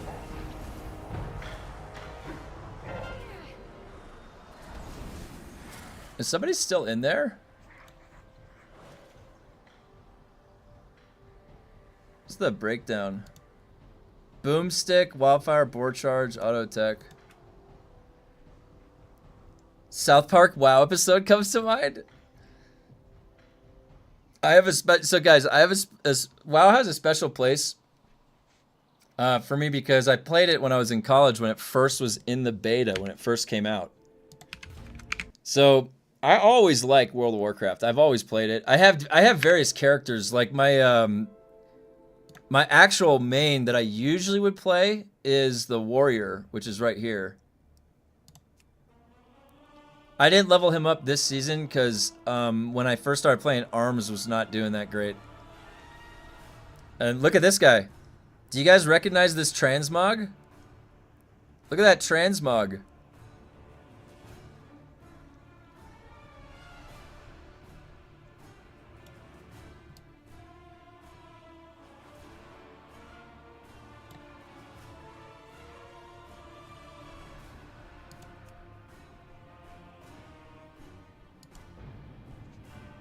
How long do we have on the patch? Let's see.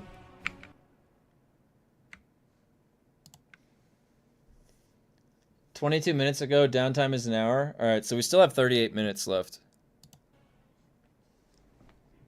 Maybe we can get one more game to pop.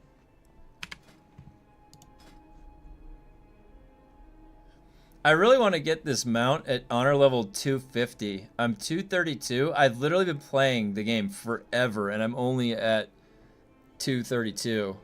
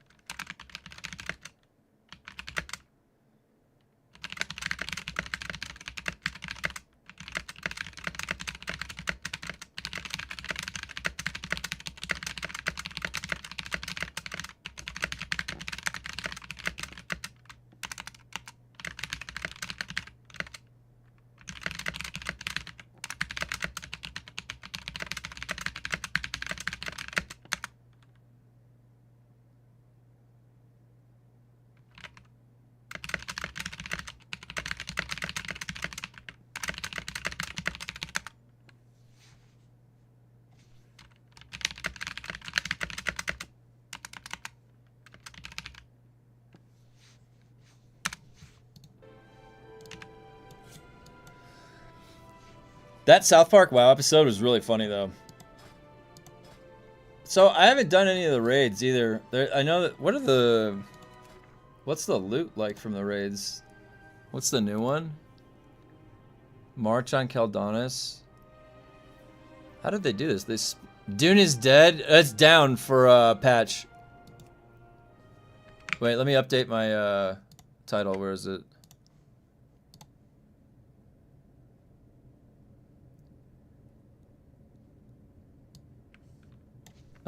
Down for maintenance. All right, I just put it in the title. It's down for maintenance. It's going to be back in 38 minutes. As soon as the servers come back up, we're going to be back on Dune. What was I checking? I was trying to see what the loot was from the raid. The Crown of the Cosmos. Who's that? Zalatath?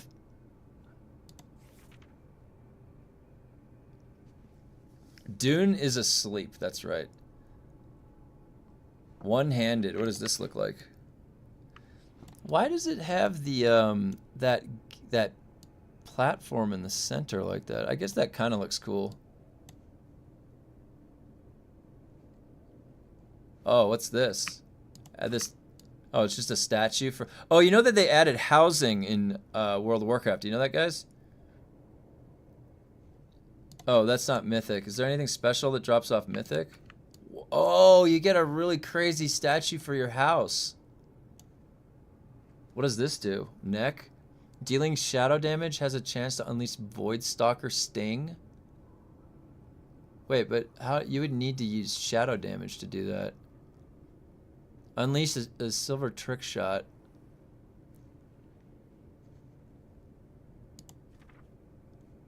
Is there like a mount?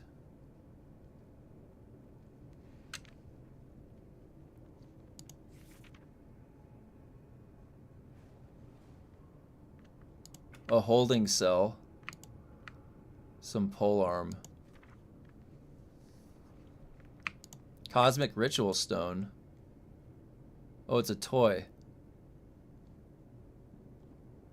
I love all the toys, guys. So look, you can turn yourself into another faction for 60 minutes. I could turn myself into a pirate ghost. Look at that. Remember we were talking about the why in Dune? Why would I want to do something? Why would I want to put my time in? Like, look, here's an example of a why. Why would I want to make my guy look like a skeleton pirate that's invisible? Exactly. Exactly. I have never seen a worse game company than Funcom.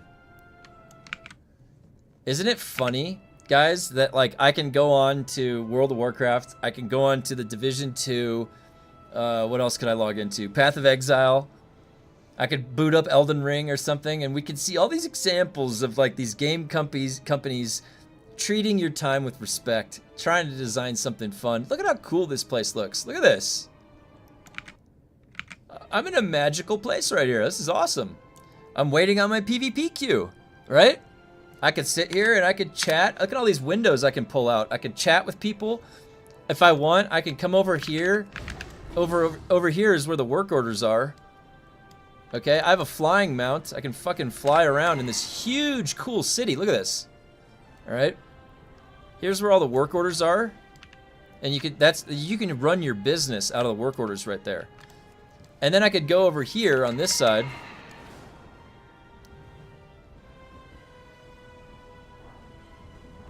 Where is it? It's right here. This, I think, off the center. Where is it? There it is. Oh yeah, you go right here, and this is where the auction house is. And it's like this giant connected market right here. Are you planning across servers, all right? Everything in this game makes sense. There is a ton of like why to do something. Look, I've got the Hand of a Doll title, guys. That's why I did something back in the day. Because now 20 years later, I have a title that you can't get. I may have to get my kid to play well. Yeah, I mean, the thing is like, I've been playing WoW since I was, well, since 2004, like the beta. I've been playing this game for a long time. And because of that, I don't really interact. Like, I could do Mythic Plus dungeons. I've done none. I could do the raids. I haven't done the raids yet. What I have been doing is I've gotten all of the PvP gear. All right? Now, let's take a look at this PvP gear, guys, and compare it to Dune. First of all, notice that there are stats. Stats that affect your health, stats that affect your damage, stats that affect your armor, your mitigation, okay? All of that. All of that scaling up with the item level of the gear piece. Then notice there is a set bonus. And then let's notice something else, guys, okay? The PvP gear has versatility on it. What does versatility do? Versatility increases damage and healing done and decreases damage taken by half that value. So guys, do you know what that is? That is like the resilience gear back in the day. But this is a way that they separated PvP and PvE in World of Warcraft. And it makes sense. So we have a scaling stat and a scaling PvP damage resistance built into the gear. And we've got set bonuses. Those are fun, right? Set bonuses. And look at how they also handle this. Item level increases to 289 when you enter into PvP. That buffs it up to higher than what a raid item level item drops at.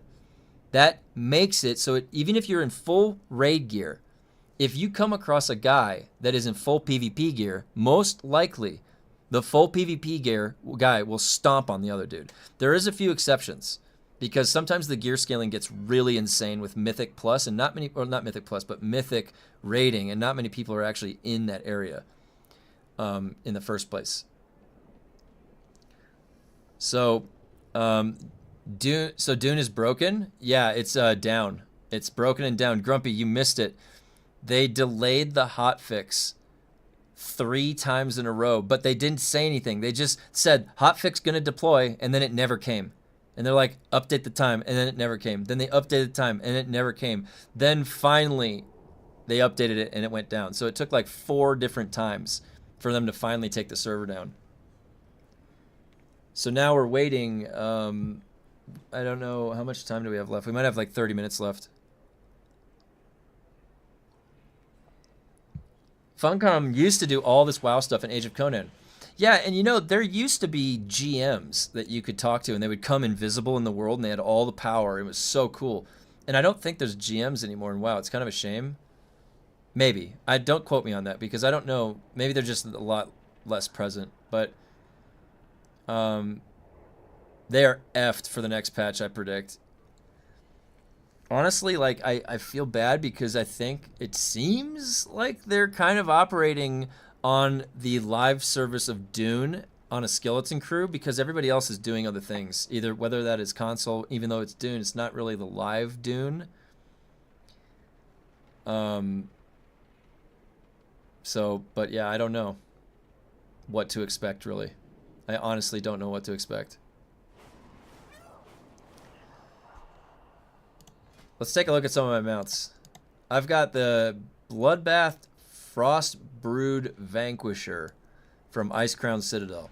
That was from back in the day. 10-player raid. I got that when I was doing the ICC. Mechanical Chauffeur. This one's really funny because it's a mount where you have a chauffeur driving you. Look at that. I've got a guy that can drive me around.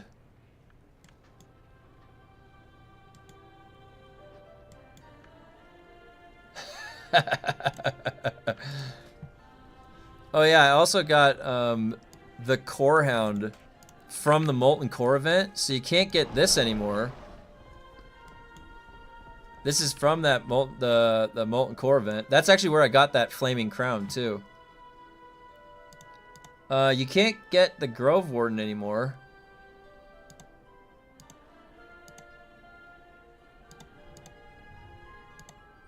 This was a new one with this was new in the last DLC or no, expansion.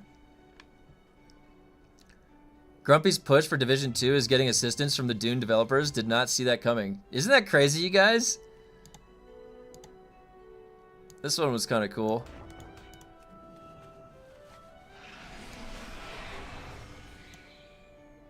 This was like the original one. Remember from Karazhan? Nightwing? That Nightwing mount was kind of challenging to get. I got the Hive Mind. Turns you into a brain.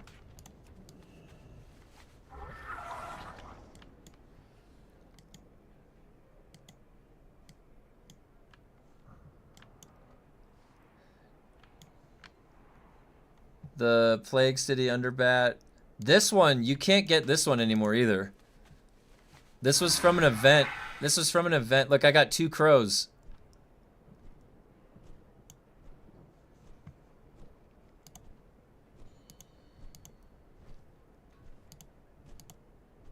I only have 156 mounts.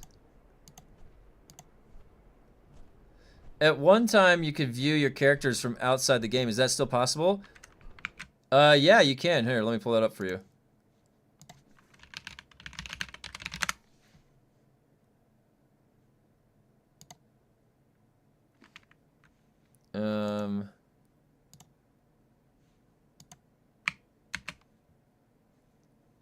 Oh, you just go to the Blizzard website and search for the characters.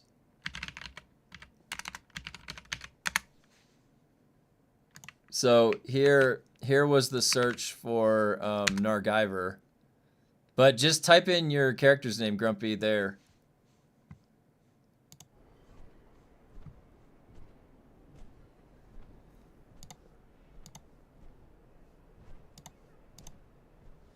There's just a bunch of these little random mounts that aren't really anything.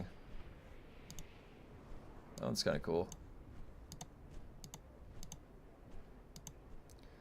Before Dune, I had never even heard of Funcom. Now I definitely know them, mostly for the ridiculously bad tech. Yeah. I think we're all in that same boat. And you know, I don't know why it surprises me, because I've played Age of Conan, and that game was really buggy. Whoa, Frostblue, that looks cool.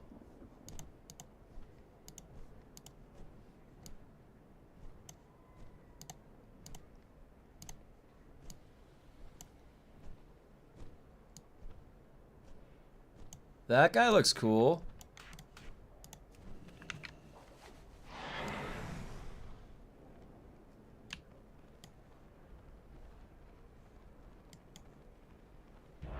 Oh!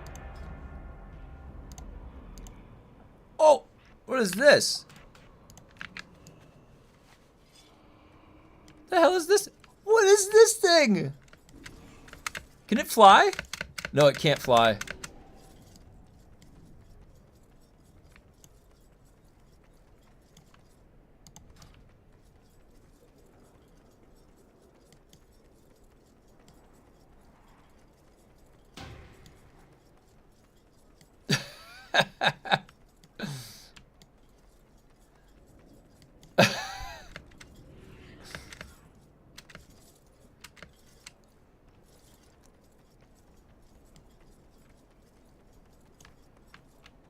Sounds like they're trying to avoid putting the repair glitch black in. That's what people were theorizing, D-Shine. That's what people were theorizing.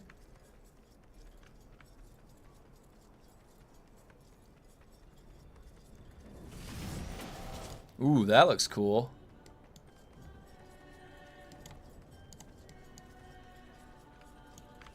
Hey, that guy's mount looked pretty cool. Did you see that?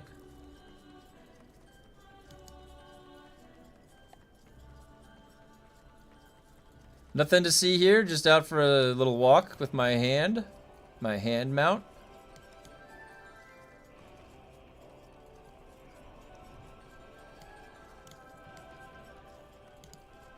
Boy, these rated battlegrounds, 17 minutes I've been waiting for the next pop. Whoa.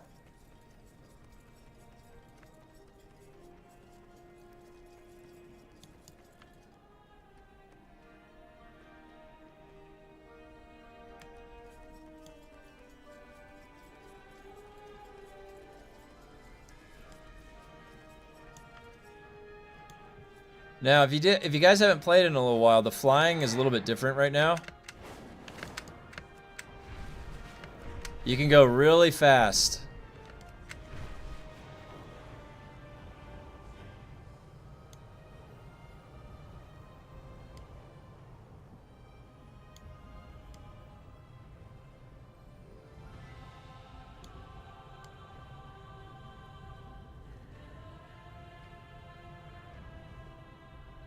Does not see my tunes unless I install again. Not happening. Grumpy, when was the last time you picked up a sword? When you picked up the blade? Oh, I already capped out my conquest.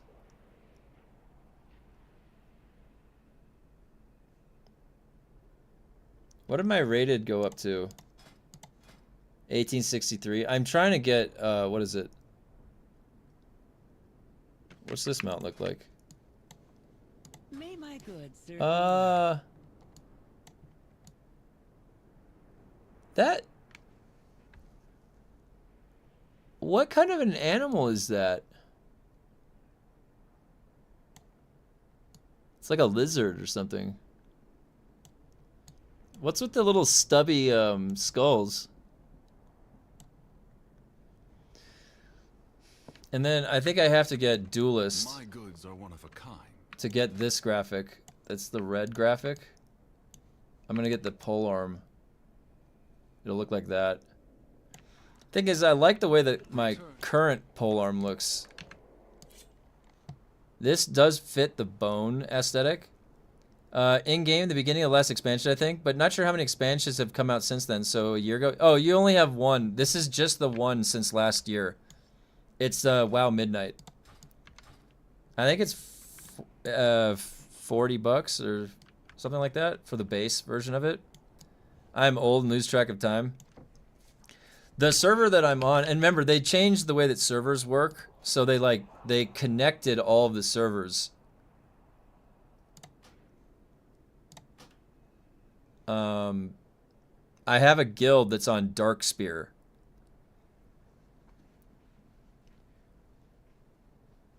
Then the prior expansion. Yeah, I think that was, what was the last one? The War Within, right? I think it was the War Within expansion.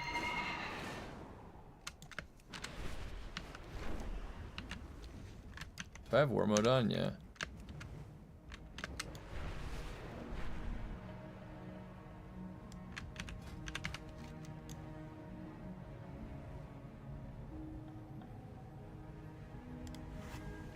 Didn't mean to do that. I think that was it. TWW.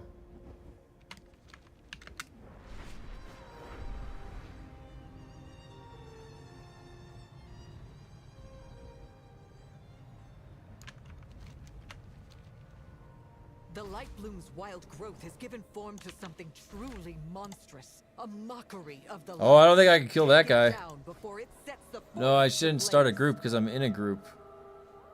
How much health is that? 35 million. I don't think I can do that guy.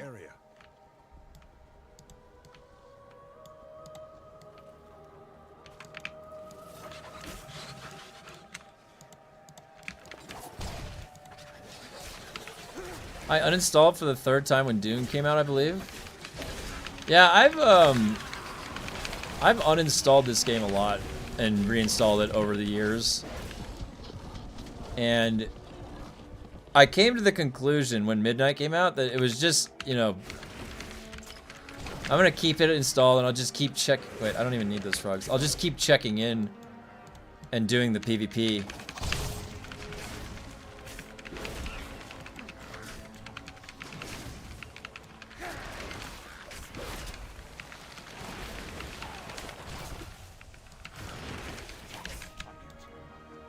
The way I like to play the Survival Hunter is with the pack leader. I don't really like the Sentinel.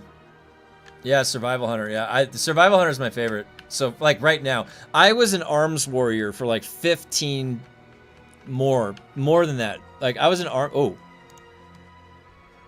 What's his health? 380k. That rogue would probably fuck me up. Subtlety rogues are really strong right now. What is this guy's name? 4ply? Let me look this guy up. 4ply. There he is. All right, let's see what this guy's gear looks like.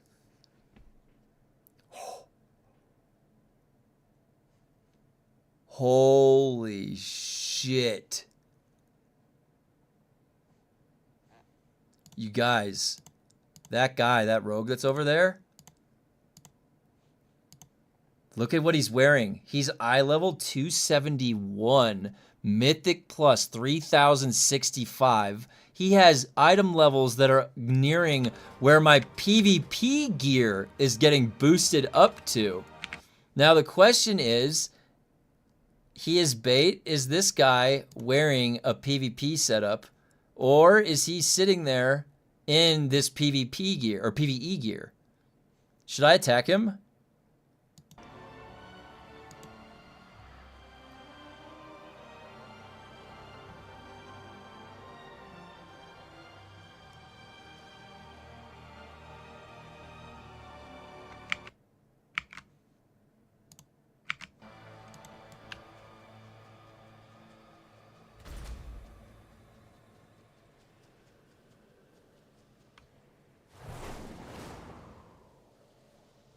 Hey, where'd you go?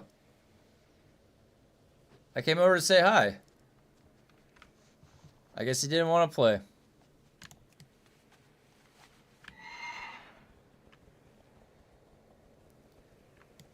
I would have fought him. I have the PvP gear on, so I would have had a little bit of a chance.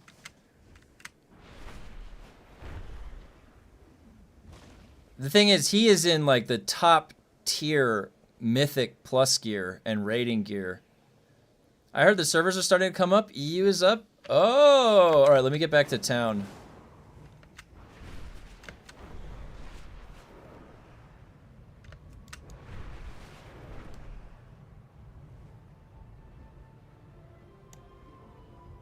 I can't believe I didn't even get in one more game with the rated battleground.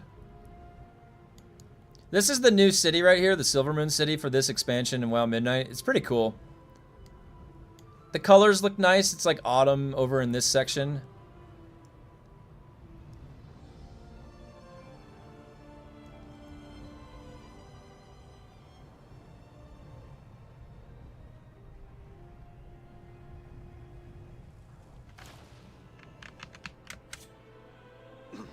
All right, let's check out the servers. I'm in, they're back up. All right. World of Warcraft, it was fun while it lasted. All right. If anybody else plays WoW, you can add me on Battle.net. I posted my information in the announcements channel.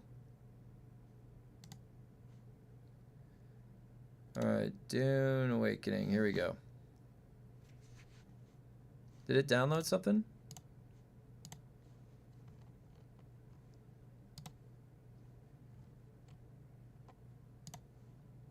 Didn't download anything.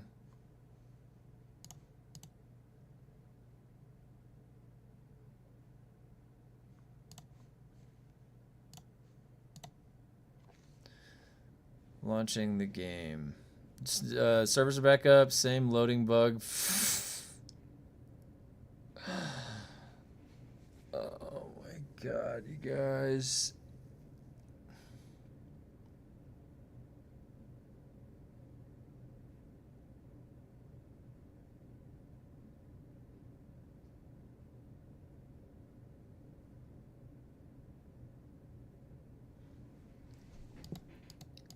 Same loading bug for Overland stations. They just can't get it right, can they? Who is over there? What are they doing?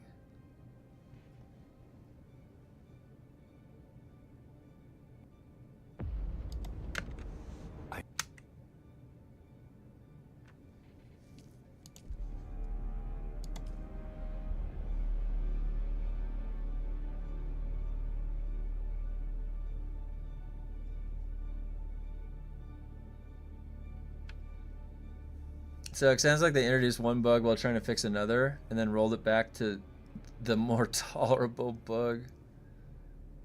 Oh my god. Let's see. I'm gonna go right over to blushing. Or which one was loading bad?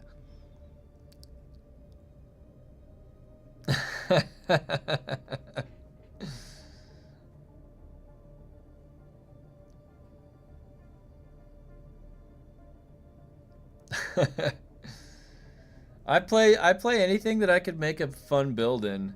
And honestly, I will always play, guys, just so you know this, my whole life, I'm going to play World of Warcraft. Like, I'm going to die playing that game because I've played it for so long, 20 years. It's just really relaxing for me to go into Battlegrounds. One of the ways that I wind down is I PvP in the rated Battlegrounds. I just don't know why, but it's really fun for me to relax too. I have it so wired in my head how to hit those buttons that it's second nature. It's like riding a bike, just hop it on. All right.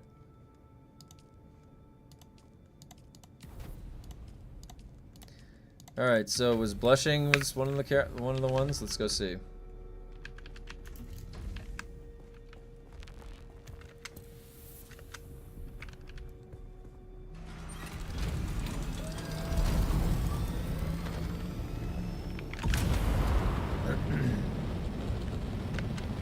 Oh wait, hold on.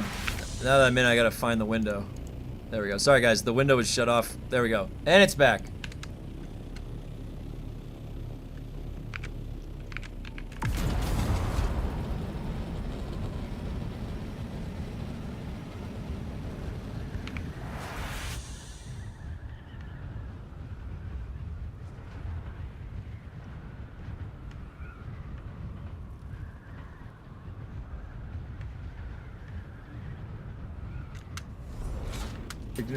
Ignore that strange Division 2 interruption. I thought I would also, but the grind became too much. Realized because the grind by having one character of every class in both factions on 3 servers, never again. So Grumpy, I play MMOs a little bit differently than you then, because the way that I play an MMO is I like to have one main character. I like to have one main character. I don't generally play. I maybe will have one alt in a season because it's like I notice that it's really strong in the, for PvP or something, and I'll roll it. But you can look my warband, my main warrior, Insane. Right now it's Nargiver because I started playing him last year. He's like the top PvP character, and then that's it. The other characters take a seat. They're just little alts I'll hop onto if I'm bored. I only play the game to enjoy myself. When I log into World of Warcraft, there's no obligation. It's totally to free my mind and go PvP. That's it. I know exactly how to navigate the gear to get that. It's really easy for me to do that, and I do it every single time there's a season for PvP and WoW. That's what I started with, but then started filling the role as a guildmate would drop if they went away for a bit, and then it just exploded. I mean, I have like 60. Is this really allocating?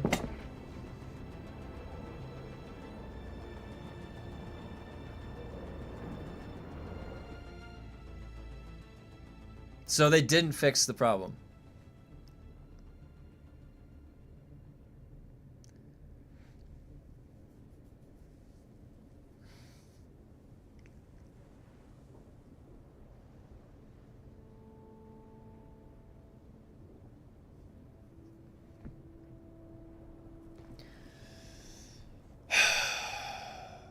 Hold on, guys. I don't want to commit to doing these Landsrad quests just yet, because I'm going to be honest with you. There's no way in hell I'm going to sit here and do 26 of these with a delayed zone in to these Landsrad. Let me just take a look at the PTC.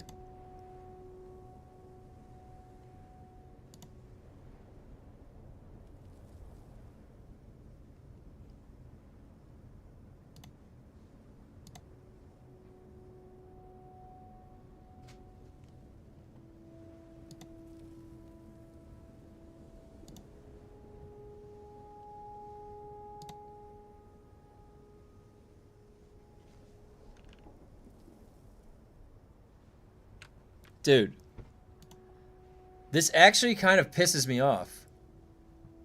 I always was, as I still do, thinking of others a whole more than myself. Well, it's a really good trait to have, Grumpy.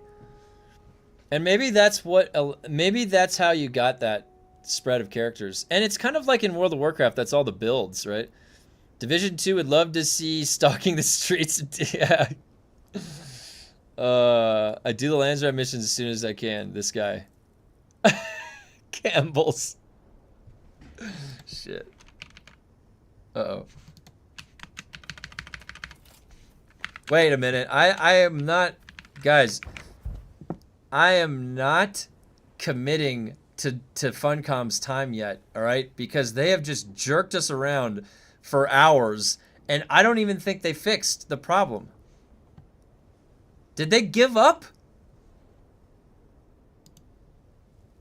Dude. It's like the fucking banana stand over there. It's like you're running. This isn't a business. Hey, what's up, Narvosa?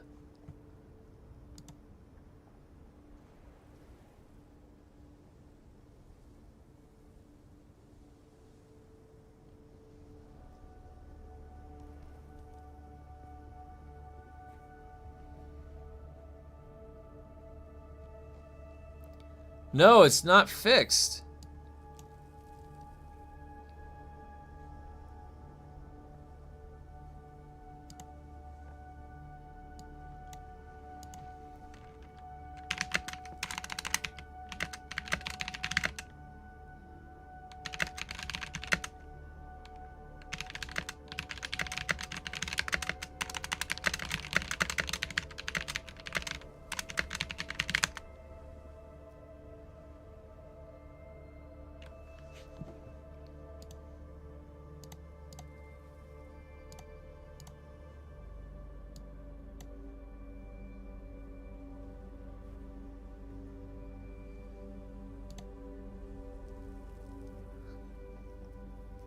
I want to see if anybody else has it. Has anybody tried zoning in? Is it fixed? It seems like it's not fixed. That was a longer load than I usually have. I just don't want to do 26 times that loading time right now. And then what is that going to be? Like 20 minutes? Fuck that, dude. I'm not going to waste 20 minutes of extra time right now. So I'm just waiting right now to do the Landsrat stuff. Dude, Grumpy, if this is still like this by 1 o'clock, I will hop on the Division to finish the stream out. It's not fixed. Campbell says that it's a big server issue. His server works fine. Okay, that's good to know, Campbell's. Thanks for letting me know. I will not try Dune again today. Not happening.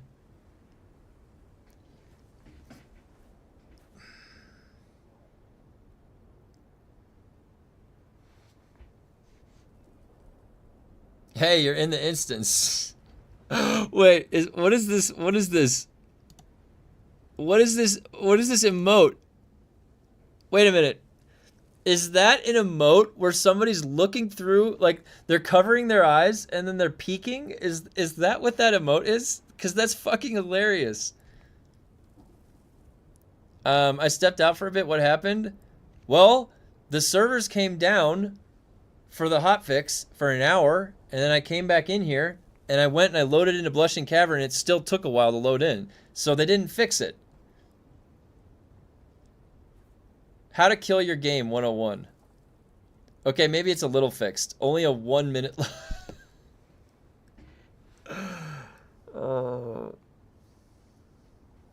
It's a partial fix. Well, you're late then. It's 13:27 right now. Be more specific with time zones. You know what, Grumpy? I need to be more specific using military time and time zones. You're correct.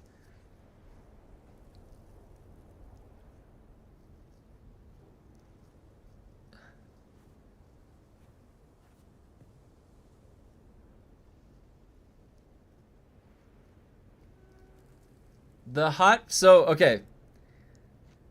This morning, trying to zone in to the Overland nodes were taking 5 minutes, like really long load time. And then they said they were going to have a hotfix this morning like 4 times, and they kept delaying it. And so then we finally got the hotfix in the hour downtime, and now it came back up, and I'm trying to see if it's even fixed at all, because they reverted to the original broken load times instead of the 5-minute load times. Oh my god. So they reverted it back to when they originally had it this morning. It's legitimately like they don't know what they're doing. Or there's just no one there. There's like one guy there. He's trying his best, you guys. Maybe we're just being way too hard on them. Or him. Or her. Maybe it's one person. And we should understand that one person just couldn't possibly manage all of this all by themselves the first try. What's the likelihood that that's what we're dealing with? The servers are going to fall over from migration. They can't do simple updates without breaking 5 other things. This is kind of sad that we just wake up to the game not working. The servers are going to fall over from migration. They can't do... Oh, yeah, sorry, I read that. Repair glitch does not work. Oh, the repair glitch does... He rebooted the servers. It's like when they repatched the repair glitch back in the game. The repair glitch does not work. So the cargo repair glitch did not come back. Well, that's good to know. So they're not building off of any build right now then that would feed into that. Using too cheap model when they are vibe coding the patches. Wait, we're getting somebody to type. Let's see. Let's see. What do we got? What do we got here? Information inbound.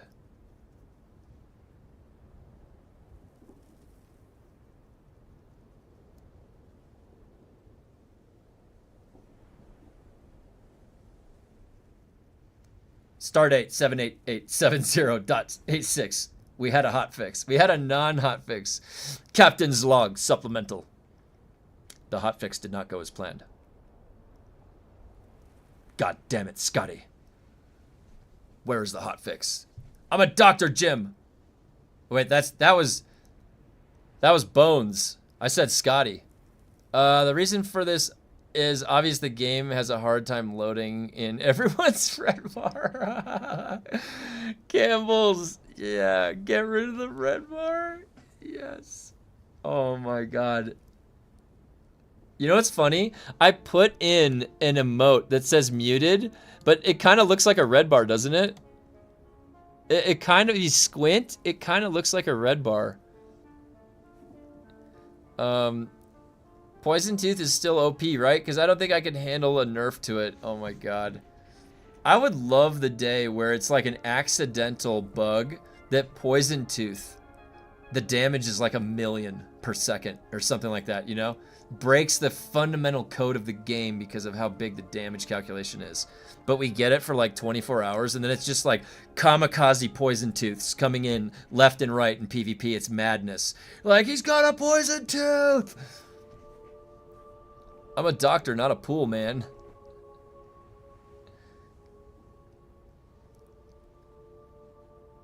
I want somebody to type something.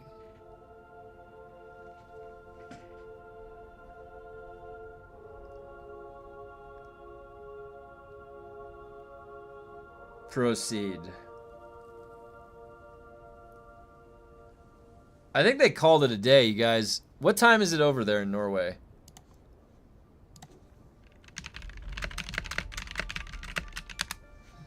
It's 9:33 p.m. There's no possible way they're still in the office, right? They went home after they deployed that.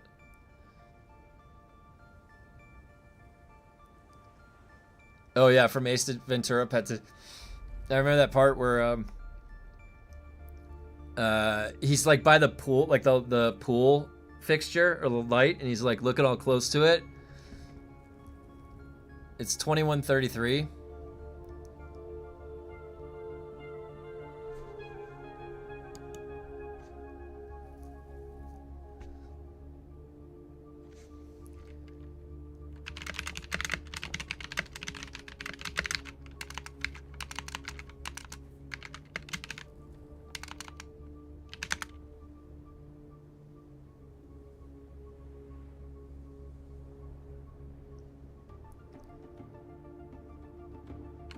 Oh, maybe I should type that in there, huh? Shit.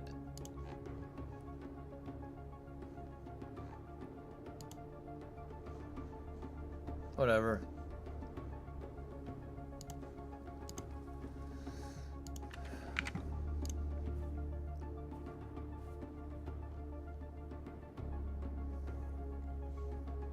It'd be funny if it's cooked for the whole weekend. How fucking shitty is this that they give us 35 of the quests to do and they break the zoning into the places to do them? Do you know Z-Dolphin? Do you have a dorsal fin? I think no. Oh, do you know this is a dolphin? Do you know his name? Do you have a dorsal fin? I think no. Ace Ventura, man, that was the original.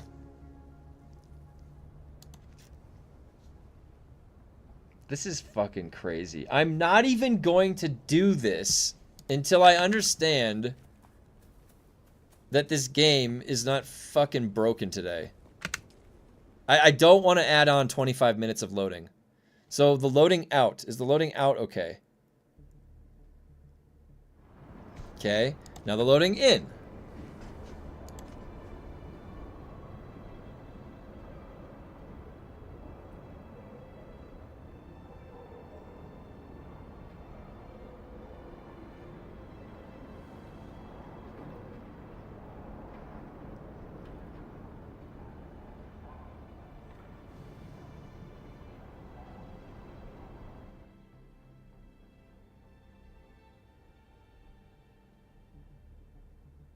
Was that 30 seconds?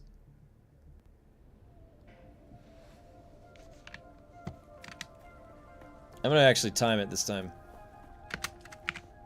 Where's my stopwatch?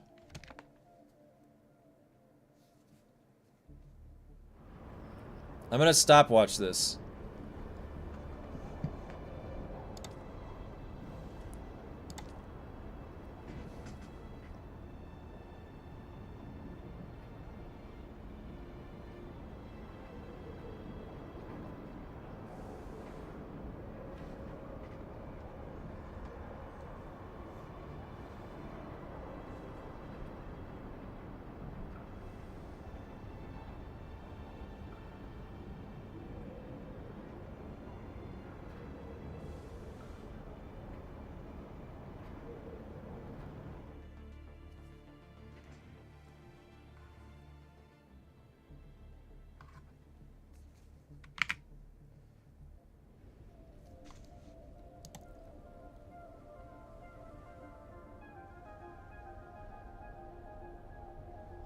Dude, you guys, is there a coincidence that it's 30 seconds? The fucking server save time because you're switching sietches?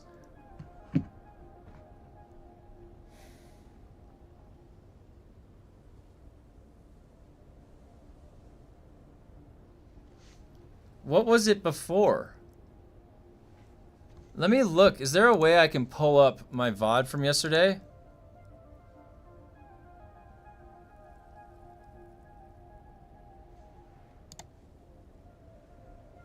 My VOD from yesterday.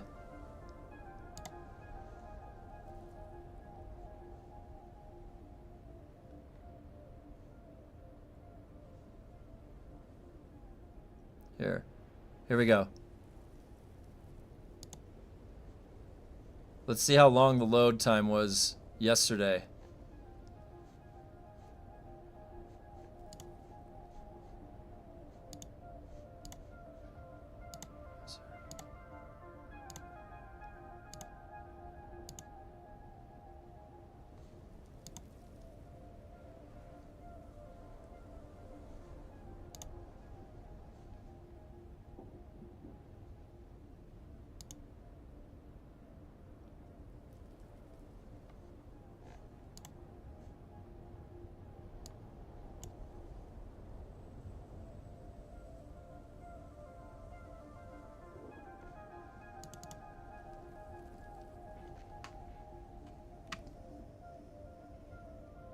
Wait.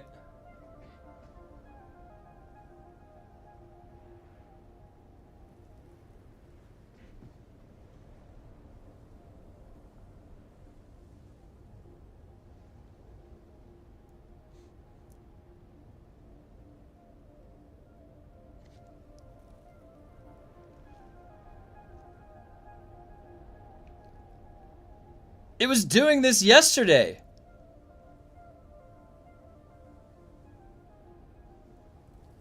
Oh my god, it was doing this yesterday too, and nobody was saying it. Well, when did people even start saying this?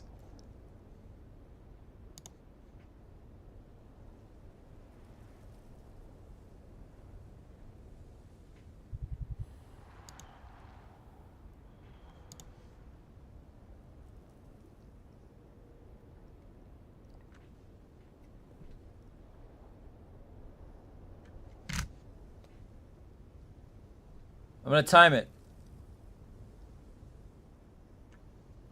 Alright, this time I'm timing it.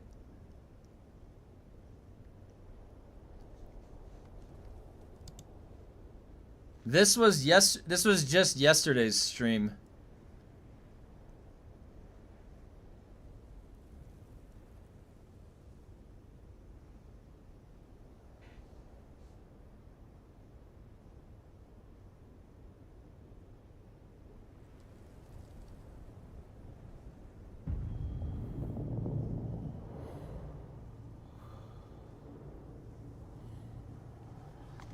So yesterday, oh shit. This is what it was yesterday.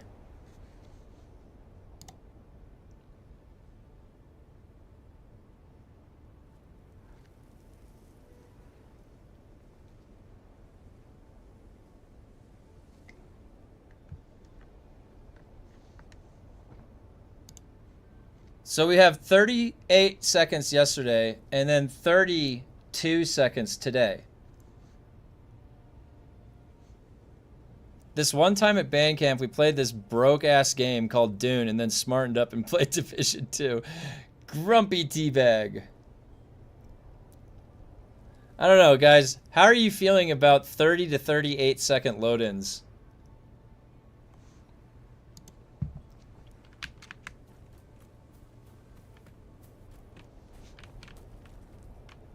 I actually noted this to Iggy before 3.15 patch. He said they were working on it. What I didn't realize is they're working on it to make it work.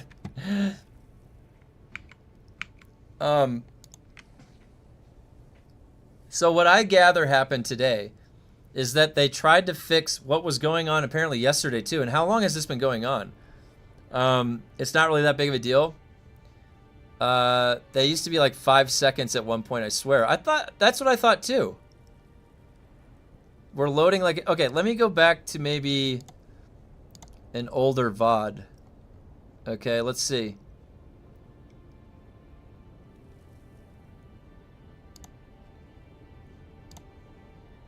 This was 3 weeks ago.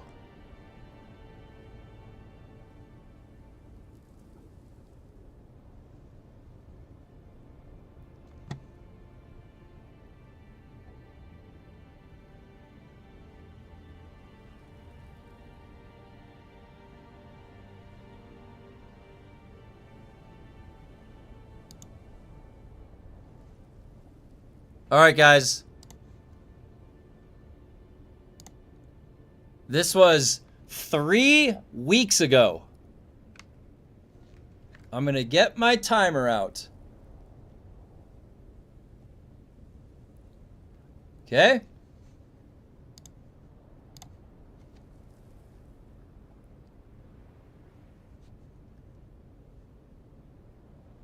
Dude, what the hell? What the hell? 4 seconds! 4 seconds! 3 weeks ago! Eat shit, Funcom! Proof. Proof.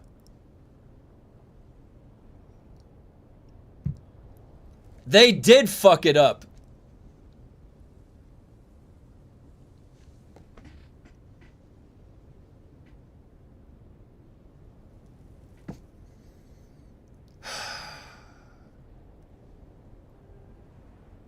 Part of me just wants to log off right now.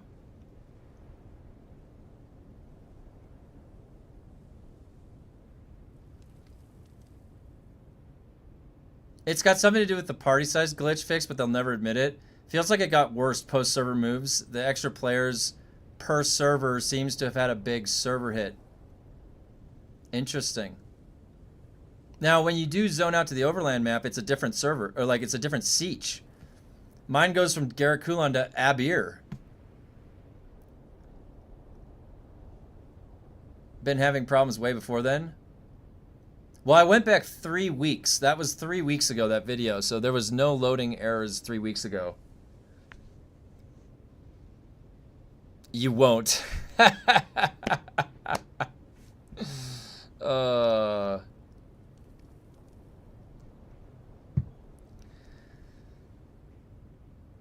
my god, dude.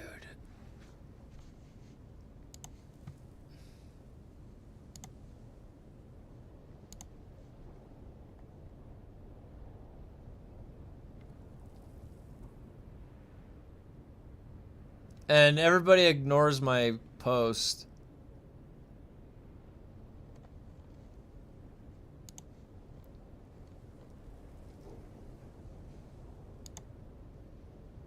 Everybody ignored my post in the Funcom creator. They're just like, shut up, Kevin. Quit complaining. I honestly think it's server size issues like what happened to Harmony. Well, but the thing is that my server had more people when the game first launched. It's actually less right now. Funcom giving you a little coffee break for every mission. It's a feature, not a bug. I just don't like doing things inefficiently. I don't know. Because what's going to happen is I have 26. I'm basically effectively adding 13 or 14 minutes to doing my Landsrev missions right now. But just imagine, that's me staring at a loading screen for 13 straight minutes. That's what I'm trying to avoid right now. I don't want to sit here and for my stream, 13 minutes total minimum is a loading screen. That's actually fucking crazy. Like I don't want to do that. I could do that. I can do that. Mentally I can do that, but I don't want to. And so I'm making sure that before I do a bunch of these, I'm not wasting my time and your time. No way. Oh, I already read that. I'm trying to find on the Funcom creator Discord right now if anybody has said anything. No, that's the Lurk It. So 35 missions now take much longer, so you can enjoy the game for that much longer. You're welcome. Hey, you know what, guys? You asked for a reason to spend more time in Arrakis, right? Say no more. Hold my beer. Funcom's like, we're just like, Funcom, stop drinking beer. Holy shit, no. It's just the spice. Stop complaining, Kevin.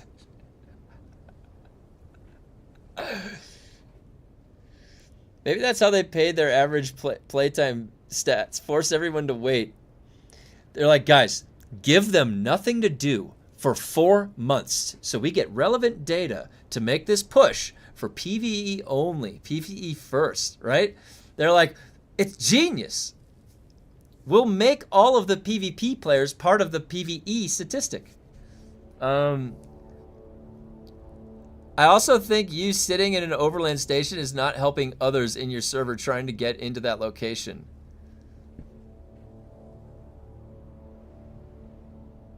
Really? Am I part of the problem? By accident? Funcom, you've made me the villain. But does that mean that there's only one at a time? How many instances of an overland station can be open at a time on a server, on a siege?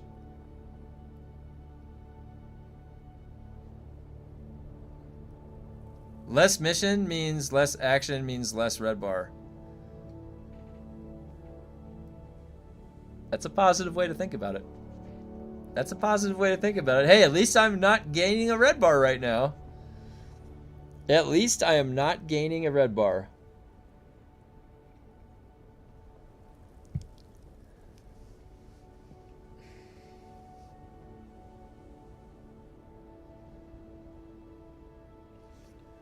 I don't see anything from them. I think they went home. Um,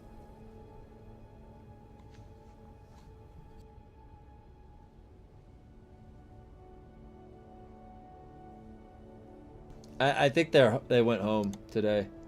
I think what we got is what we got.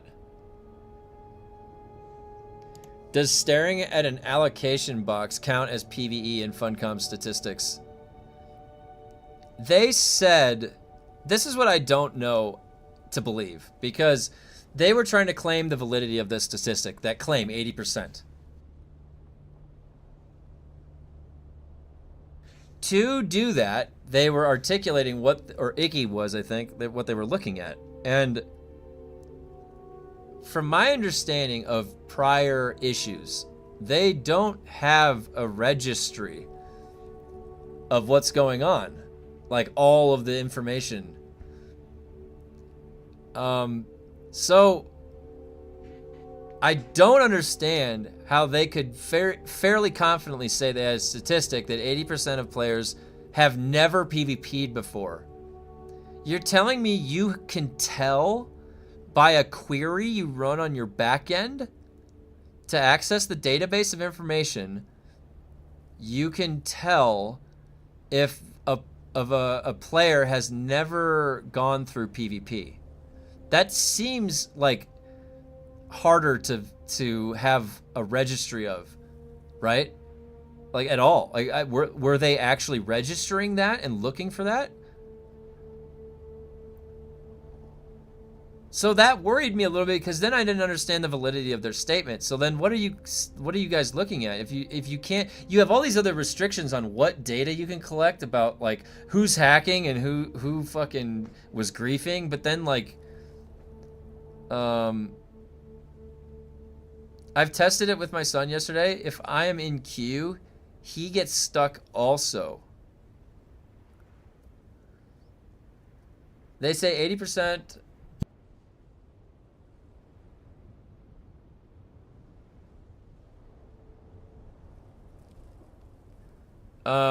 They say 80% of players are PvE players, yet don't have any good PvP content to engage in. So everybody left for PvP. They nerfed melee and made TTK insanely quick. So yeah, PvP numbers are skewed. That's the thing. Is like nobody wants to really PvP right now. Some people do, but it's just a mess. There's no point. Not to mention exploits and whatnot drove off more PvPers. My PvP crew could make a 5-page Word document on why they left. Yeah, a lot of people probably could, I would bet.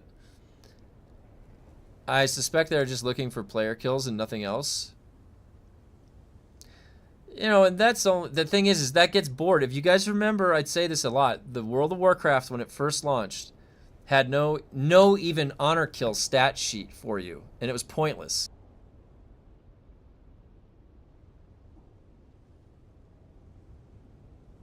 But what happened is then a couple months down the road, they added in honor kills, and then the honor you get from killing a player, and then all the other stuff associated with that. And PvP ignited. Why? Because there was a reason why. They could literally copy that. Dune, you get honor kills. You get a kill tracker, a counter that's going up. You get honor when you kill another player. That's contributing to something you spend at a fucking PvP vendor. I literally was just doing the gameplay loop in World of Warcraft when this game was down, playing the rated battleground.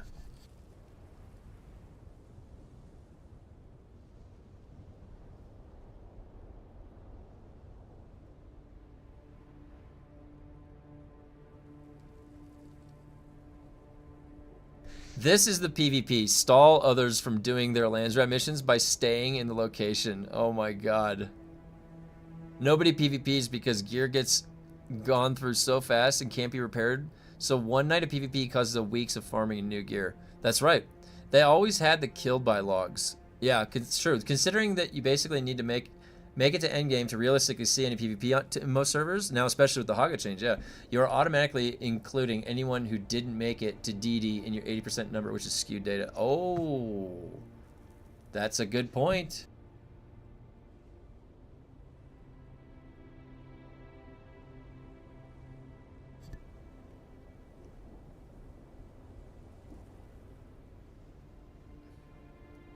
They also added Warsong Gulch and Outdrive Valley. Yep. I don't understand. There will be no PvP. And yeah, Red Bar DNC. We're getting... What game are we actually getting here, guys? No PvP. Triple down on Red Bar. It sounds like they don't want us here. All the people who might think they want to keep their sword forever. Get the hell out of here. You can't have that sword forever. It doesn't last forever. Nothing does. And Red Bar definitely de-incentivizes PvP. Yeah, I agree. Maybe that's why they're keeping it in. Durability in this game is an absolute trash system. I don't understand why they went through the... Yeah, I agree. I agree.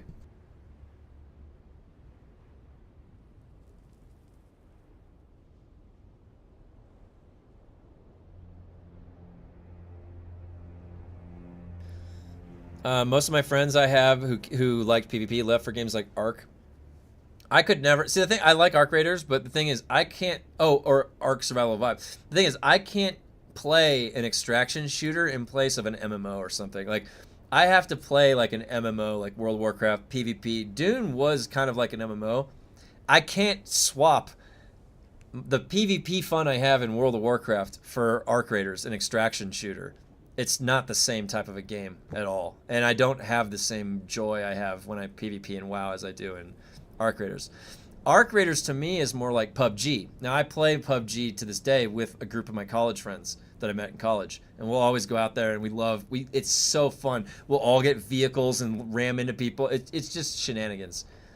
And to me, Ark Raiders is like that. A little bit more RPG layered into Ark Raiders because you have the skill tree and stuff. But it's still an extraction shooter at the end of the day, so it's a hop in, hop out game for me. The long stay games are Dune, World of Warcraft, MMOs, things like that. Valheim even. Valheim I lasted for months. I still have my dedicated server up. It's wild the PvE crowd also hate the Red Bar. I remember big open world raids on each other's. A big open world raids on each other in WoW Vanilla. Yes, yeah, and like raiding Thunderbluff.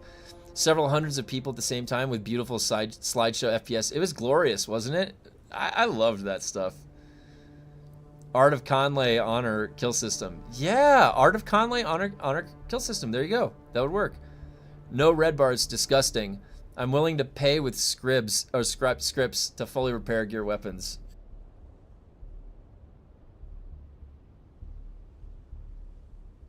I agree completely. I liked Ark a lot, but I get it. I like Ark too. I like Tarkov. I like Ark better than Tarkov. I liked Marathon. Marathon was pretty fun. But yeah, you understand what I mean. The PvE crowd from this game is like the PvE crowd from Sea of Thieves, crybabies. Well, the thing is that there's a difference even between this. There's like the people who go and complain on Reddit, which seems to fill a majority voice because it's what you're looking at and most people are looking at.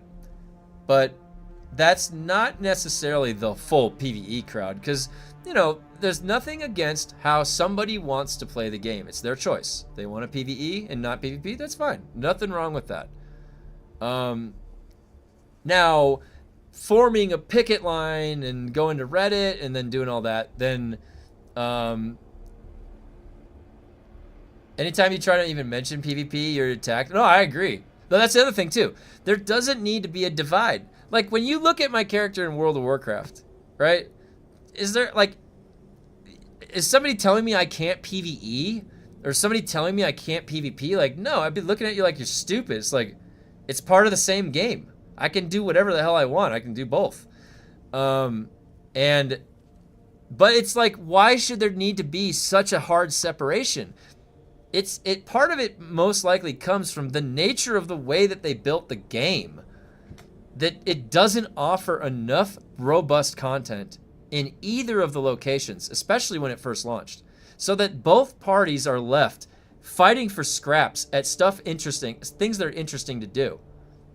And we're creating our own fun, really, which you would argue is what a sandbox is supposed to be. But this was something else. It was missing stuff. There was missing stuff in the deep desert. And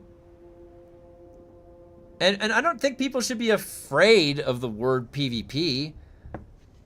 Because like I like to go have fun when I PvP. I don't like to make somebody feel bad. If they don't want to PvP, they don't queue up for the battleground, and then I don't fight them, right? So it's not a big deal. I assume if you're in the battleground, you want to be there, and I can fight you, and I don't have to feel bad about it. And then it's like a sport. You're just trying to win the game. It's a sport.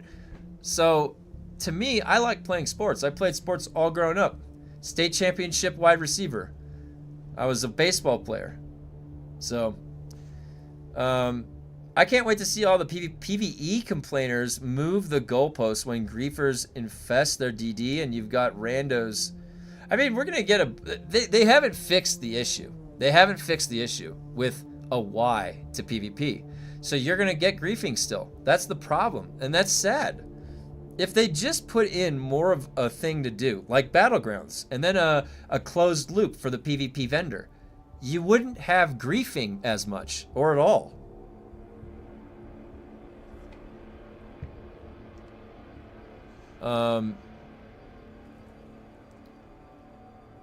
There's no red bar on gear in WoW. I agree. And it feels great, doesn't it? But you still have to repair with gold. Hell, I reached a point in early DD that I didn't even take people's loot when we want to fight. Just told them, oh, yeah, Narvosa, I did the exact same thing. If I killed a guy and it was like the second time I saw him, I actually would feel like bad. And I'd be like, you know what? Come on back. Come get all your stuff. Don't worry about it. And I'd give him some tips or something, and then I'd go on my way. I was the same exact way. I didn't want to make people feel bad. Like, whenever I PvP in other games, it's not making people feel bad. They only get salty if somebody messes up and you lose the match. If you cause the match to be lost, people will be salty as shit and call you out. No durability lost by PvP compact. Boom, fixed. Boom. Campbell, right there. Everything that we engage in PvP that's in a battleground or something, we are a hologram of ourselves, okay? Because we're practicing or something like that. It's really simple to fix that. Let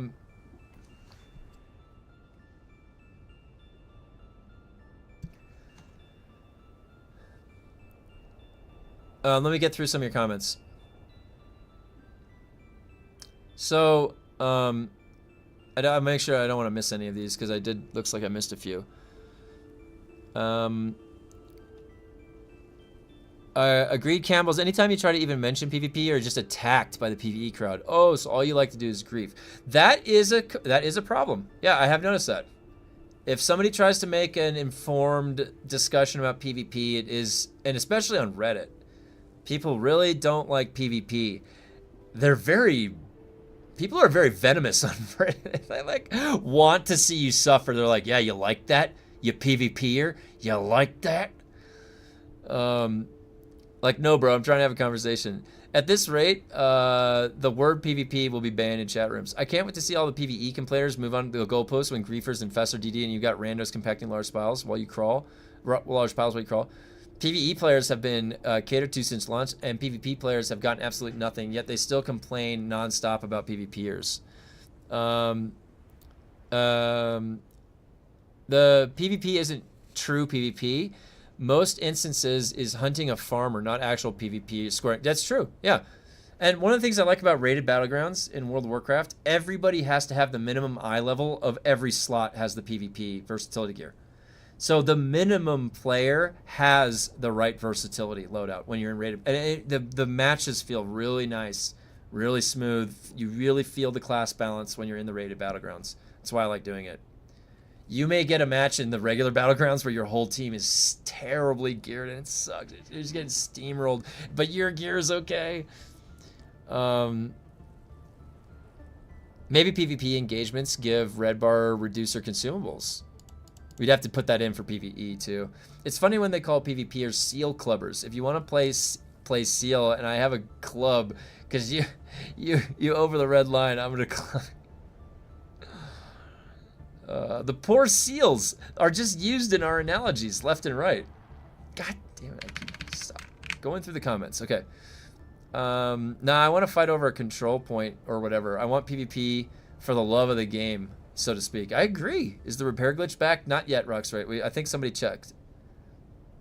That's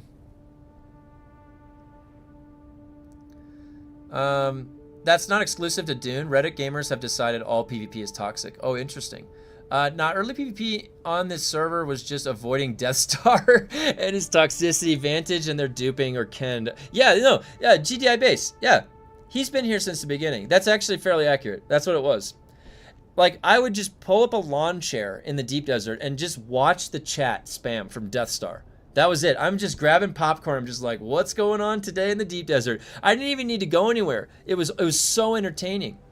And Vantage was, yeah, doing some shit that Vantage was doing, and they were doing their own form of griefing. And then Kend would go set up a base at the Titanium Islands and then kill the farmers farming titanium. He was notorious for it. I got killed by Ken doing that. So yeah, that was what Farhold was like in the beginning. That's exactly right. GDI base. Exactly right.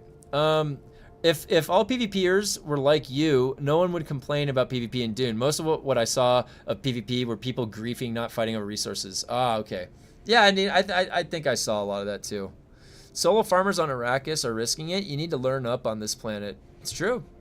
Well, getting one shot in DD because the guy warps in, drains your shield, and kills you in under a second due to his or her uber skills, then brags about their 3,000 hours in uber gear. It gets old. Yeah. Well, and that's the thing. That was going on when there's no reward. There's not even a tally for how many kills I get. Like, I go to my stat sheet. I'm like, oh, and by the way, this sucks, this stat sheet.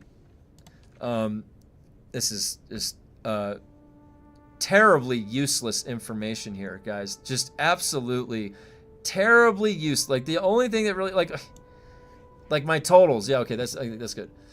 Yeah, there could be honor kills right here. And then it's like my player kills, whatever. Just put the stat on there.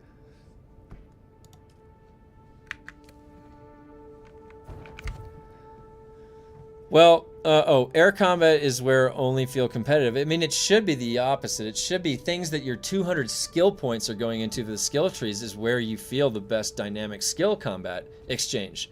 But instead, we got that out of Thopters. It's like, most PvEers would rather bitch online for months than make one friend. And that's another thing too, is like, I can't necessarily blame people for having tendencies that are more introverted than extroverted, being social, or that's, being social and navigating the social sphere of humanity is its own skill set. And not everybody has that locked in. There's a lot of, the brain is very complicated and it works against itself a lot. And there's a lot of insecurities that can plague people for social situations, and it's not necessarily expected, and I would never expect it from most people that they have that dialed in. So I've just had a lot of practice speaking in front of crowds of people. They used to send me on seminars to talk to teachers and stuff about math curriculum that we were working on. So I had to get that out of my system a long time ago. And actually, when I used to be filmed for tutorial videos for some of the math stuff that we would do, and I was the type of guy where I could not read from a script. If you handed me a script to read, I would mess it up like 20 times. But then I set the script down and I just start talking from what I know, and I can say it flawlessly for hours. I can talk. So it's a really strange thing with my brain.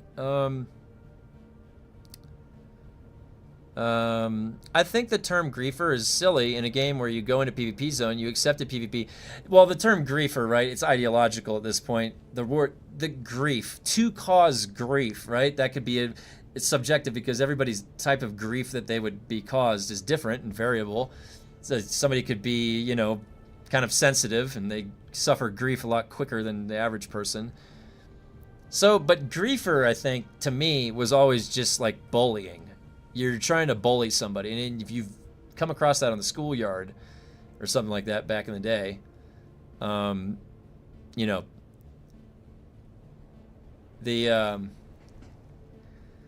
They're picking on somebody that can't defend themselves. They're using strength against them. And then they make them feel bad or cry. You know, you're bullying somebody. Like, fuck that. That's kind of what griefing is. Like, you're really, like, you're going out of your way to just be annoying as fuck and pick on somebody and waste their time. And you could be using an exploit on top of that. Like, then that would make it amplified even worse. You know what it is. When you're griefing, it's when you can't handle it in real life. I can't walk up to somebody and be like, hey, what the fuck are you doing there, bro? Say it to my face. No, we're over the internet. So people are coming in here and bullying people over the internet because they feel safe. That's what griefing is. You feel comfortable behind the protection of the internet, and then you're doing things you normally wouldn't do. Pushing a little bit of your own moral boundary. Some people don't think that far ahead, though. Some people just don't give a fuck about you at all. And you just got to get used to it. We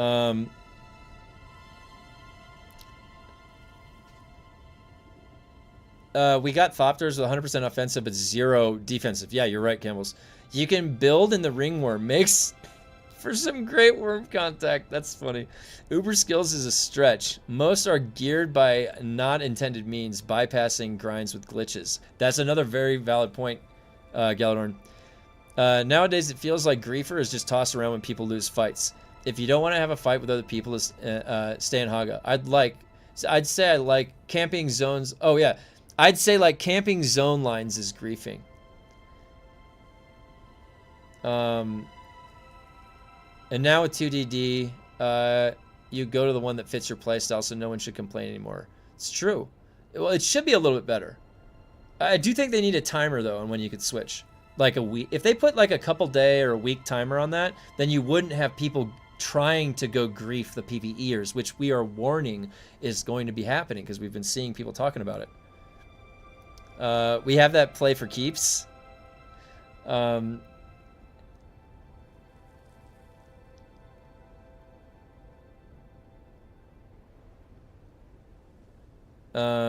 I thought we should have had PvP and PvE servers on the launch, so I do like this change. Just think it's not going to change anything since DD is boring as hell. Yeah, and actually, I'm going to be honest. I agree with you. I actually think that the game probably would have been done a lot better if it had launched similar to Conan's server structure. Then there would be no question. You picked a PvP server, you know what you were getting into. The issue is, like, now that they have just made it on the zone in of the deep desert, you can take advantage of that because now you can just zone in and out and go back and forth. I want to go find the PvEers that are being, that are trying to avoid us, and then so you go find and thumper them and stuff. And basically, anywhere you go and see somebody, you just go thumper. Like, that's what the people, how long are you going to be doing that? Dude, I don't know, but these people get pissed off when you take things away from them, so maybe they're going to do this for a long time. I don't know. I'm not certainly going to do that, but you never know. So it didn't solve the issue.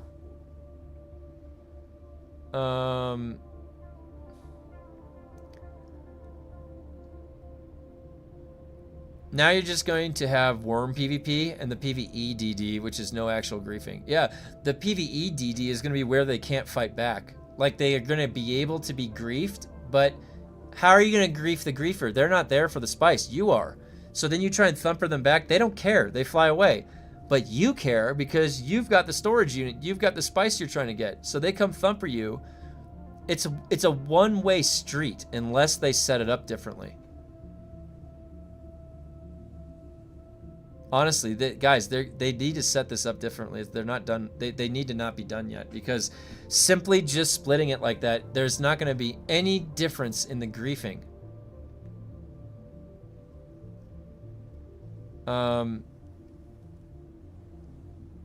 Feed your stuff to the worm. Not even take the spice. Our guild does kill, but we take the spice. Most of us. That's then taking the spice from them. Then that is. You know what's funny? They set the game up to go hunt the farmers. Where are you going to collect the spice from? From them taking it off the ground. So they got to be in farm mode. It's almost like Funcom encouraged us. Hey, you see that little nice shiny object over there? Go kill it. It's a farmer. and they've got spice for you. It's literally in the design that we're supposed to kill people and get spice. How would they have it on them? They'd be farming. They've wanted us to kill farmers the whole fucking time, you guys. It was part of the intended gameplay loop. I'm not agreeing or disagreeing with it. I'm saying that was what it was. It's very clear.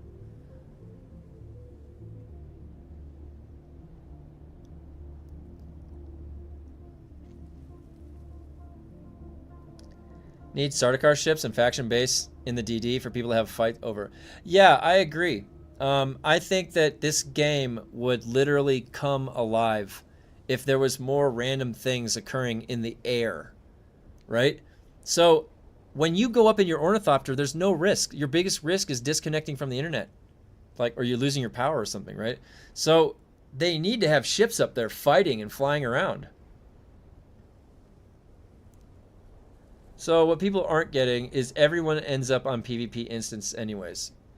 Yeah, bro, there's a mission on the trials that teach us to thumper a crawler. You're right. You're right. It's been in the game the whole time that they want us to do that. But hey, you guys, this is actually a PvE first game. Did you know that? And PvP second or third, maybe even fourth.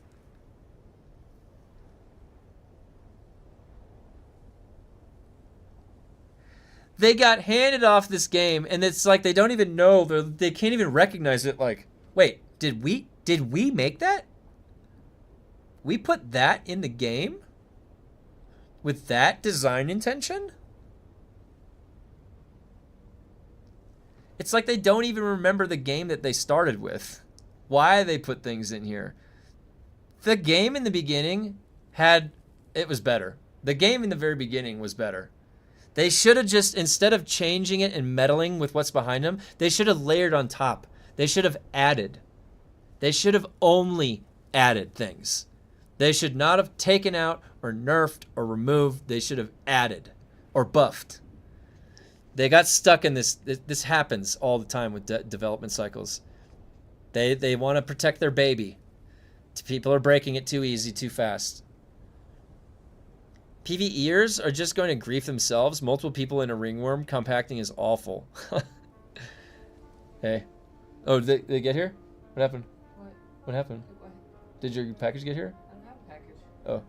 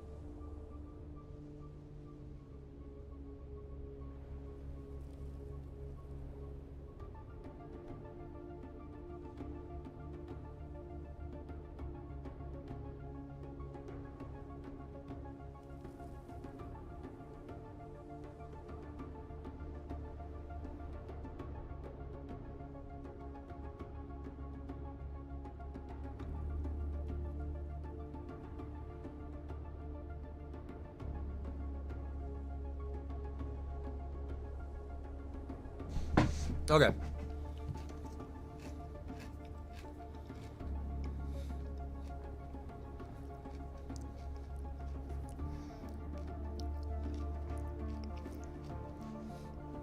Okay, let me see what you guys said.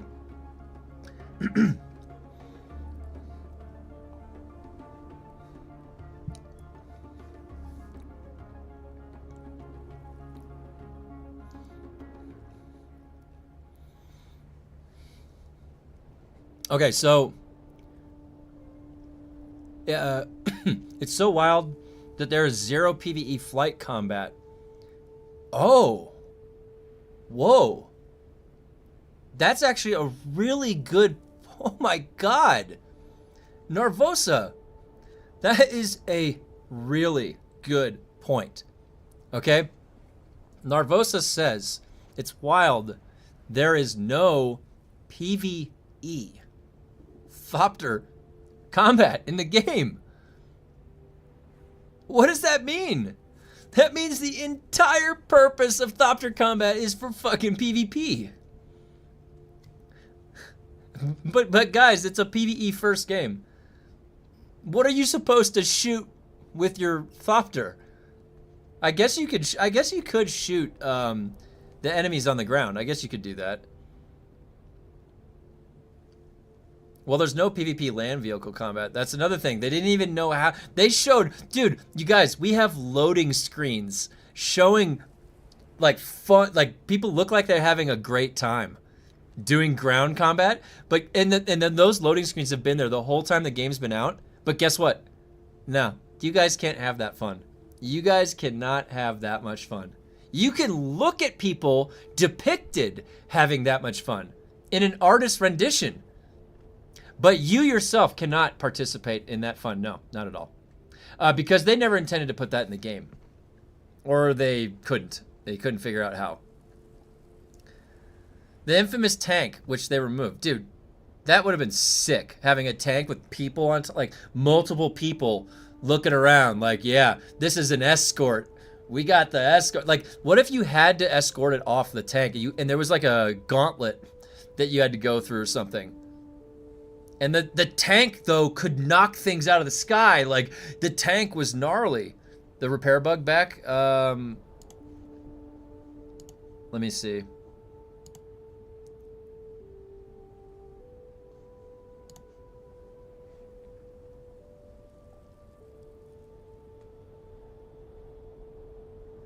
I don't see anything. Just roleplay a tank with the spicy agents. Wait. Oh my god. I didn't get a 50% magazine increase in time. I got 49.9 and 49.8 and 49.7. Didn't get a 40. I didn't get a 50%.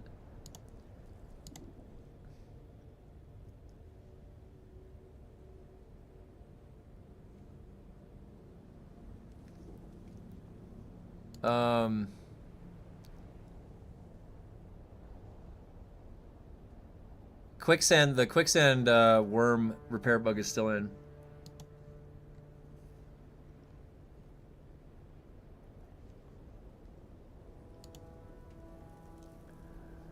Oh my god, you guys.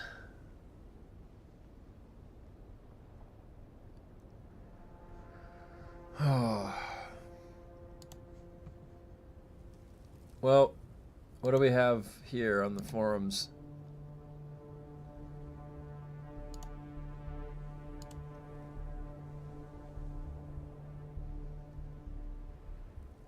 No.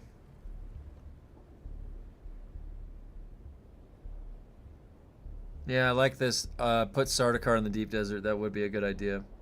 There's nothing going on in the sky. You get in the sky and your ornithopter, there's nothing attacking you. There's nothing going on. I did not play Dune for 5 months. Is it worth coming back? Did they change anything? 5 months? So yeah, they added the specializations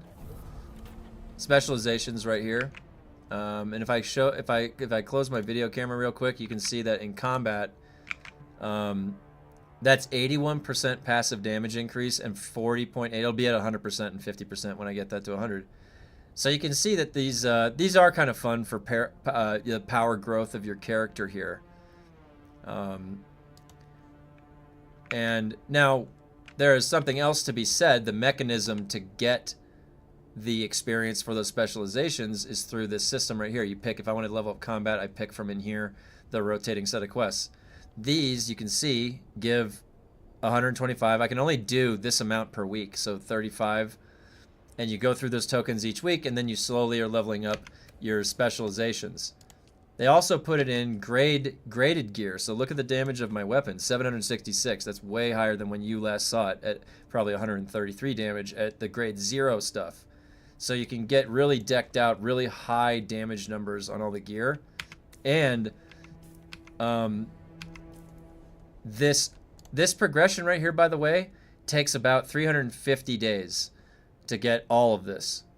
It's 70 days per tree to get all the way to 100, based on how it gets more and more experience it takes. And now in combat, it takes 624 experience. You get 125 per quest. So that's probably what you've missed in the last 5 months. Also, upcoming, the Deep Desert in the next patch 3.2 will be split into 2. You'll be able to pick at the zone end PvE or PvP. There's also Overland testing stations that scale up from difficulty 1 to 100. No double XP as of right now. We haven't heard anything. Let me board one of those big ass ships in the sky and take its shit, then fly by. Oh my god, dude, that would be so funny.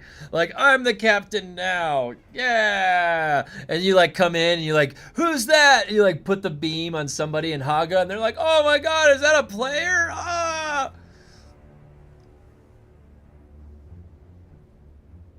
That would be cool. I'd be down for that.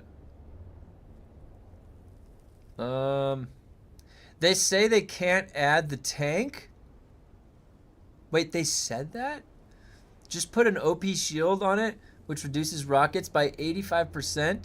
Then it forces players to the ground to kill with its shield. I'll tell you what they need to do. They need to take away this thing they did to the rocket launchers where if I don't have a target, I can't blind fire. All right, I want to be able to click this thing and fire it blindly wherever I want, even if that's at my feet, Funcom. One of the dumbest fucking changes in this entire game. I've never played a game ever that had a rocket launcher that I couldn't accidentally kill myself with if I wanted to, okay? That's my choice. That's my freedom as a player. They have restricted me in a way that it really pisses me off. This is stupid that you can't fire this fucking thing.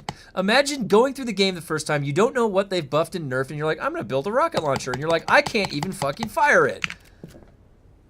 It infuriates me thinking about some of the changes they've made to this game.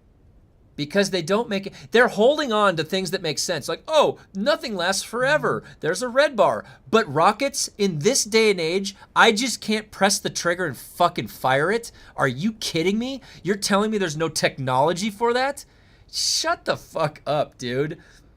Undo the rocket change. This is stupid. Also, when you made the vehicles travel faster, the rockets aren't traveling faster. They are having a hard time catching people. Guess what? They nerfed that too from a while back. They made it so that they don't track very well. The fucking Ancient Way rocket sucks. If you're close, it's okay. Anyways, I could bitch all I want. Seriously, I get down this path with Funcom, man. And I start reminding myself all these things that they've done. Maybe I'm somewhat traumatized. I'm having like flashbacks. And I'm like, do you remember that thing with Suspensor Blast? Ah.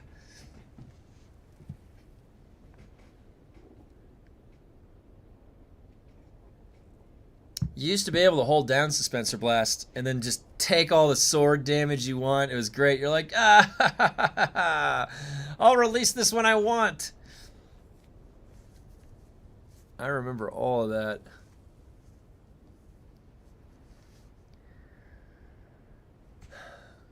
Dev got blasted leaving DD station and dumbfire rockets, so it had to go. That's implying they play the game. Oh, guys, what if the feedback has been coming directly from Kronos? He's the one he gets picked on over there because the devs don't play, do they? The devs don't. No, maybe Kronos is on our side. I think Kronos is on our side, right? He's been trying to support Dune this whole time when everybody else stopped playing. All right, maybe it's not Kronos. Maybe it's somebody else. Maybe Kronos is on our side with Dune.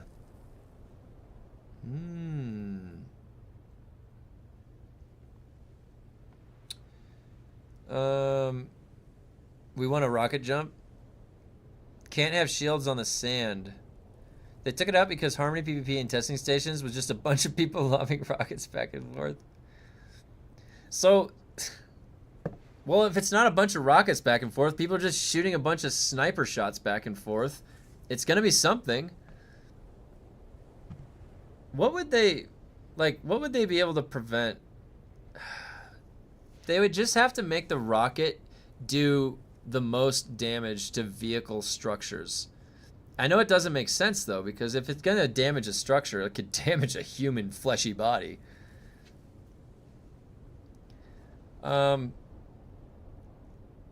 Just make tanks armor immune to all but last gun damage. That could work. Meanwhile, the opening cutscene has the dude one-shotting ships with a rocket. That's a good point.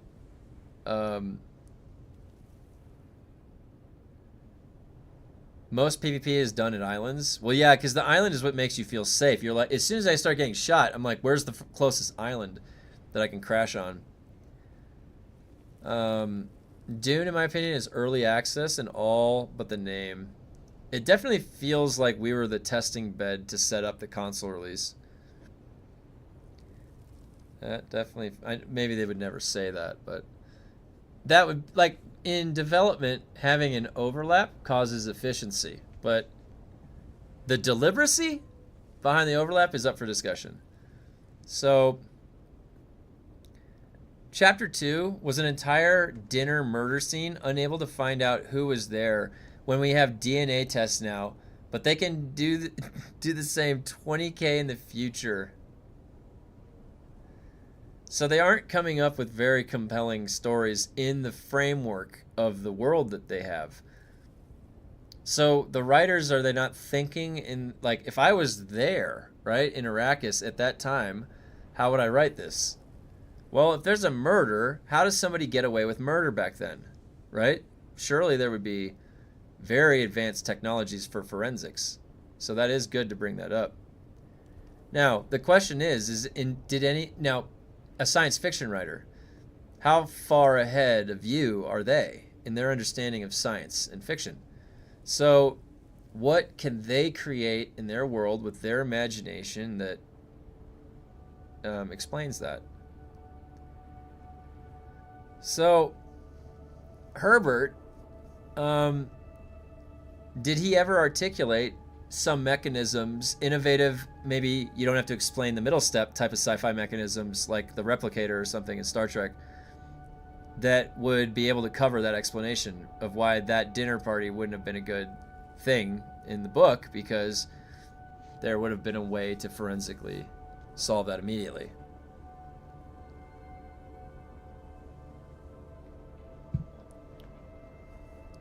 Now it's the attractor field. Brace for nerf. Oh my god. Well, they already nerfed it.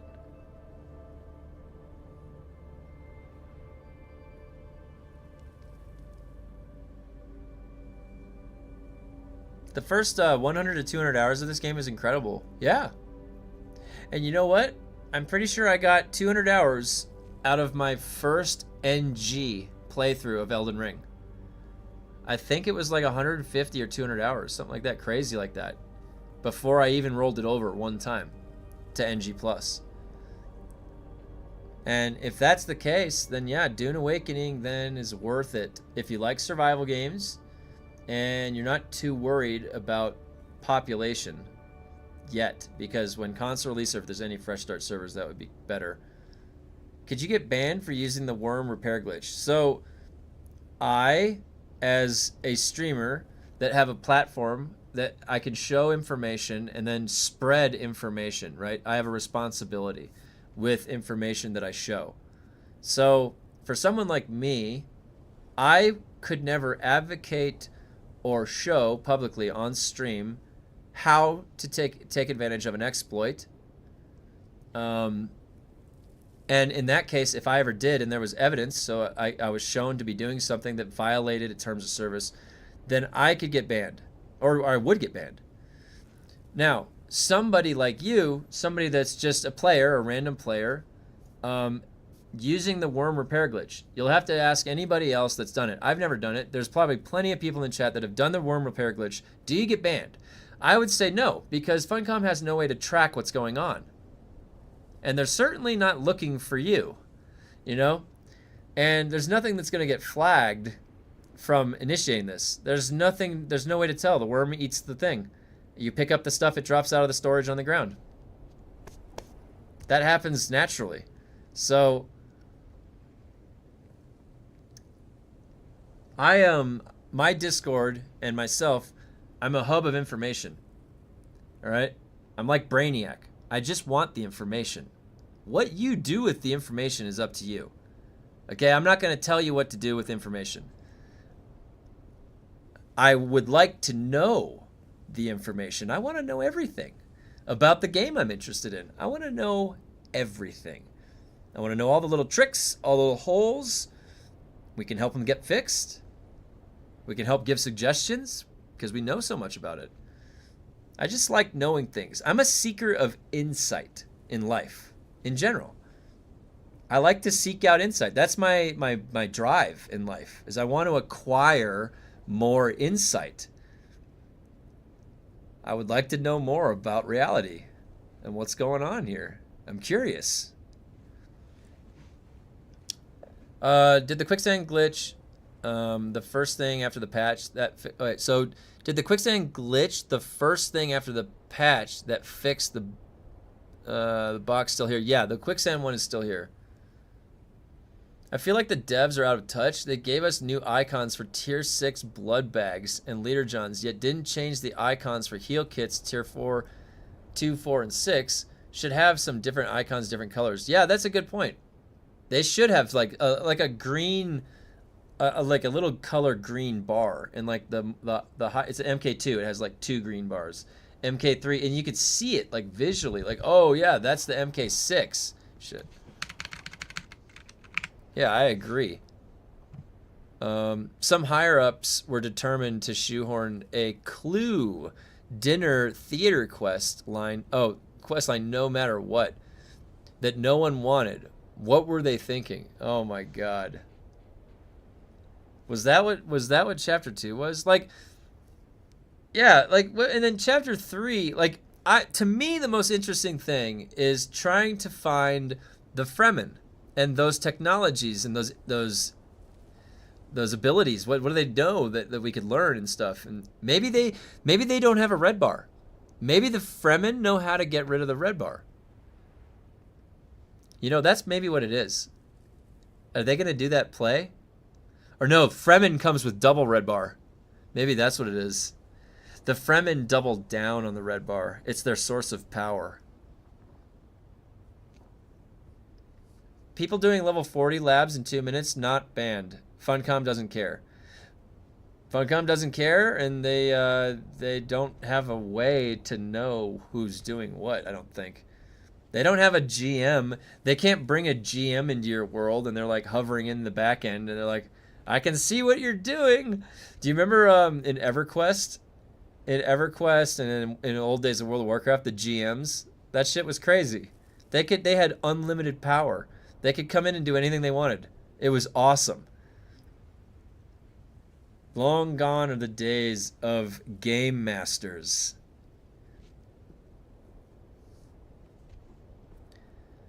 There are icons on the medkits.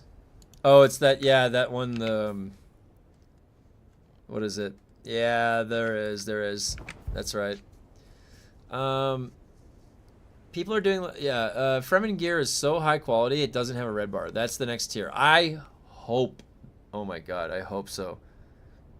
So what I'm hearing is no red bar on still suits. I want to get eaten by the worm, and he has to chew you like gum because the still suit is so strong.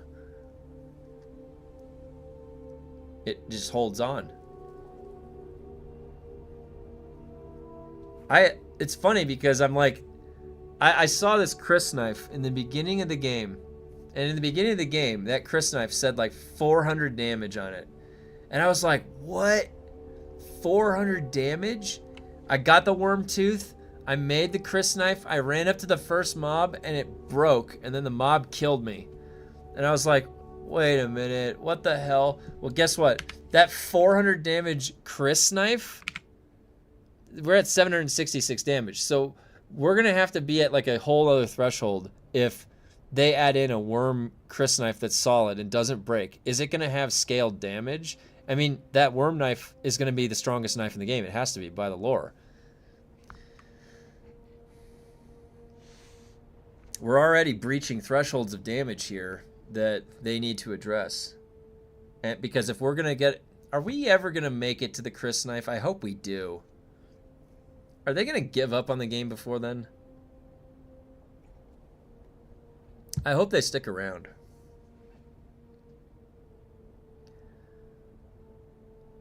Asheron's Call had advocates and GMs that would play important characters in the story for updates. Oh, that's actually really cool. That is, I'm not going to lie, that actually sounds really cool.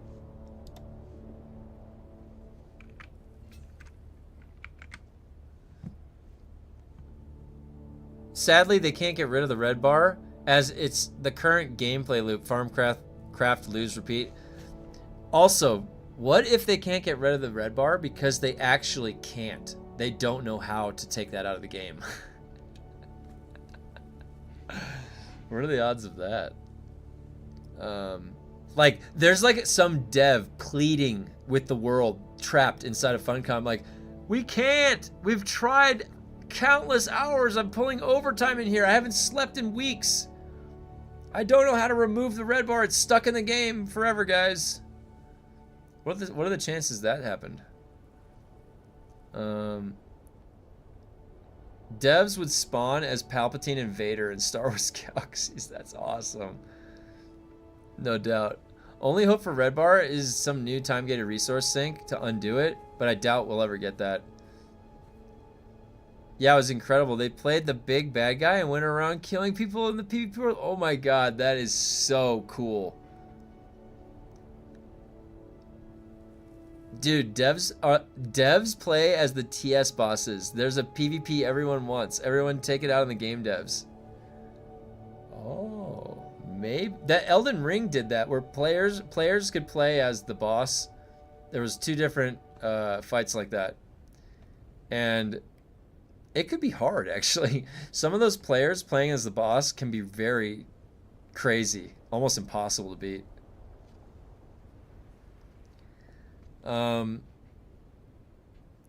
Not worthless. You can see them when picking them up.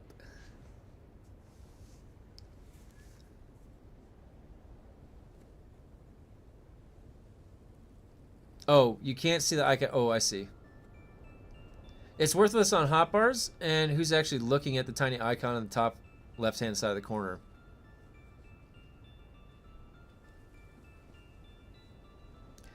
I will say that I have no idea what medkit I'm getting when I loot it until it like says 2 or 4. So it is true, like there is no visual distinguishing on the fly, like when you're just looking at stuff.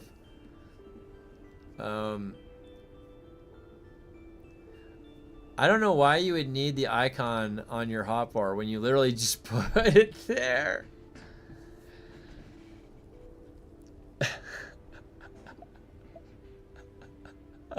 Yeah, you need it for when you're trying to find it fast. Like, where's the 6? Oh, okay. You gotta swap it. But you're right. If it's already there, then you had a chance to look and see which one it was. Bet modders could do it.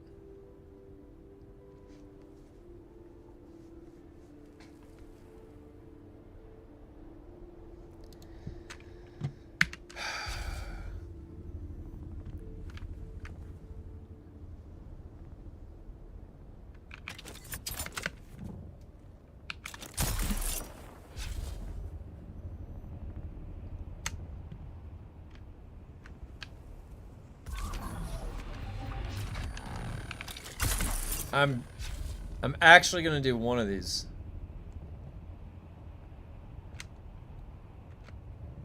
I like the new ornaments.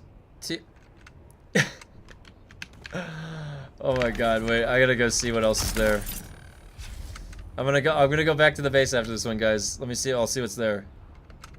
That shit was cracking me up this morning. Someone put a buggy up there, way up there at my base. It was a secret location. It's not so secret anymore.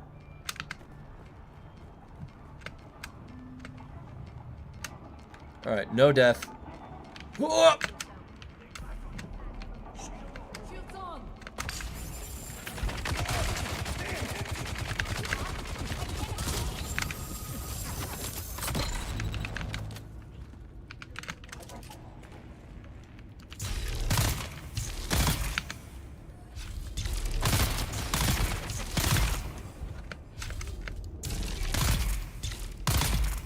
That didn't even look like it hit him. Yep.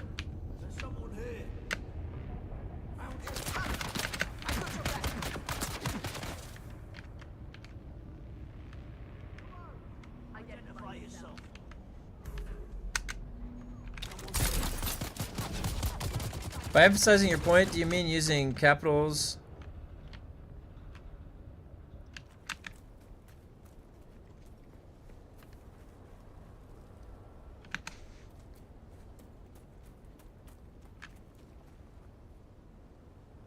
Class item, int durability, int max function. Oh, what is that? Is that like literally how to fix their code? Oh, code to remove durability loss in the game. Oh my god, did you guys figure out how to do that before them? That's fucking hilarious. Victor. Oh, that just reminded, I took some programming. What did I have to take? I had to take Java. I had to take Java when I went to, and I've had some exposure to C# and Python.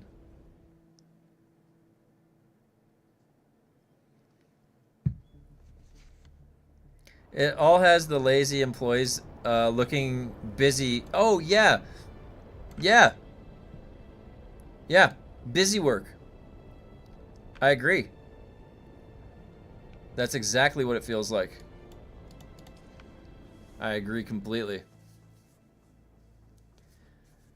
But yeah, I am not going to add 15 or 20 minutes of loading for doing these quests right now. So I'm hoping that they're going to fix this tonight and tomorrow. I'm going to keep posting about it in their forums because this is just unacceptable.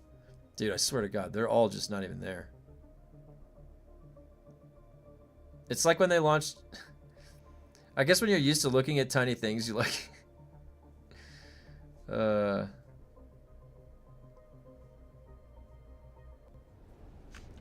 That's where I would say I wouldn't know.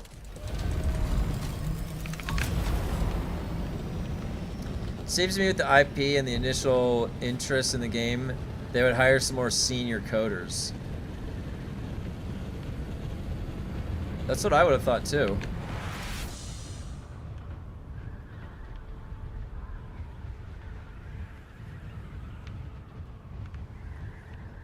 Oh shit.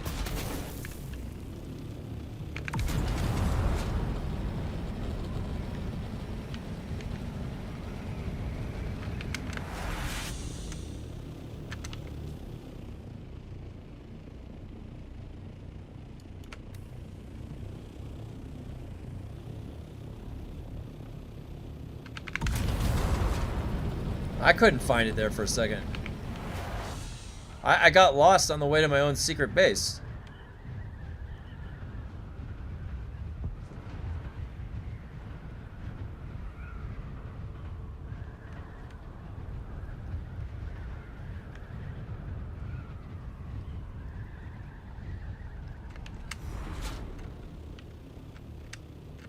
That's the landing pad right here.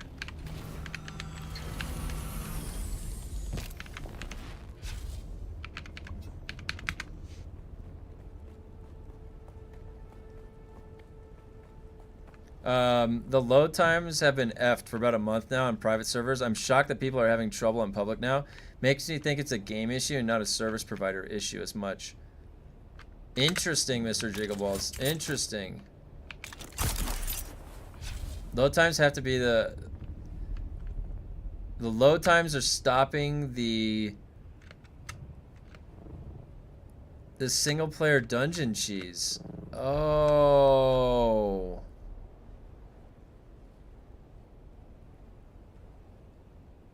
Wait, would that actually stop that dungeon cheese? That actually makes sense, guys. That actually makes a little sense. All right. You gotta check the mailbox. Somebody put in some bolts and some plastone. How come there was plastone in there? The thinking deck? Conan Exiles is Unreal 4. Monitors did it. Oh, whoops, that's not it.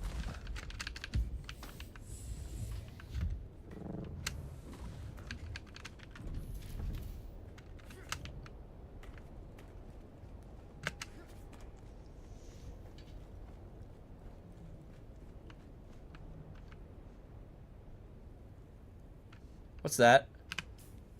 What is this? There's something up there. I see it. I see it already. There's something up there. What is the meaning of this?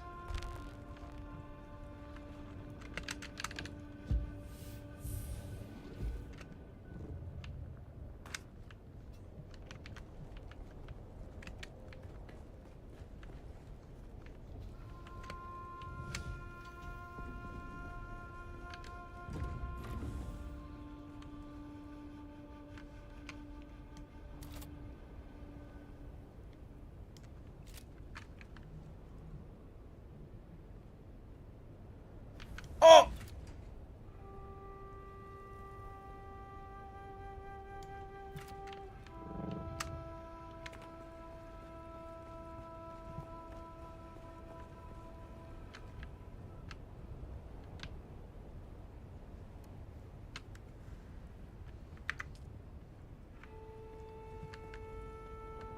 Oh!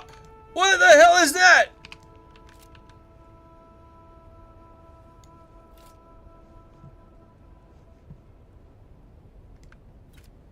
Oh my god!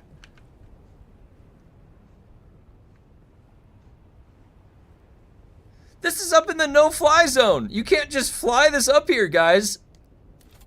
There was a lot of effort put into this.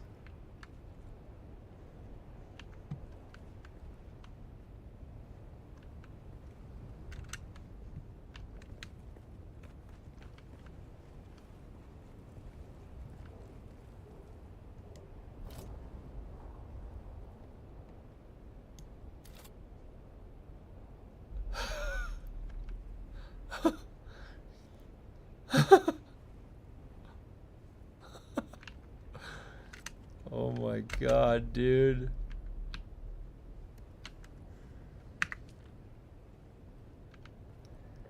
Can't you vulture with the speed perk? Oh, maybe. It's actually no, don't try it. You're gonna run out of fuel. I'm telling you, you run when you're up here, you run out of fuel like instantaneously. I'll show you. Wait, do I have fuel on me? Oh my god, I barely have any fuel. They assembled it up here.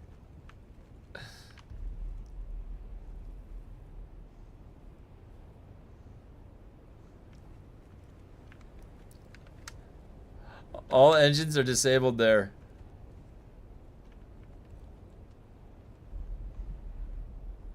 Oh my god. This is the only safe place left right here. I can sit in peace.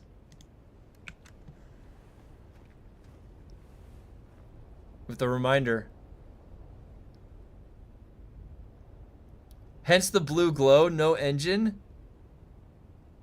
Oh. Oh, that's what that means. So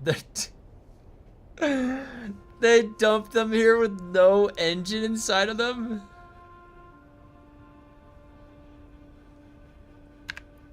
Top speed goes down the higher you get to. I don't have enough fuel on me to test it, but I would run immediately out of fuel.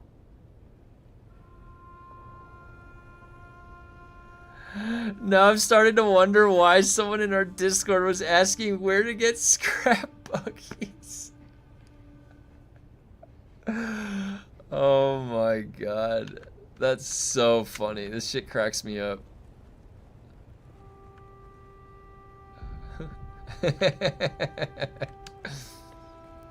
Alright, so now the question is there any way to design a roof that they would just slide right off?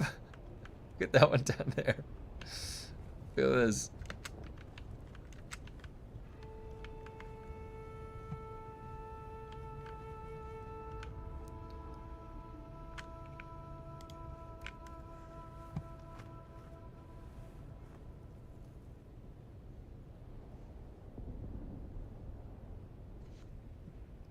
They could just build on someone else's plot with Welder. Yeah, the devs didn't really think of that, did they? Yeah, they didn't really think about this. Yeah. I want to know how many buggies can get stacked up here. Do you think we can get just like, it'll just become a trash pile and it'll hide my actual location?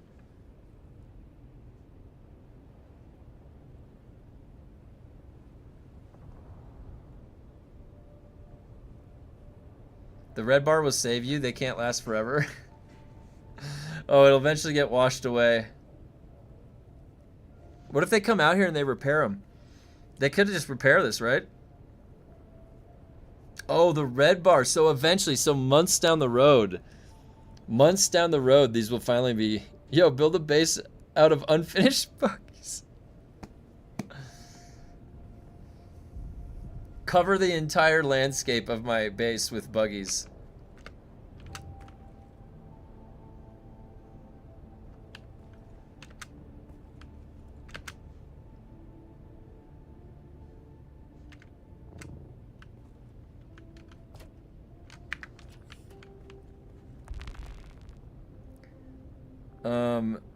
You're Sanford and Sons now?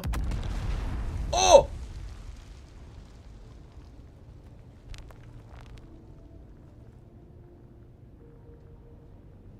We're under attack.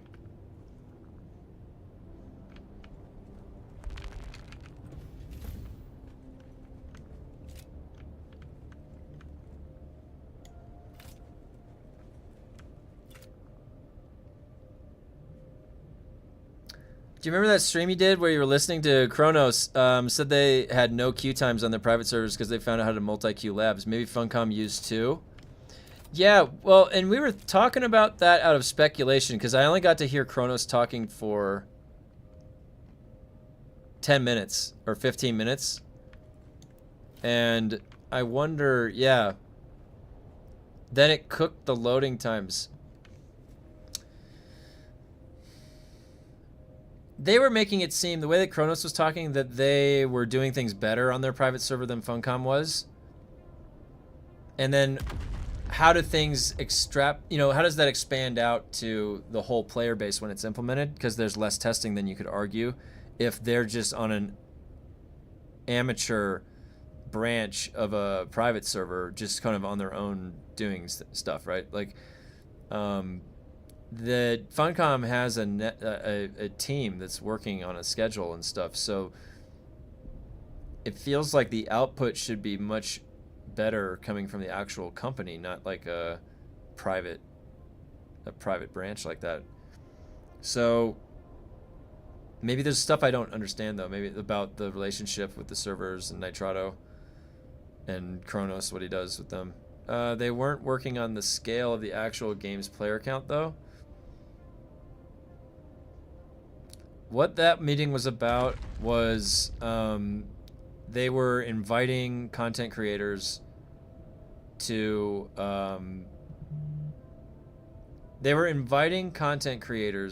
have a safe place on the Nitrado servers, that we could start our own servers with our own rule sets and Nitrado would handle it.